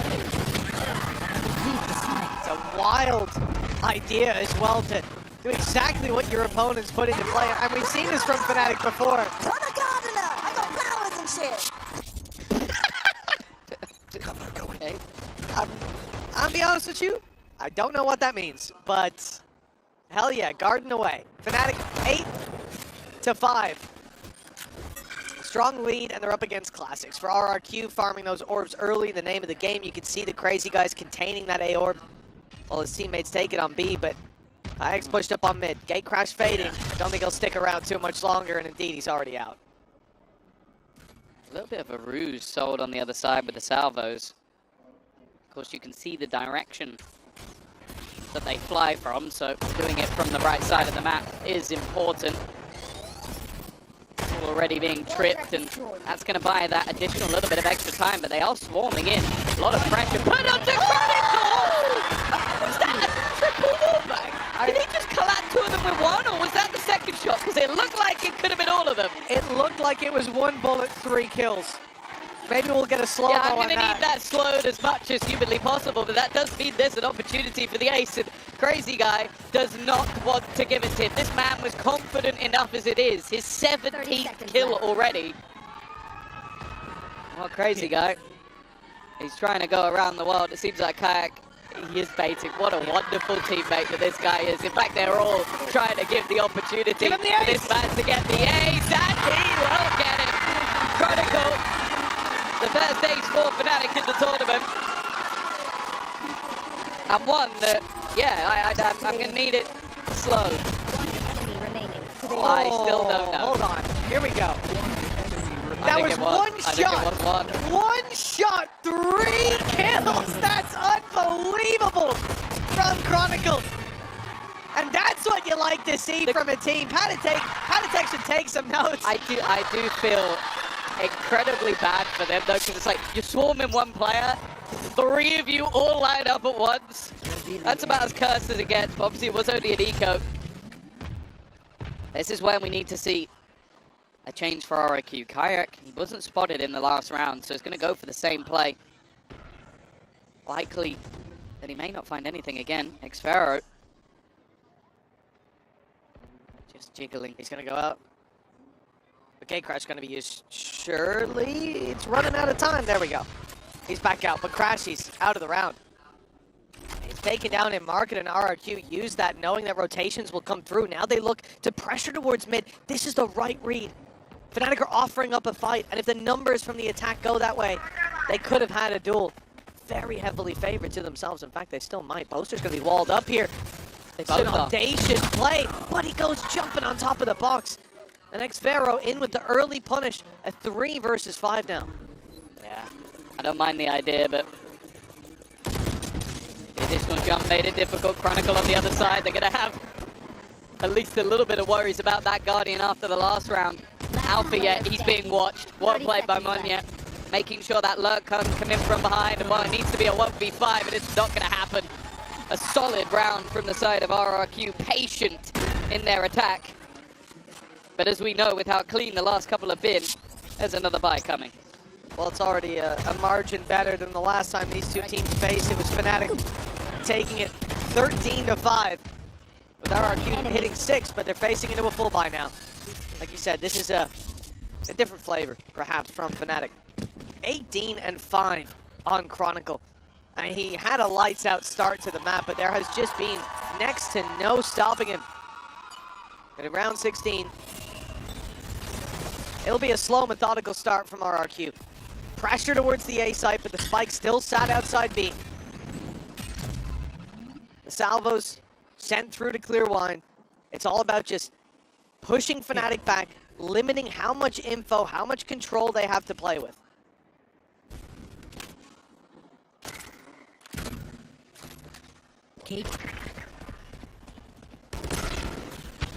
Already having to bait out some of that early utility. All being used over into A main. This could be a big part of the game for RRQ with how much is online. Kayak, again, going walkabouts. The reveal will let him know that there's a couple of players to his right, but that's not who he's looking for. He's expecting some form of reaction. Being as though we haven't really seen RRQ caught by any of this. Each time they've been patient, But now with 40 seconds left on the clock, bear in mind that the Vice wall has also been moved into middle, so they have a lot of information on that part of the map. The push, though, not going that way. The drone already put through on A. Alarm bells ringing. Fnatic know the hits coming in with that paranoia having landed. Kayak doesn't find much. A quieter performance continues. We look for another hero on this site. Alfier grabs some info, but swings into heavy traffic. Boaster isolated. He'll be taken down after one. Chronicle and Crashies. Okay, that shock dart makes it doable. I was already thinking perhaps the save call, but now they can go for this. I'm a crazy guy taking a fight alone. He's giving them a real chance. X-Pharaoh so desperately low. They'll play this together with a flash still in play for Chronicle. That's a good way to burst them out into this site. If X-Pharaoh doesn't break this one yet, be blinded up. It's going down below. Oh, it's going up top. Okay, they're clearing it. Now looking to fight together with the reveal. They've seen one, they've seen the other, but X-Pharaoh lands the shot. And it's all onto Crashies. The drop down should be deadly. A double swing, but X-Pharaoh gets ahead of the play. Crashies running out of time, but he'll catch one yet. As the spike ticks away. Fnatic, it's close, but I think they've got it. Double digits on the board, and you have to look at RRQ there. X-Pharaoh, that was a mistake. Yeah, he was so good for the first fight. That gets the timing perfect on the swing, but I think maybe just a little bit of miscommunication. This shock dart was huge, because as you said, this was going into a 2 versus 4. Instead, it ends up with one immediately taken out, and then the aggressive position of Crazy Guy. That is just a poor post plant. Like, I can forgive the guy planting the spike. You don't know that's coming. But from then onwards, you have one guy super aggressive, then you get into the 2v1, and from that point onwards, you just need to wait for the drop. That's a shame, and RRQ as well, with the margin of error that they had in terms of economy. This has pushed them to the limit. This could give Fnatic a little bit of momentum to carry it across the line to at least push up to 12. A win here. I mean, put it this way, RRQ put a lot more pressure on themselves for this round. What could have been their redemption arc. At 9-7, the scoreline closing in, the walls closing on Fnatic. It's looking like a sprint to the finish line for the defense. One good thing is that RRQ have a lot of potential to pad the gap with ults. Hunter's Fury 1 away. The drone's crossing path, but not really finding out too much, and the pistol shots will be heard, but again, it's just trying to bait that wall being broken. They now look to try and move back to the other side of the map, but this definitely has its risks about it. Fnatic haven't moved. They'll catch the first, and actually that's wonderful from Cushy. 2 players down, Kayak trying to rotate into position. He's hoping someone peeks off it, but they don't. Another control being taken. Fnatic can't afford to fight this. Their economy was already on the brink after that last round. They're just going to have to hold on to their guns. Well, especially, I'm looking at that A-side take that RRQ were posturing for at the very start of the round, and I'm thinking, well, this is actually disastrous. If they run the same play, not only will individuals be a little bit more ready for that, but if the play goes even if it goes a little bit better for RRQ, the retake with Chronicle and Crashies both now having ults, it's a completely different game. It's so much stronger, especially the Steel Garden. It would have to be convincing in that A push. And instead, they decide to go back to the B site. They decide to push into the players who have those ultimates, into the heavier defense setup. Especially looking at Chronicle just as an individual and then with his utility. But the fact that Cushy finds not one but both of them, complete game changer. That's a course correction on what was a disastrous previous round. 10-7. 3 players save on Fnatic though. They'll be able to fight for this next one. Yeah, no, they needed all of those guns. With only Crashy surviving in the last round, he's the only one that has any hope for some bonus cash. And even still, it calls into question if they actually want to go for this. It's not the best of purchases if they do. They may opt to just play with the weaker guns that they have, and especially now with a Dimensional Drift Hunter's Fury combo coming in for RRQ, I'd almost say it's not worth the risk. Love this as well. Boaster's giving the rifle over to Chronicle. He'll play with the Frenzy. That's a team player right there. When Chronicle's having a game like he is, you better be giving him the rifle. Not sure about peeking short with the Frenzy, but it's all for info. The fall back. Very early use of the drone as well from Crazy Guy. They're looking to really claim this space towards middle, but Fnatic are responding. They've started to push down through B main, take some deep control of their own. And it's not, oh, it is being watched actually. It's Crazy Guy just posted on the angle alongside the trip. It's the amount of delay that they currently have on that A site. The Thorns have been placed all the way along Chronicle, but a lot of the rounds has been on this B site, so they'll now deep wall, which again will give them information if it's shot to break, and if it's not, they'll know that position is clear, and instead they set up a firing squad around the sheer. But this is what I've enjoyed from RRQ. They've been methodical at slowly breaking their way through this utility. Information will be had that there's two players around this position. Steel Garden thrown in to try and remove that weaponry, but Jemkin may be already doing enough. 30 seconds left on the clock, and 30 seconds. Oh, there's nobody here anymore, at least with the weaponry, and it's holding to mid. It could be a problem. That's a spike down. Mid. They need to run back into the hands of Chronicle. He's waiting, but he can't quite win the fight. Jemkin once again with another massive round individually. And for a second, that looked like that could get chaotic, but it didn't even seem like a problem in the end. Well, it definitely could have. I mean, you look at the TP from Munyet, the fact that he goes from the shadows, the fact that Jemkin's able to make his way all the way onto that side through market to spot those players in the first place. Those are the guys who would be running down mid to pressure these attackers who've just lost their weapons. But instead, they end up countering that Steel Guard. Hunter's Fury thrown through as well.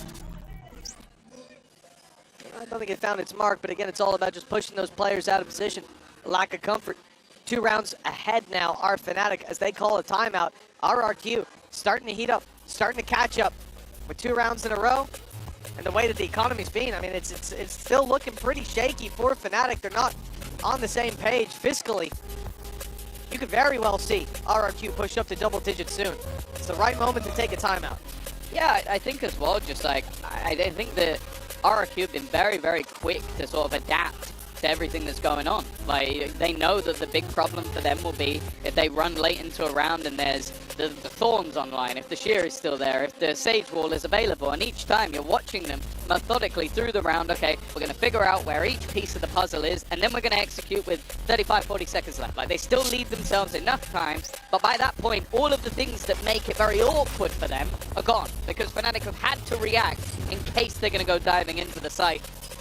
And you even see, I think the main one there was the getting rid of the Thorns on shore and then having that sheer removed. The second that was gone, their execution just picked up pace massively. Well, the barriers are going up once again. Timeout finished. And we've seen this trip a few times. It was in the previous round, and actually Crazy Guy was holding, letting them take the space, and looking to punish them as they tried to walk around the trip, or walk deeper into the trip. And it's all just to deny that early shock dart that's being put through, and of course, Fnatic for now have no way to know that that info is online late round. It's given RRQ a lot more to play with. The ball going to be used, but broken so quickly. They know there's numbers here, but RRQ have been doing a lot of posturing. But yeah, look, that's Paranoia and Sage Wall gone within the first 40 seconds of the round. They're not going to mind that at all. No, they're very successful in terms of baiting out their opponent's utility and not overcommitting either. Sometimes you see that work out well half of the time, and the other half you're losing a player or two in overcommitments. That doesn't seem to be the case for RRQ. No. Very contained when they're baiting out that util early round. No, I think they've genuinely been fantastic. Not overdoing it. Not taking too many risks. They're now going to go back to the exact position that they sort of baited out before, the slows. Will delay them at least a little bit, and there are quite a few players here for Fnatic. Weaponry, at least on Boaster, definitely not ideal, but again, this is just posturing. They now head back towards Kayak. Now, he's been having a rough game. They could definitely use him helping them out, and with the Hunter's Fury in combination, that creates a distraction. That's the spike on the deck, 15 seconds left. This one's looking a little bit more rushed. They need to get a move on, and Althea and Chronicle at the back of this site. All they need to do is hold the line at least a few seconds, and in fact, they've already got the Thorns to do that job for them. Fnatic find their form, and of course, once more, into the hands of Chronicle. Yeah, I like the start of the round from RRQ, getting towards short, baiting all of that, but the problem is, when they rotate back, having drained the utility belts of their opponents. Fnatic have 3 players close by who immediately hear that. The rotates are instant, they get towards that site, and then you're playing a slow... First of all, 2 points. First of all, you're playing a slow round against Fnatic. They know how to play against slow rounds. They play a lot of them. But secondly, you're running with 15 seconds left into a Vice setup, and that Vice setup belongs to Chronicle. I think you're crazy. I also want to say as well, I want to give credit to Crashies. I think the timing of that Hunter's Fury, I think without it, they probably clear Kayak much quicker, and then maybe you have an extra 15 seconds on the clock to get into the site rather than 8. Yeah, which also comes back to they heard the steps rotating away. Kayak needs to get out of there, and he does quite quickly. Yeah, it was a little too telegraphed from RRQ. 11-8. Margin for error thinning, and already the economy on the rocks, but Crazy Guy comes in with a big ult online. Especially on the attack side. There's a lot of angles that can be cleared by this, a lot of cheeky spots that can be denied. But this is both teams with their economy on the brink. This could be a chance for RRQ to equalize, or it could be the end of the match. Kayak again, not quite connecting, gotta go forward. Position being created, awkward. And the openers for RRQ are fantastic. Nobody really here to try and deny them anymore. The spam from Crashies are hopeful at best, especially with them knowing his exact position. And it now comes down to the same decision for Fnatic. Do you risk this? Oh, I love this from Jamkin, 10 HP. In a heads-up duel, he's not going to do very well, so he decides to play that very late wraparound. That should seal the deal. And even if Fnatic decide to go back and save these weapons, he will be waiting. Alpha down, Boaster follows, and Crashies inside the smoke. It's soon to fade. I don't think he's got a great chance of holding on to this weapon. And he won't do any damage. It's a flawless round for RRQ. The climb back, just 2 rounds behind again, but these teams have been keeping a healthy buffer between them. If that continues, Fnatic will hit 13 pretty soon. We need to see RRQ continue this form. Yeah, Crazy Guy's utility in this round just made that B-site hold so awkward. It forced a really aggressive fight from Kayak. And I'll be honest, in terms of what we've seen in EMEA, this isn't comparable. Like, he is having a really rough time on the stage at the moment. He's been caught up by Munyet, but this is a player we expect to have large amounts of impact. Speaking of another, though, that's a nice shot from Alpha here. It removes that lurking player of Xpero. Maybe gives them a little bit of extra space. The problem, though, is Crashy's already gone down in response, and the salvo will deny any aggression.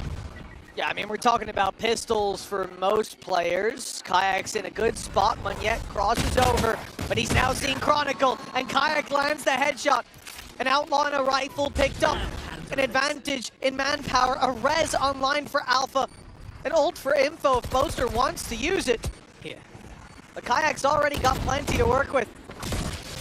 This is now winnable for the defensive side, and RRQ need to tighten up the ship. They also need a pick, and that's what Jemkin gives them. Cushy following up as well. Now a 2v2, but the res will be used. Fnatic not looking to let this round slip just yet. The flash pops, and I love the thorns to the back, but they don't get activated, and Cushy continues to deliver on the backside. Boaster landing one, leaves Cushy alone, but it's a 1v1, and with Boaster so desperately low, and the clock draining, it's Cushy to find all 5. RRQ just 1 behind.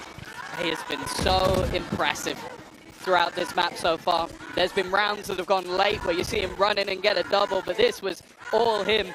Sure, maybe there were 6 kills to be had in the round because of the res, but I don't think anybody on the RRQ side of things is going to be too worried about that one. A solid hold to end it out, moving him up to 19 on the board, overtaking Jemkin. But this is where Fnatic now have themselves a bye. The last round was a lot of missing pieces, but a big opportunity. Who's next? Now is where they need to recover, because RRQ have been building into this attack side. Oh, here we go. Jemkin finding the info, Cushy finding the tags and finding the IGL of Fnatic. He will lead from the death screen, but Chronicle able to trade things back, removing this extra smokes in the late round. That's going to be quite the blow. It looks like Fnatic want to get ahead of this. They've got 3 players in heaven, but a Flash primed and ready. They're thinking about getting aggressive as the Rose Garden goes through. In comes Kayak. He's found one. A wall bang onto Crazy Guy, but Jemkin, he's keeping this, well, at least under control for a moment, even with the pistol in play. Late around for next Pharaoh's going to be all that it comes down to, but he's got to swing into a plant position that he just cannot deny the defuse from. 12 to 10, Fnatic, they edge out this round, and they've got 2 chances to take the map. Yeah, it does feel like every single time there's a moment that it looks like RRQ are going to get back into this, Fnatic just find an extra level, an extra little bit of form, and started with another big kill from Chronicle, but it is just the swarm of the site, not allowing them to get into those post plants. Hello, hello, where are you, bro? Hello, bro.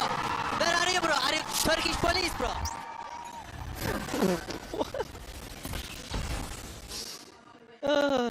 2 rounds left for RRQ to hit an OT. Manageable with the economy that they've got to play with.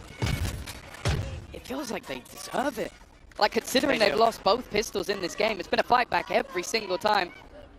Kayak is going to get himself into the corner. Okay, Crash. Is this something that's checked? It is, and while Jemkin has been winning that fight time and time again, his sight hold, though, has been devastating. And walking into Chronicle's domain, and thus far this game he's been dominant. Yeah, Chronicle has been the difference maker. Crashies has been pretty reliable. The utilities keeping them out of Boathouse for now. But the push comes to a slow for RRQ. The spike retrieved. They haven't set their sights on it just yet. The run through the smoke successful for xFaro. With Chronicle already gone, Boaster and Alpha have a difficult decision. Going for this. And oh, well, it's no longer a decision. No debate. Jemkin's down, and it's xFaro and Munyet against Boaster and Alpha. They've got a real opportunity. Back into the 2 versus 2. Maybe expectations that there'll be somebody within this smoke already. Alpha are not really willing to risk it, but eventually jumps through, but doesn't realize maybe there's somebody on the other side. They will now, and even gonna trade it out. The TP used as bait. Munyet to try and keep them in the map, and he cannot do it. Alpha standing once again. A 3rd kill in the round, and well, eventually Fnatic, they got the job done. It's a nail-biter of a map, but Fnatic take it 13 to 10. Revenge denied for RRQ. But up next, the shakeup in the map pool with Abyss and Corrode. It's all to play for after the break.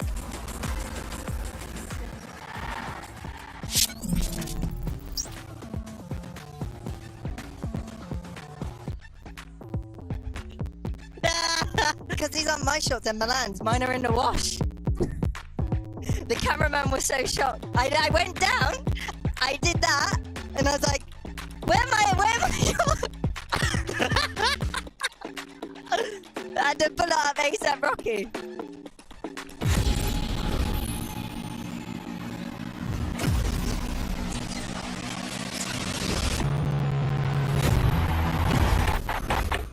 Now that I'm a mom, things are different. Verizon's different too. They let everyone in my family choose different plans. We get what we want and we save money. Love that for me.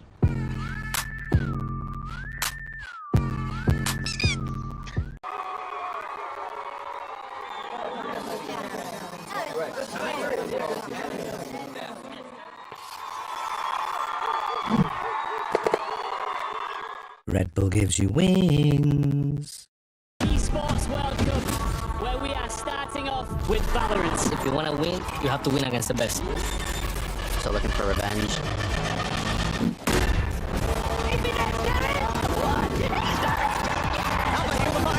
There's the shorty. Goes crazy. They've all battled through the pressure and expectation. Heretics have come back all the way. Finally, we won. Finally.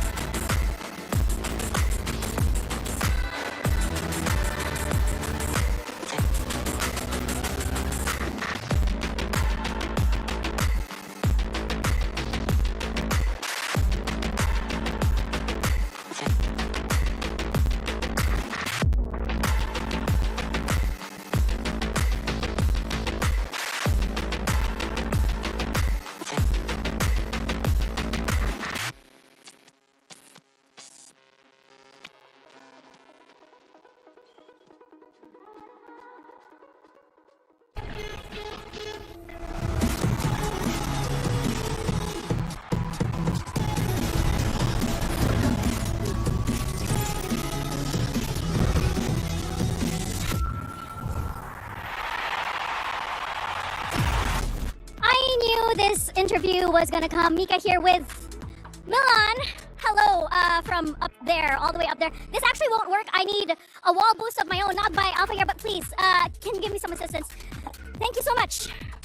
Hi! Hello, Milan. Anyway, I wanted to ask you about that stage pick, especially since we know the team has been experimenting a lot with who gets to play with stage round this entire year. So what was the thinking behind it, especially for this map? I think it was mostly comfortability. Like, we didn't have a whole lot of time to turn things around. Kron's played so much Vice, so just shoving Alpha on like this battle stage style worked. He can wall boost himself, he can shoot, he can slow fight. We've seen it all, so yeah, it's just a comfortability thing more than anything. Well, I could use a wall boost of my own, but thank you very much and good luck in the next map.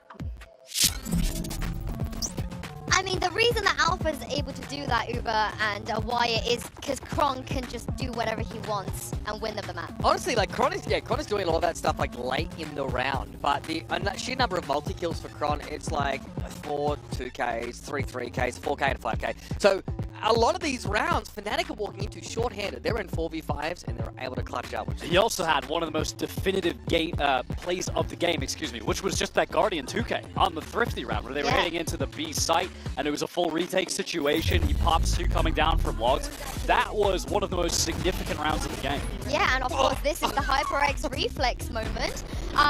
We could have picked like 8 different Chronicle rounds. Yeah, but that, I mean, this one, anti-eco sure, but I've never seen a 3-man Guardian lineup in a pro game before. I mean, and it converted into an ace round, so even better than that. But generally one of the most terrifying moments I've seen, and a lot of what Kron did was with like these weird buys, because neither team really got to set their economy up. It was so grindy, so back and forth. I mean, like, Boast is getting random frenzy kills through smoke. These guys are doing the most with the least. Alpha had a couple crazy opening kills as well. There was that little jiggle swing with the Guardian on Cat. He one-tapped someone straight away. But yeah, just having him on the stage, able to fight. Basically, he's just a guy with a gun until a post-plant throws all his jutsu down. He can just focus on aiming. Yeah, we were like, oh, how does this play into the attack side strategy? Like, let me see this, like, Sage util if they're going to fight for space. No, they just wall boosted. Alpha just gets to do his thing, which is great. But Fnatic never let RRQ get rolling on their defense side. Really disruptive play. They didn't want to fight for B main, which we were talking before is kind of a hallmark of what we've seen from them in MEA as well. Well, it wasn't a bad start for RRQ by any means, so let's hear what Coach Ewok has to say ahead of map 2. Mika here, and I'm with Ewok of RRQ. That was a tough loss on the first map, but you managed to bring the score very, very close. And in Pacific, we know you guys as the comeback king of kings. We are still haunted by a lot of your comebacks. So I just was very curious to know what was going on in the comms that the team was able to just still retain some of that momentum, even though the score was heavily favoring Fnatic. I think we knew we were still fine. The problem solving was good. Everyone's still calm. It's not a bad first map for us. Usually, our first maps don't go so well recently. So hopefully we can haunt Fnatic in this one as well. Well, good luck on the next map. This is where, you know, we could be worried for almost for both teams, but RRQ picked this. It had to be for a reason. I am honestly, this might be an insane takeaway, but I'm feeling better about RRQ's chances of winning after watching them lose on map 1. Because this was easily their worst map in the pool of maps that they play. They came into this 1-4 on it in this stage. They kept it that close with Chronicle going crazy, dropping a bomb on them that game. Now we're going to an Abyss map, which is a bit of an unknown. They only played it one time, right at the beginning of the year, and lost to DFM. Fnatic played it quite a bit at the end of last year as well, and then beginning of this year, and it's just never been a great map for them on either iteration of this team. So they'll have needed to really figure it out with it coming back in the pool, and for me, RRQ are just a pure question mark. Quick duelist check-in for me. I thought that, you know, Jemkin was doing pretty well over the course of that game. Good mid-control on defense. There were some cheeky little set plays that Fnatic tried to do. Like we saw Boaster TPing top box and top of mid and having the gate crashing Oro come in. They were able to unravel that. And Kayak, conversely, was being shut down a lot, especially by Jemkin in the head-to-head. 7-2 favoring Jemkin. Also, for Jemkin, the opping was really solid, and we're going to another map where opping is crucial. The sightlines on this map are stupid long, obviously. The map is massive, so he can farm if he gets that up on defense, even on attack as well. I do wonder what Fnatic are going to do, because this is a rare map that Alpha gets to play Jet. We're gonna get a waylay, and I mean, it's not gonna be a waylay Yoru because it's Kayak that plays the Yoru And normally. this is what Fnatic, they, you know, obviously Waylay wasn't in the game yet, but back when they were playing Abyss before, they loved running Breach on it still, the double initiator. They love playing the Astra on it. I mean, Boaster loves his Astra in general, and they're going up against just the most default of default comps you could possibly see. I mean, this is where it helps RRQ a little bit, right? We talk about comfortability. This is the peak comfortability. I gotta be honest, I'm surprised Fnatic are sticking to a Breach on this map. They haven't right locked it now. in yet. They haven't locked it in yet. Yeah, You they haven't never locked know. it. Maybe I'm being baited. I'll wait another 10 seconds or so. I think oh, am I being baited? we have to, I think, double down on this waylay because this is not something we see from Fnatic. This is brand new for them. I mean, I don't know what Crashies is kind of play. Yeah, we're actually getting being trolled. rage That's crazy. baited. Yeah, G2 did this to us plenty as well. Okay, but let's talk about what we do know. RRQ, obviously, standard comps, good for a good reason. They got really great, like, re-clears off of our drone, of course. KO, for those fast hits as Crashies lock into servers. So it will be the Breach waylay look here for Fnatic. And a lot of pressure on Kayak to come right back to life after a slow start on map 1 and a lot of first deaths. He's going to be getting a lot of supportive utility pumped into him on this attack side when he's going to be using that light speed to double dash in. He is going to be critical in turning his game around for Fnatic to win on a map where historically they don't win very often. Almost never. Yeah. I am surprised that Alpha doesn't get to play that Jet. You would think with the form that he's on and how well he's been fragging out, that the double dive could work for them here, but I'm not going to be mad about a waylay debut on the side of Kayak. Mitch and Tom, what did you make of this one? Well, I've been convinced by the waylay, I'll tell you that. I think in terms of what RRQ are bringing, we've already seen how this can be punished, I suppose, here on the map of Abyss. I'm curious to see Jemkin, and if he has the same struggles that we've seen before for Team Liquid when it came to that attack side, in terms of taking that space and then doing something with it. The only thing I'm sad about is the bit I liked about the previous waylay we saw was that there was a Yoru to go with it. Like, there was always a 1-2 punch. Like, this is a solo waylay, and actually running the comp in the past, Alfia was actually running the Jet. So it was like you had that double duelist that I think worked wonderfully for Fnatic on that attack side. And obviously, there's benefits of having the other util, but I don't know. I kind of wanted to see the double duelist flare come out of Fnatic with that waylay in play. We'll see what ideas they have, at least for now. Kayak going walkabouts. That's exactly it. Straight down through mid. Fnatic starting out confidently. They're going to be greeted by Xfero, who's been there to punish them a couple of times on the previous map. That stun doesn't actually catch him. It's Jemkin to find a pick, but it's traded back by 2 and slowed down in the re-aggression through mid. RRQ, by the time they get through that choke, get a the timing. onto the stairs. I thought Fnatic would be safely out of there, but yeah, Kayak has been caught back to a 3v3. She's just holding the angle, but doesn't manage to land.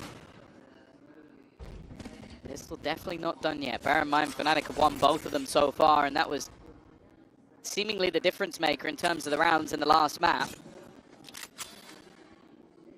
All 3 players of RRQ grouping up outside this B site, and after a little peek in that direction, it feels like Fnatic have got completely the wrong read. This is going to be a free plant, and they're going to be as far away as humanly possible. I don't know what information they had that this was going to be an A hit, but whatever it was, it has baited them completely. RRQ have also done a great job of keeping their utility here. Munyet not burning up a paranoia.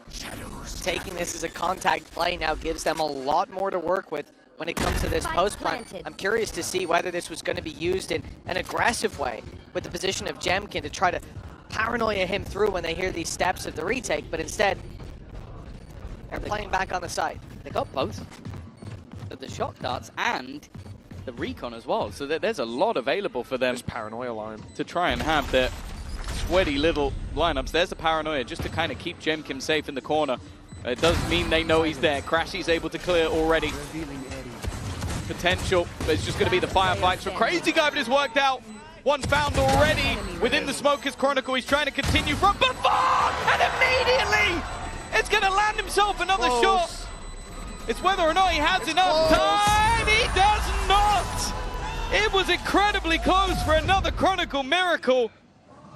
But instead, it will be RRQ taking the round. And we know how good he is with the Classic. We saw the Ghost in the last map, and now the Sheriff here, but 0.31 of a second stands between them and success. And this, as you said, was the difference maker. When you look back in the previous map, they won, Fnatic won by 3 rounds, and they got a 4-0 start in terms of those pistols and follow-ups.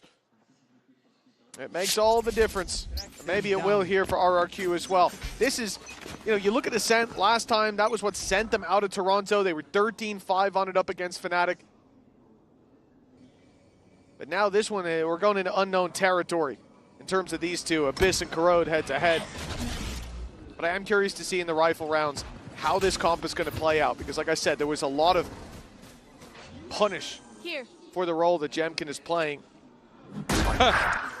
Oh dear. Player standing. Flawless. You can see the tweets already. All 5 players going down.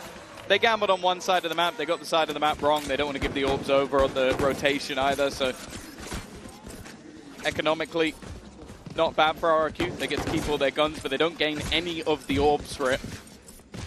We'll put them 2-0 in the lead though.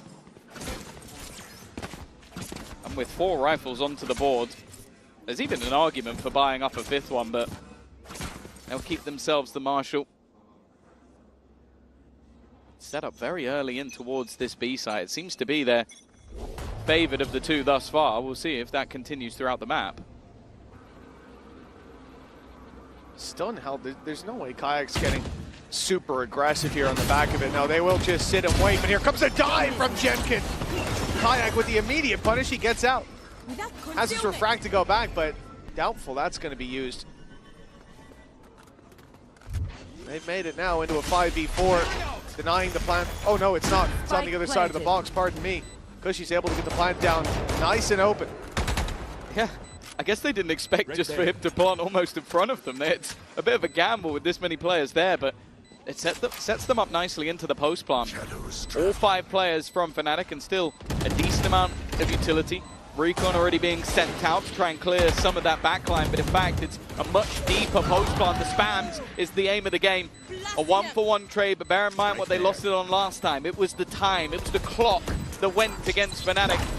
Already you see the fragment into position. At times starting to tick down once again, and they're only just getting onto it. The shock dart, it's going to go through, but it's missed. I don't think it's quite as close this time around. They will be able to get it done. Fnatic have a round, but if that shot was a little deeper, they did not. Just an inch to the right, and that's a completely different game. Yeah, that's unfortunate for RRQ, but they make that one crazy competitive after losing opening pick and then pushing into the site in a 5v4. Numbers against them. And they managed to run that clock way down, that flash popping just a millisecond too late. I guess they weren't expecting Crashies to have pushed up quite that aggressively. Now, 2-1, but the damage done in that previous, it's eating away at a few of the credits. A full buy for RRQ though, nonetheless, and a slow defaulty approach from them. Well, that's what I was going to say. Look how passive they are on B. They've not taken any of that early control, so even the aggression that's come out from Kayak is not really going to tell them too much. Shock darts even being put through or being taken. Like the ruse is that, okay, if our Sova's on this side of the map, likelihood is that's where the push will be going. It does make me a little bit nervous that, at least for the moment, he was there alone with the spike. But the drone re-clearing, oh, this is wonderful. They've sold a double fake. They've moved back so that then when the drone goes through, of course, Fnatic are going to rotate another player back to the other side of the map. Still having 2 players here, though, and the drone contact will probably be a quick scurry back to the A site. The decision then, when you see this utility come through from Alfear, do you stick around, do you look for the fight, or do you simply back off? And it looks like he's made the right call! And Crashies, he didn't think he needed a fallback. He should have been safe inside the smoke, but he has been taken down. RRQ, I mean, Fnatic tried to deny RRQ the opening pick, and they still get it. That's a crazy unlucky fight from Fnatic. Look at Alpha as well. He's 1 HP. Like, the spams have done so much damage to the side of Fnatic. But getting back into the site is going to be a difficult one. They're still going for it. They're still trying to make that space. Kayak's actually won the opener. That's not a bad way to find themselves back into the round, but it's this late wraparound from Mumya that could cause the problems. The fight on the site actually going. the way of Fnatic and an old school cam and the spike is going to be a nasty surprise.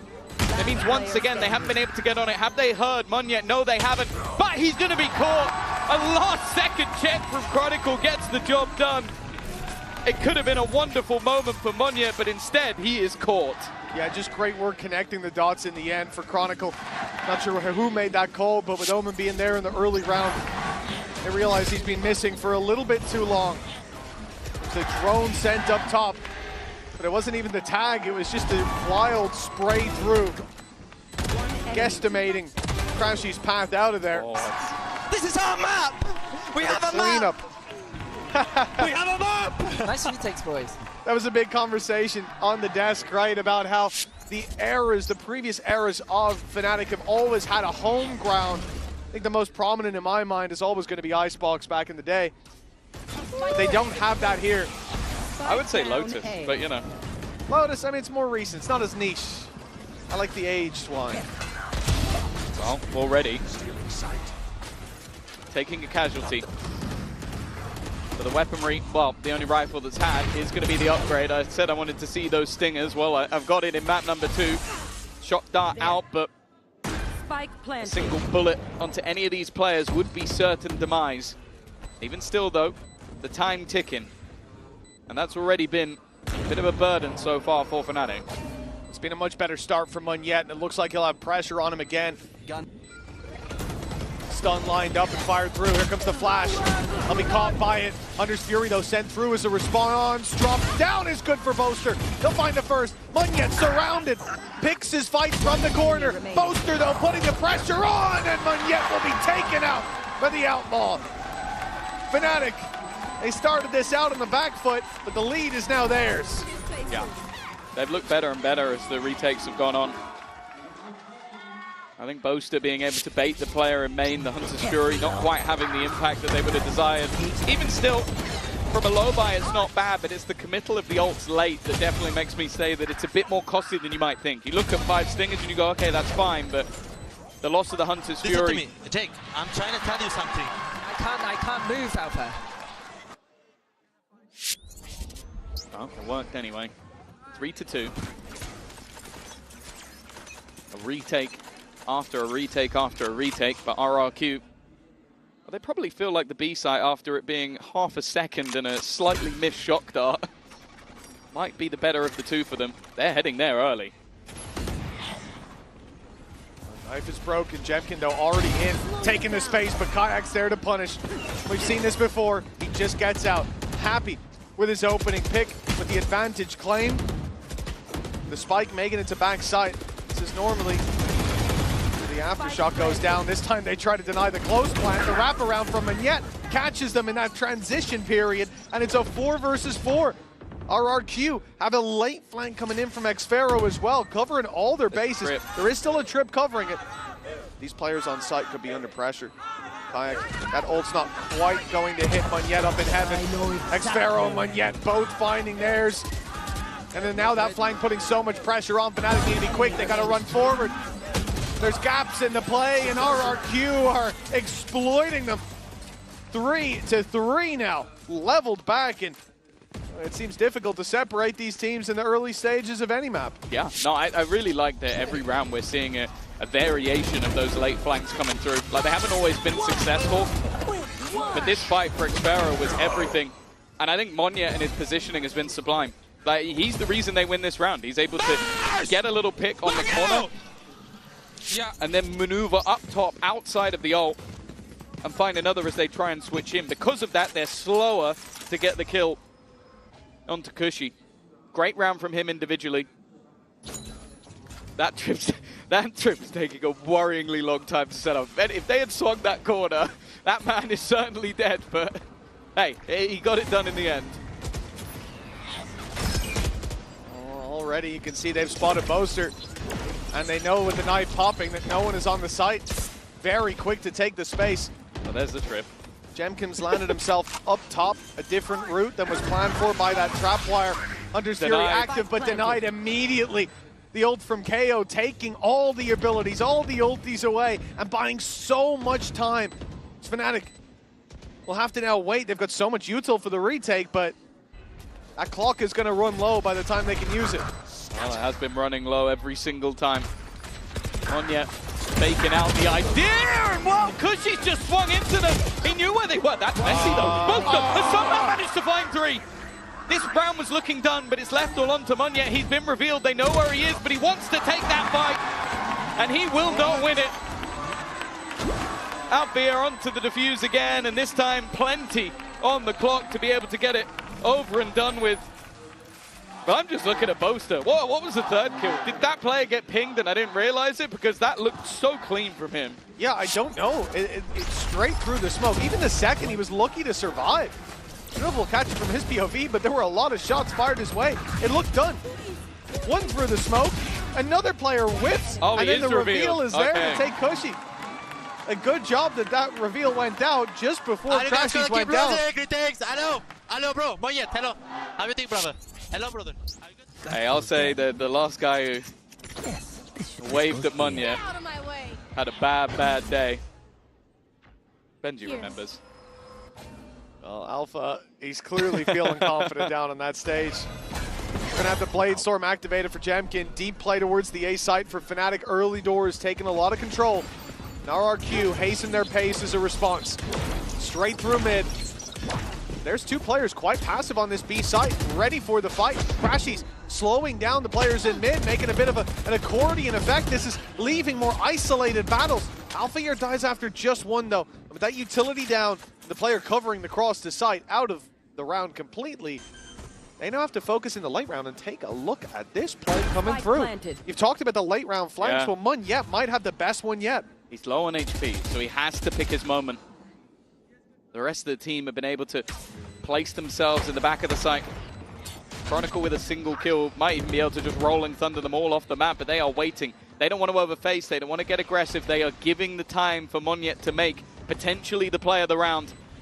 He's watching everybody. It's a little bit messy, but he'll still get the one. Not quite as much as he would have hoped for, but the rest of the players have still been just waiting patiently. Cushy again, swinging from the same angle. And this guy has been unstoppable from that spot. A 4th kill from him. And well, once again we find ourselves level. It's been the story of the match. It really has a perfect storm of parity here on the server. But Cushy, this is spot. Every time you see him there in the post plant, he's able to deliver. And I'll tell you what, Alfia might be regretting his words now. You're going to keep losing retakes. Well, not this time, says Cushy. 4-4. Look at the economy as well. Neck and neck, and this is where RRQ should be retaking their lead. Oh yeah, there would have to be some, well, crazy individual plays or mistakes, and most likely a bit of both if they were to lose this round. Alfia has a lot of info in towards the A site. He's playing in mid, obviously trying to avoid any of the KO utility if it was thrown through. Of course, Cushy getting so many kills that he already has that null command back online. And the support that Alpha has is just the jiggle peak of Chronicle. It definitely leaves him out to dry, but when you have a buy like this, you have to take risks. Well, the thing is, you've heard the cam on A. You've heard the drone go through as well on RRQ, and obviously the response here from Crazy Guy was to drone it himself, make sure they haven't taken the space. And now they're starting to expect those rotations have come through. 4 players outside it. Right here. Only Crashy's here to stop them, and it looks like they have done a remarkable job of avoiding this play early on. Now the thing is, that trap's still online. Alfia is far enough away to not get caught by the null command, but they will find it before they run on into it. Late flank being set up as well by Xfero. He goes down, that is a rifle gifted over, but Alpha is going to have to really tick all the boxes to clear him out. Oh, he saw the pistol, but now he certainly spotted him, but Alpha lands the shot. They want to be patient on Fnatic, but RRQ get ahead of it. They're playing aggressive, finding the double. A big advantage now. Yeah, I think most of the danger is gone. Alfia with the rifle is the one piece of the puzzle, and well, nobody's going to find Crashy's corpse, that's for sure. And for Alfia, it then gets to the point of like, okay, do you just hold on to the weapon? How much damage are you really hoping to do here? The answer is absolutely nothing. And Chronicle with no orbs needed to be gained. I think the only thing he can either hope for is a rifle or the taste of the spike. 5 on the board for RRQ. The lead reclaimed, but I think most of us are expecting the next to go to Fnatic. Not because of their comp or their economy or the way they're playing. It's because of how this game's been. Yeah. Back and forth. Have plenty of games of tennis here. Yeah, I really looks like another. I want to give credit again to RRQ for how methodical they are in these moments. Like, even when they use the null command into the site, they're still checking for those trips. They know that that's one of the main dangers, is just a kill trip somewhere on the corner. They're checking and pinging for the cams. Like, they are not aggressive in the way they're doing things. They're smart with it. Very enjoyable team to watch. A set play, though, being thrown in for Fnatic. The util forced them back, but unfortunately for Kayak, there was nobody caught in the stun. And RRQ don't just run to the other side of the map, knowing now that they're facing in to that rolling thunder. They'll still compete for the orb, but with 4 players here, it's going to be the exact same round minus the null command. They've lost one to Chronicle. That rolling thunder will be put through. It almost sent Monyet off the map, and instead it sent him into the waiting arms of Chronicle, but a 3v3, and again this mid-play. Alpha got the better of Xfero last time, but this time it's revenge for RRQ's Cypher. The B site now open, as we can see. Oster getting his rifle out. It looked like a little late, but he'll end up equalizing things. Okay, well, throughout this, Chronicle didn't move. I can understand why. You've seen a kill on the other side of the map. You kind of had the expectation that they go the other way. He's now started to claim some control. Perfect positioning, but it's a little bit labored. It's given an opportunity. Crazy Guy's been able to get out of the grab well. Because of that, he gets that early fight. And Boast has been wrapping around the backline, going all the way around the map to try and get in from behind. He does have the Cosmic Divide available, but placing it while in the open would be a massive risk. He's just trying to make his way into the site, and Crazy Guy, well, it's been too long. He started to realize that he has to be coming in from behind. The tap on the spike reveals his opponent's position. But the clock is in his favor. Boaster, though, will just about be able to take it. He's been good in these late round scenarios, and who would have guessed it? 5-5 and another retake of sorts. It was the Hunter's Fury online, though, for RRQ, for Crazy Guy in that moment. I think that's going to put so much pressure on Boaster. The fact that he goes for the tap, not trying to bait out the ultimate instead, trying to bait out the player. It was a great read, but this guy would still be sticking around up close. That could have played out very badly for Fnatic, but instead, a further lead is denied. The IGL's on his feet. Boaster's having a good game so far as well. And at 5-5, both teams dumping their economy into this one. This round may well be a fight for the lead. For RRQ. At halftime. They're going to take some early space. It will be spotted. There we go, just a little bit of patience. Jemkim still looking like he wants to challenge this, maybe expecting a reaction.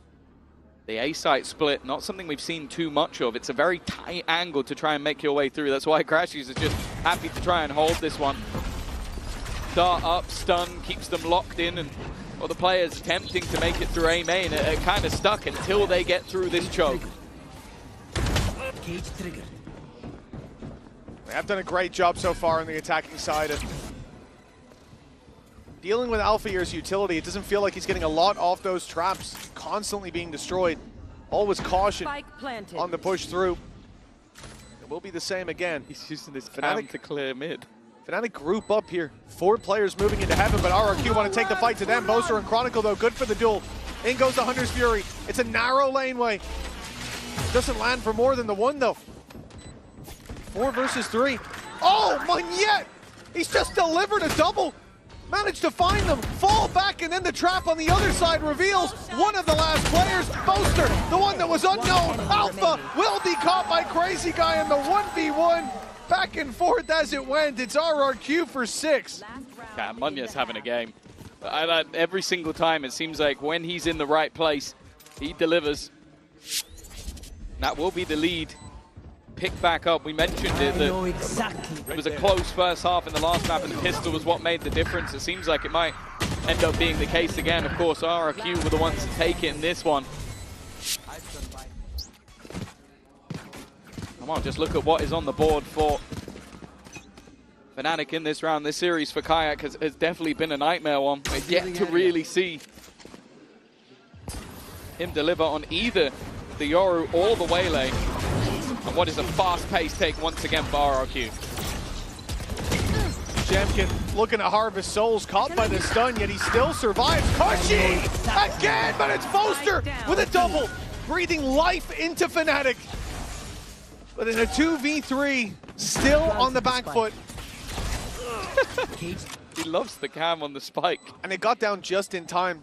That shock dart landed just a little bit too late. And Crashies, he'll have no more chance to play with the bow. Last man standing Alfier. He's got a classic now. Stinger at range. Rifle. Well, better than the classic, perhaps. Well, maybe not, actually. It depends. Certainly ended up with a better rifle. That is what RRQ have been so good at. They're not going to give him a single fight. Just jiggle peeking, baiting him into taking awkward positions. He doesn't have anything to play with. The time against him. And look, even at the end, the cam will be what decides the round. Just making sure that there is no fight to be had. The half will be won by RRQ. And well, they stopped all those retakes from happening again and again after the last few rounds. It was a razor's edge between triumph and tragedy in that first map. The pistol rounds ultimately cost RRQ the chance to be 1-0 up here, but they are not letting go of hope on map number 2. Camera taken out. A 7-5 scoreline, a strong performance from them across the board. Cushy stepping up to new heights, but I think you really look at the entirety of RRQ and say they have got a chance when we get to halftime, or half number 2 after the halftime break. Et on a des fans de toutes les équipes ici en France, y compris RRQ. Hi, Maxime. I'm glad to welcome a French RRQ fan here with me. And the first question I want to ask you is, how did you discover RRQ? What gave you, faith in them and want to follow them? Donc, première question, c'est étonnant aussi d'avoir un fan de RRQ, une équipe qui vient de si loin. Qu'est-ce qui t'a donné envie de les suivre? Je suis tombé dessus un peu par hasard quand j'étais en Corée du Sud. J'ai regardé un match, ils ont gagné. C'était preuve de résilience, c'était juste incroyable en termes de gameplay. Je suis rentré, j'ai acheté tous les billets pour le reste de la régulière saison 2023 et je suis allé à tous les matchs. C'est pas compliqué. So it's a love story. Back in 2023, I started following them a bit randomly. I went to the arena in Seoul and I loved them. They had such a big resilience, so I bought all the tickets for their future matches back in 2023 and I never stopped following them. So that's beautiful dedication indeed. And this might be a tough question, but I want to ask you, what is the best region in the world? Are you going to go for EMEA, for Pacific? C'est quoi la meilleure région du monde? Bon, certainement pas les Américains. Ooh, definitely not the Americans. On aurait tendance à dire IMIR, mais il y a quand même la meilleure équipe du monde au Pacifique et RRQ, donc... Pacifique? Bah oui, bien sûr. So yeah, maybe I would say EMEA, but I have to stick with my boys from RRQ here. And last question, who do you think will carry this Abyss maps on the side of RRQ? Qui va carry cette carte pour RRQ? J'aime beaucoup Xero et j'aime beaucoup Ewok aussi, c'est des pierres angulaires du projet et ils sont là depuis le début et je les supporte depuis le début et c'est sûr qu'ils vont faire quelque chose devant, c'est sûr, c'est certain. So yeah, I love Xfero, I love the coach too. I think they are really Stone Miles in that team, very, very strong player and coach. So I'm definitely rooting for them. Merci, Maxime. Thank you very much. And let's get back to the game. Well, it's time to get back into the game very, very soon, where RRQ are now leading. I guess the pistol really does make the difference as we get into the Coinbase Econ report. And you can take a look at Poster. A lot of talk in the desk about his performance throughout the regular season, but he has certainly stepped it up here today. Yeah, no, he's definitely had his moments. I think especially on the defensive side, being able to get into those positions to basically get them back into the side that they'd lost, because every single round that they won was based off a defusal. The plant was going down, they were playing the retake. I think he's going to be pivotal in those post plants. I love seeing Astra on this map. Well, when I think of Astra, I think of him, I think of Boo. Having those post-plant gravity wells to buy you that little bit of extra time can make a massive amount of difference. The fact is, though, I'm going to be looking at RRQ and what they've got on this defensive side. I think they've had a great start to this map. But if they want to survive going into that lower bracket, they need to make sure that they close this one out. Well, this is their best chance so far. The lead by 2. A pistol round from Fnatic. Have to have ascent. It was a bloodbath to start it out. Cushy getting aggressive, and he's being tagged up. It's time to fall back. Same for Crazy Guy. Taking some scars early on, but yet to drop a player. Question is, do they have the read right? As we see a lot of this defensive side flock towards the B side, and it certainly seems like for the moment that's where Fnatic want to take it. But I am seeing Boaster clearing a lot of space on A. Oh, it's almost an early pick. Kayak eventually will find one, but he's traded out by Cushy again. He seems to love this B site. But with space being held, this was something that the old Fnatic on this map loved to do. They just leave Boaster in the spawn. Crashies, though, has been caught, looking like maybe he wanted to try and get out of there. Instead, they're now walking into a site that I imagine they believe to be clear, but xFARO are definitely still waiting. And actually, he's in the perfect position. Now they try and split back through. They'll be able to deal with him, and in fact, Boaster's caught a couple. One of the remaining players incredibly low, but they need to get this plant in, and Boaster holding the line. He's found himself 3 already, but he's the last healthy player. Alpha down to 25. That's Sheriff. A 6 chambered up against him, and it's Boaster to deliver his 4th of the round. A big play from the IGL. We just highlighted him, and for good reason. Yeah, no, impressive stuff. And as said, like, when you look back at their old composition where they had that double duelist, a lot of the time they would leave him behind as this hard lurk if he's setting up utility from afar and basically not allowing you to push across the map. This, though, was a different story. He completely took the A site on his own and then ended up clearing out the players as they went to rotate. A brilliant round from Boaster.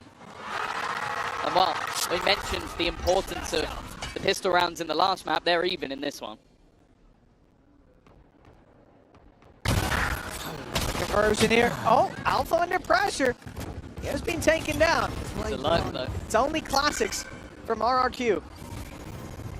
But now they've managed to find themselves a Marshall. Alongside damage, that can be a very valuable weapon in a round like this. But they will be forced into the retake. Is the plant secured on this A side? And the question for Fnatic is, how do you want to play this? Especially with the range advantage going back towards mains. Not a bad idea, but conscious of Monyet being able to just smoke them off. They want to stay a little bit aggressive, keep some control. Oh, nice the Kama spotted them. They know exactly where to fight. RRQ have all the info. They're putting the pieces together, and it's Fnatic coming crumbling down. That late cam from xFARO has given them a chance, but he can't convert. It's Boaster to save the round with the Red Bull clutch. I'm not sure that's the way they really wanted to win the round, but maybe for him that's a nice little confidence boost. Not that it seems like he needs it. A safe pair of hands in the late round was what I said, but I was talking about his utility, not so much just the raw individual aim. Well, that was incredibly messy. The aggressive positions helping out the flash of Cushy that did so much work to get them back into spot. But then just winning those fights with the classics, that's a dangerous spot to be from, and by the looks of it, Fnatic have invested quite heavily back into this one. They might leave themselves in a bit of trouble next round. We'll see how the economy settled. As players start to fall. Oh, hey! He's got one up top. That's another rifle. This is a full body now! Kayak is double connected, and he's hungry for more. Blood in the water, and he's swimming straight towards xFARO. Just about manages to survive that engagement. The Cypher healthy towards the spawn, but a 5 versus 3. That investment for Fnatic paying off. But that was the man we wanted to see. He's been missing throughout the majority of this series. Cushy trying to take space back through. This is not going to be easy. Maybe it is. There's a gap. A spot for him to take a fight. But look how passive the remaining players are. Cushy's found another. Making this one interesting for sure. They've dodged themselves that knife. And now already that time being caught. And Boaster and Chronicle combined. Holding the line. The man next to him is meant to be the superstar, but Boaster is stealing the day. Popping and locking it down there on the stage. Didn't see the same reaction from Chronicle, but I think he's still pretty happy to take this round. And you see the idea there from RRQ. As soon as they tap the spike, they know the knife didn't hit anyone. They have a grab well. We need to push. And they just weren't expecting there to be... I'm turning into a monster! Oh my god. He's going to have a duet with Rihanna soon. Imagine being the guy on the other side of the stage. That is literally like a parent embarrassing their child, which is funny because Boaster's parents are in the crowd. Yeah, and I think Kayak looked like the embarrassed child there as well. Yeah. Exactly. 8-7, and a timeout from the defensive side of RRQ. They need a moment to gather themselves after what they've just witnessed across the stage, and I don't blame them. Wow, yeah, it's looking like after Angel's retired, Boaster's just absorbed all of that extra Unk energy and is just taking over. 19-7. This has definitely been his map. The scoreline definitely still not out of the realms of possibility. There's only a singular round between them at this point, but that was a bonus round where in the prior, only a single player had survived, and that was Boaster. And even with some heroics from Cushy, he's been having a great game overall. I'm sure they can start to feel this game slipping away from them, and as we've already witnessed, there's been plenty of upsets, plenty of teams falling into the lower bracket. With Billy, China #1, currently sat down there. I don't think RRQ want to join them. I think especially going down like this, I mean, look, it's still a very tight game, but now they've got pistols. You should be looking at a 9-7 scoreline. And, you know, if Chronicle's the one digging your grave, well, hey, listen, plenty of people have fallen into that pit hole. Alpha, up for contest as best player in the world at one point in Kayak, the guy coming up from the Tier 2. Looking remarkable, the young gun, but you're getting diffed by Boaster. That's something that I think you know. He's a young man. He is, yeah. And as the desk was highlighting, his Stage 2 performance was lacking a little bit individually. But we've seen that. The guy's got a lot of responsibilities. Right now, it seems like he's the brains and the brawn down on that stage. Kayak taking the space once again. Spam not quite finding anything. Of course, there's not a whole lot to play with in this round, so there might be a chance for him to farm. He already has ult online, but I think the confidence far more valuable for Fnatic at this stage. They're duelist trying to get their way back into the game, and that's exactly what's happening in this one. A cleanup with only 2 standing and plenty of utility denying anybody swinging that planter. For the remaining players, can they do any damage? That's not a bad start, but Alfia quick to respond. And easy rounds for Fnatic. And you look at Fnatic there, they do give RRQ a lot of opportunities. A bunch of individual fights taken, swinging into Sheriffs, it's risky, but for RRQ, they're not getting the shots off, and that's a problem. Because then you start to talk about confidence on one side for Kayak, building that is huge, but you go into a round like that, you see, we had the chance. They're disrespecting us now. They're starting to just run it down at us. They need to see a bounce back pretty soon. This is 4 in a row now on the attack side, but a 4-0 start, we've seen it many times. And many times we've seen that team end with 4 or 5 rounds and a half. This is RRQ's chance to prove that it was just a hiccup. An early half upset. The big thing for me is the operator. When that came into play on the defensive side of Ascent, it was a massive game changer. That's where Jimkin really did the damage. The problem thus far, and a problem that, again, I still remember back to the beginning of the season where Fnatic played, I think it was versus Gentlemates. They loved the A-site takes. Seems like they've developed a taste for B, and that's where Jimkin will be waiting for them. Yeah, it's the still water that stagnates. It's time to switch it up. Fnatic straight to the B site. The op shot not landed, and quite a bit of damage done in return. X-Pharaoh falls. Utility now. Those trap plays no longer there to work with, and Alpha gets the info on the back of it. Oh, crazy guy trying for the punish. He finds himself falling. Here. In a 5v3, that off needs to start delivering, but the opportunities are few and far between with trades lightning fast for Fnatic. Double digits acquired, and they are on the path to success. Yeah, this is starting to look pretty damning for RRQ. The attack side looking stellar from Fnatic. It started with clutches, it started with individual brilliance, but now it's starting to become all but dominant. Easy openers, and even the null command was committed in that round by Cushy. That was one of the few ults that they had available to them. A panic pause taken from the side of RRQ, a chance for Ewok to try and come up with big changes, because these last 5 rounds, they started fairly close, but that one really wasn't. Well, indeed, and we already saw that pause called earlier by RRQ. That course correction did not come into play, and now they're starting to drift out of this game.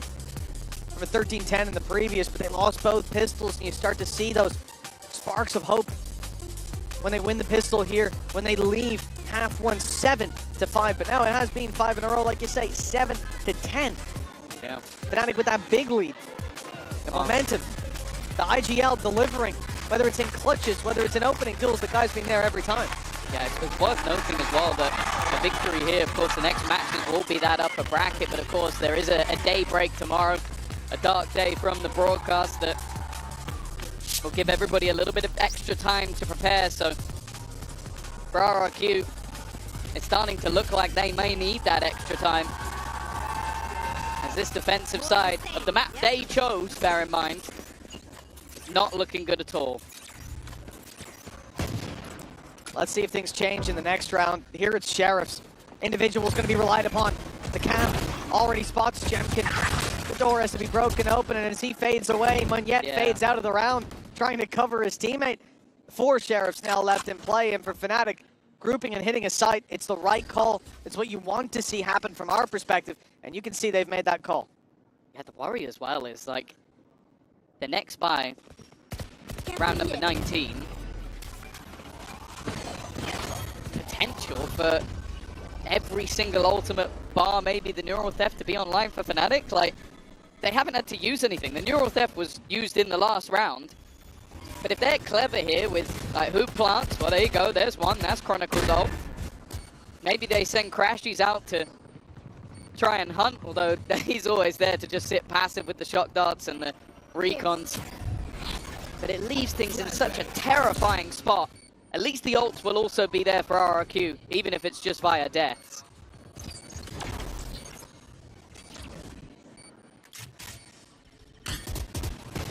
Well, Kayak, he's in a lot of trouble.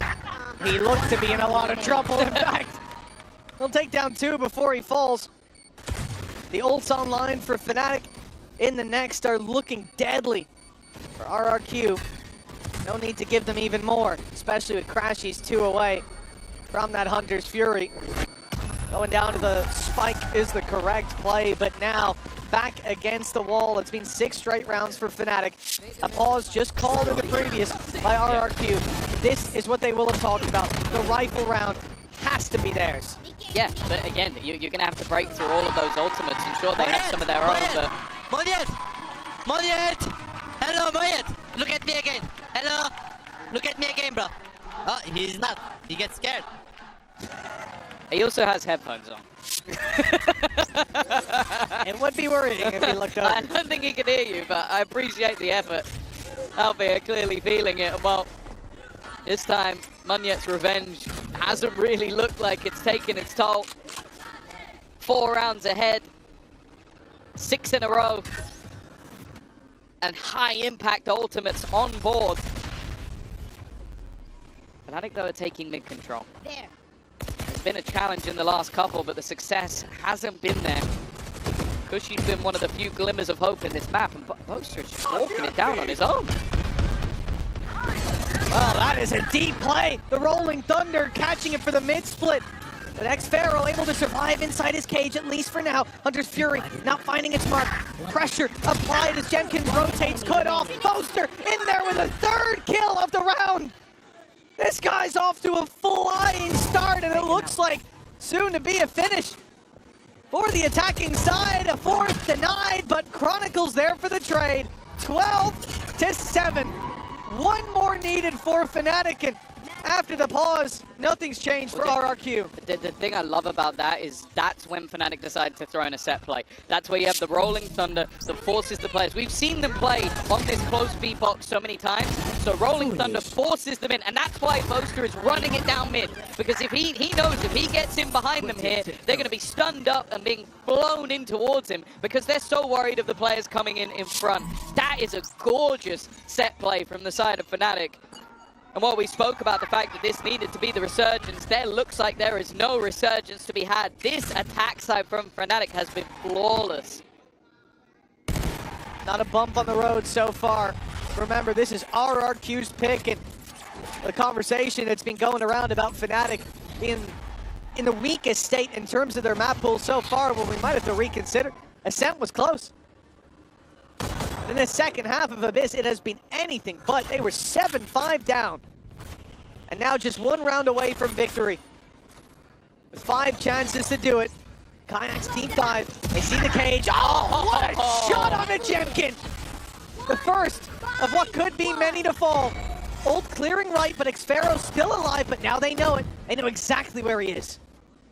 He's got both trips just blocking off this right-hand side. They're yet to be broken. They now will be, or at least the first one. If anybody's jumping across, most of them could go flying off the map, but it may not even matter in the end. Only 2 standing. Make that just 1. Spike planted. Crazy guy needs a crazy finish, and he will not live to tell the tale. Perfection for Fnatic on that attack side. Not a single round dropped. And well, for a map choice of RRQ, they're left with egg on their face. Fnatic off to a hot start here at Champions, and it will be RRQ in their Champs debut, whose flesh serves as their kindling. Boaster reaching new heights on that stage as well. You can see all those times in the past that they've stepped on the Champions stage but never touched the trophy. Well, they are here with one goal in mind this time. And unfortunately, it was RRQ who had to face off against them first, now down to the lower bracket. Yeah, the fun thing as well is that this now sets Fnatic on a path to face off against Aspas once again. Well, we're running it back, so that should be a very exciting upper bracket matchup. And honestly, the display, at least in that second half, is the level that we expect to see of a powerhouse like Fnatic, a team that has been at every single Champions. This is hopefully just the start of what will be a long run for them. Sorry, what? All right. Yeah, Scud's not a fan of that one. The little head shake. Very confused. Not having that. I feel like we've just caught the end of whatever was going on there, and I don't know what we've just seen. That's got to be a first on the champion stage. You know what? At least his parents aren't in the crowd. Dropping trial in front of the parents. All right, we love to see it. Fair play. Boaster always a man to give us a surprise. Well, it's time to throw it down to the stage where there is an interview with Chronicle standing by. Let's give this over to Luke. Le joueur le plus titré de l'histoire de Valorant vient chercher sa première win à Paris avec Fnatic. Team, do you have time for me for a quick interview? Can I bother you for a second, Chronicle? Of course, congratulations, first of all, for this huge victory against RRQ. And you are indeed a very big pride for EMEA, one of the best flex players in the world. We've seen some Vi, some Breach, some Viper. But deep down, what's your favorite agent to play? Harbor? Harbor! I'm just joking, not Harbor. Harbor. Give me a serious answer. Sova, 100%. Actually, Sova, ok. Donc, première question, c'est l'un des meilleurs flex du monde, une fierté de l'IMEA. On a vu de la Vice, de la Viper, du Breach, il peut tout jouer, mais c'est quoi en vrai son pick préféré? Il nous dit Arbor pour troll, évidemment, mais en réalité, Sova. And the second question I wanted to ask you is that on stage, it seemed like you guys were having fun back like in 2023, you know, that fiber, that child spirit that was coming back. So what happened, you know, during those 2 weeks? How come do we see you in such a shape today? I don't know, Jake was popping off crazy with some emotions, I think. One round we actually had to chill him down because he couldn't get a gun. Like after he was like, yeah, we won! Like started screaming up, but he forgot about the taking gun. I was like, God bless he took it. But I mean, our emotions are crazy right now. I think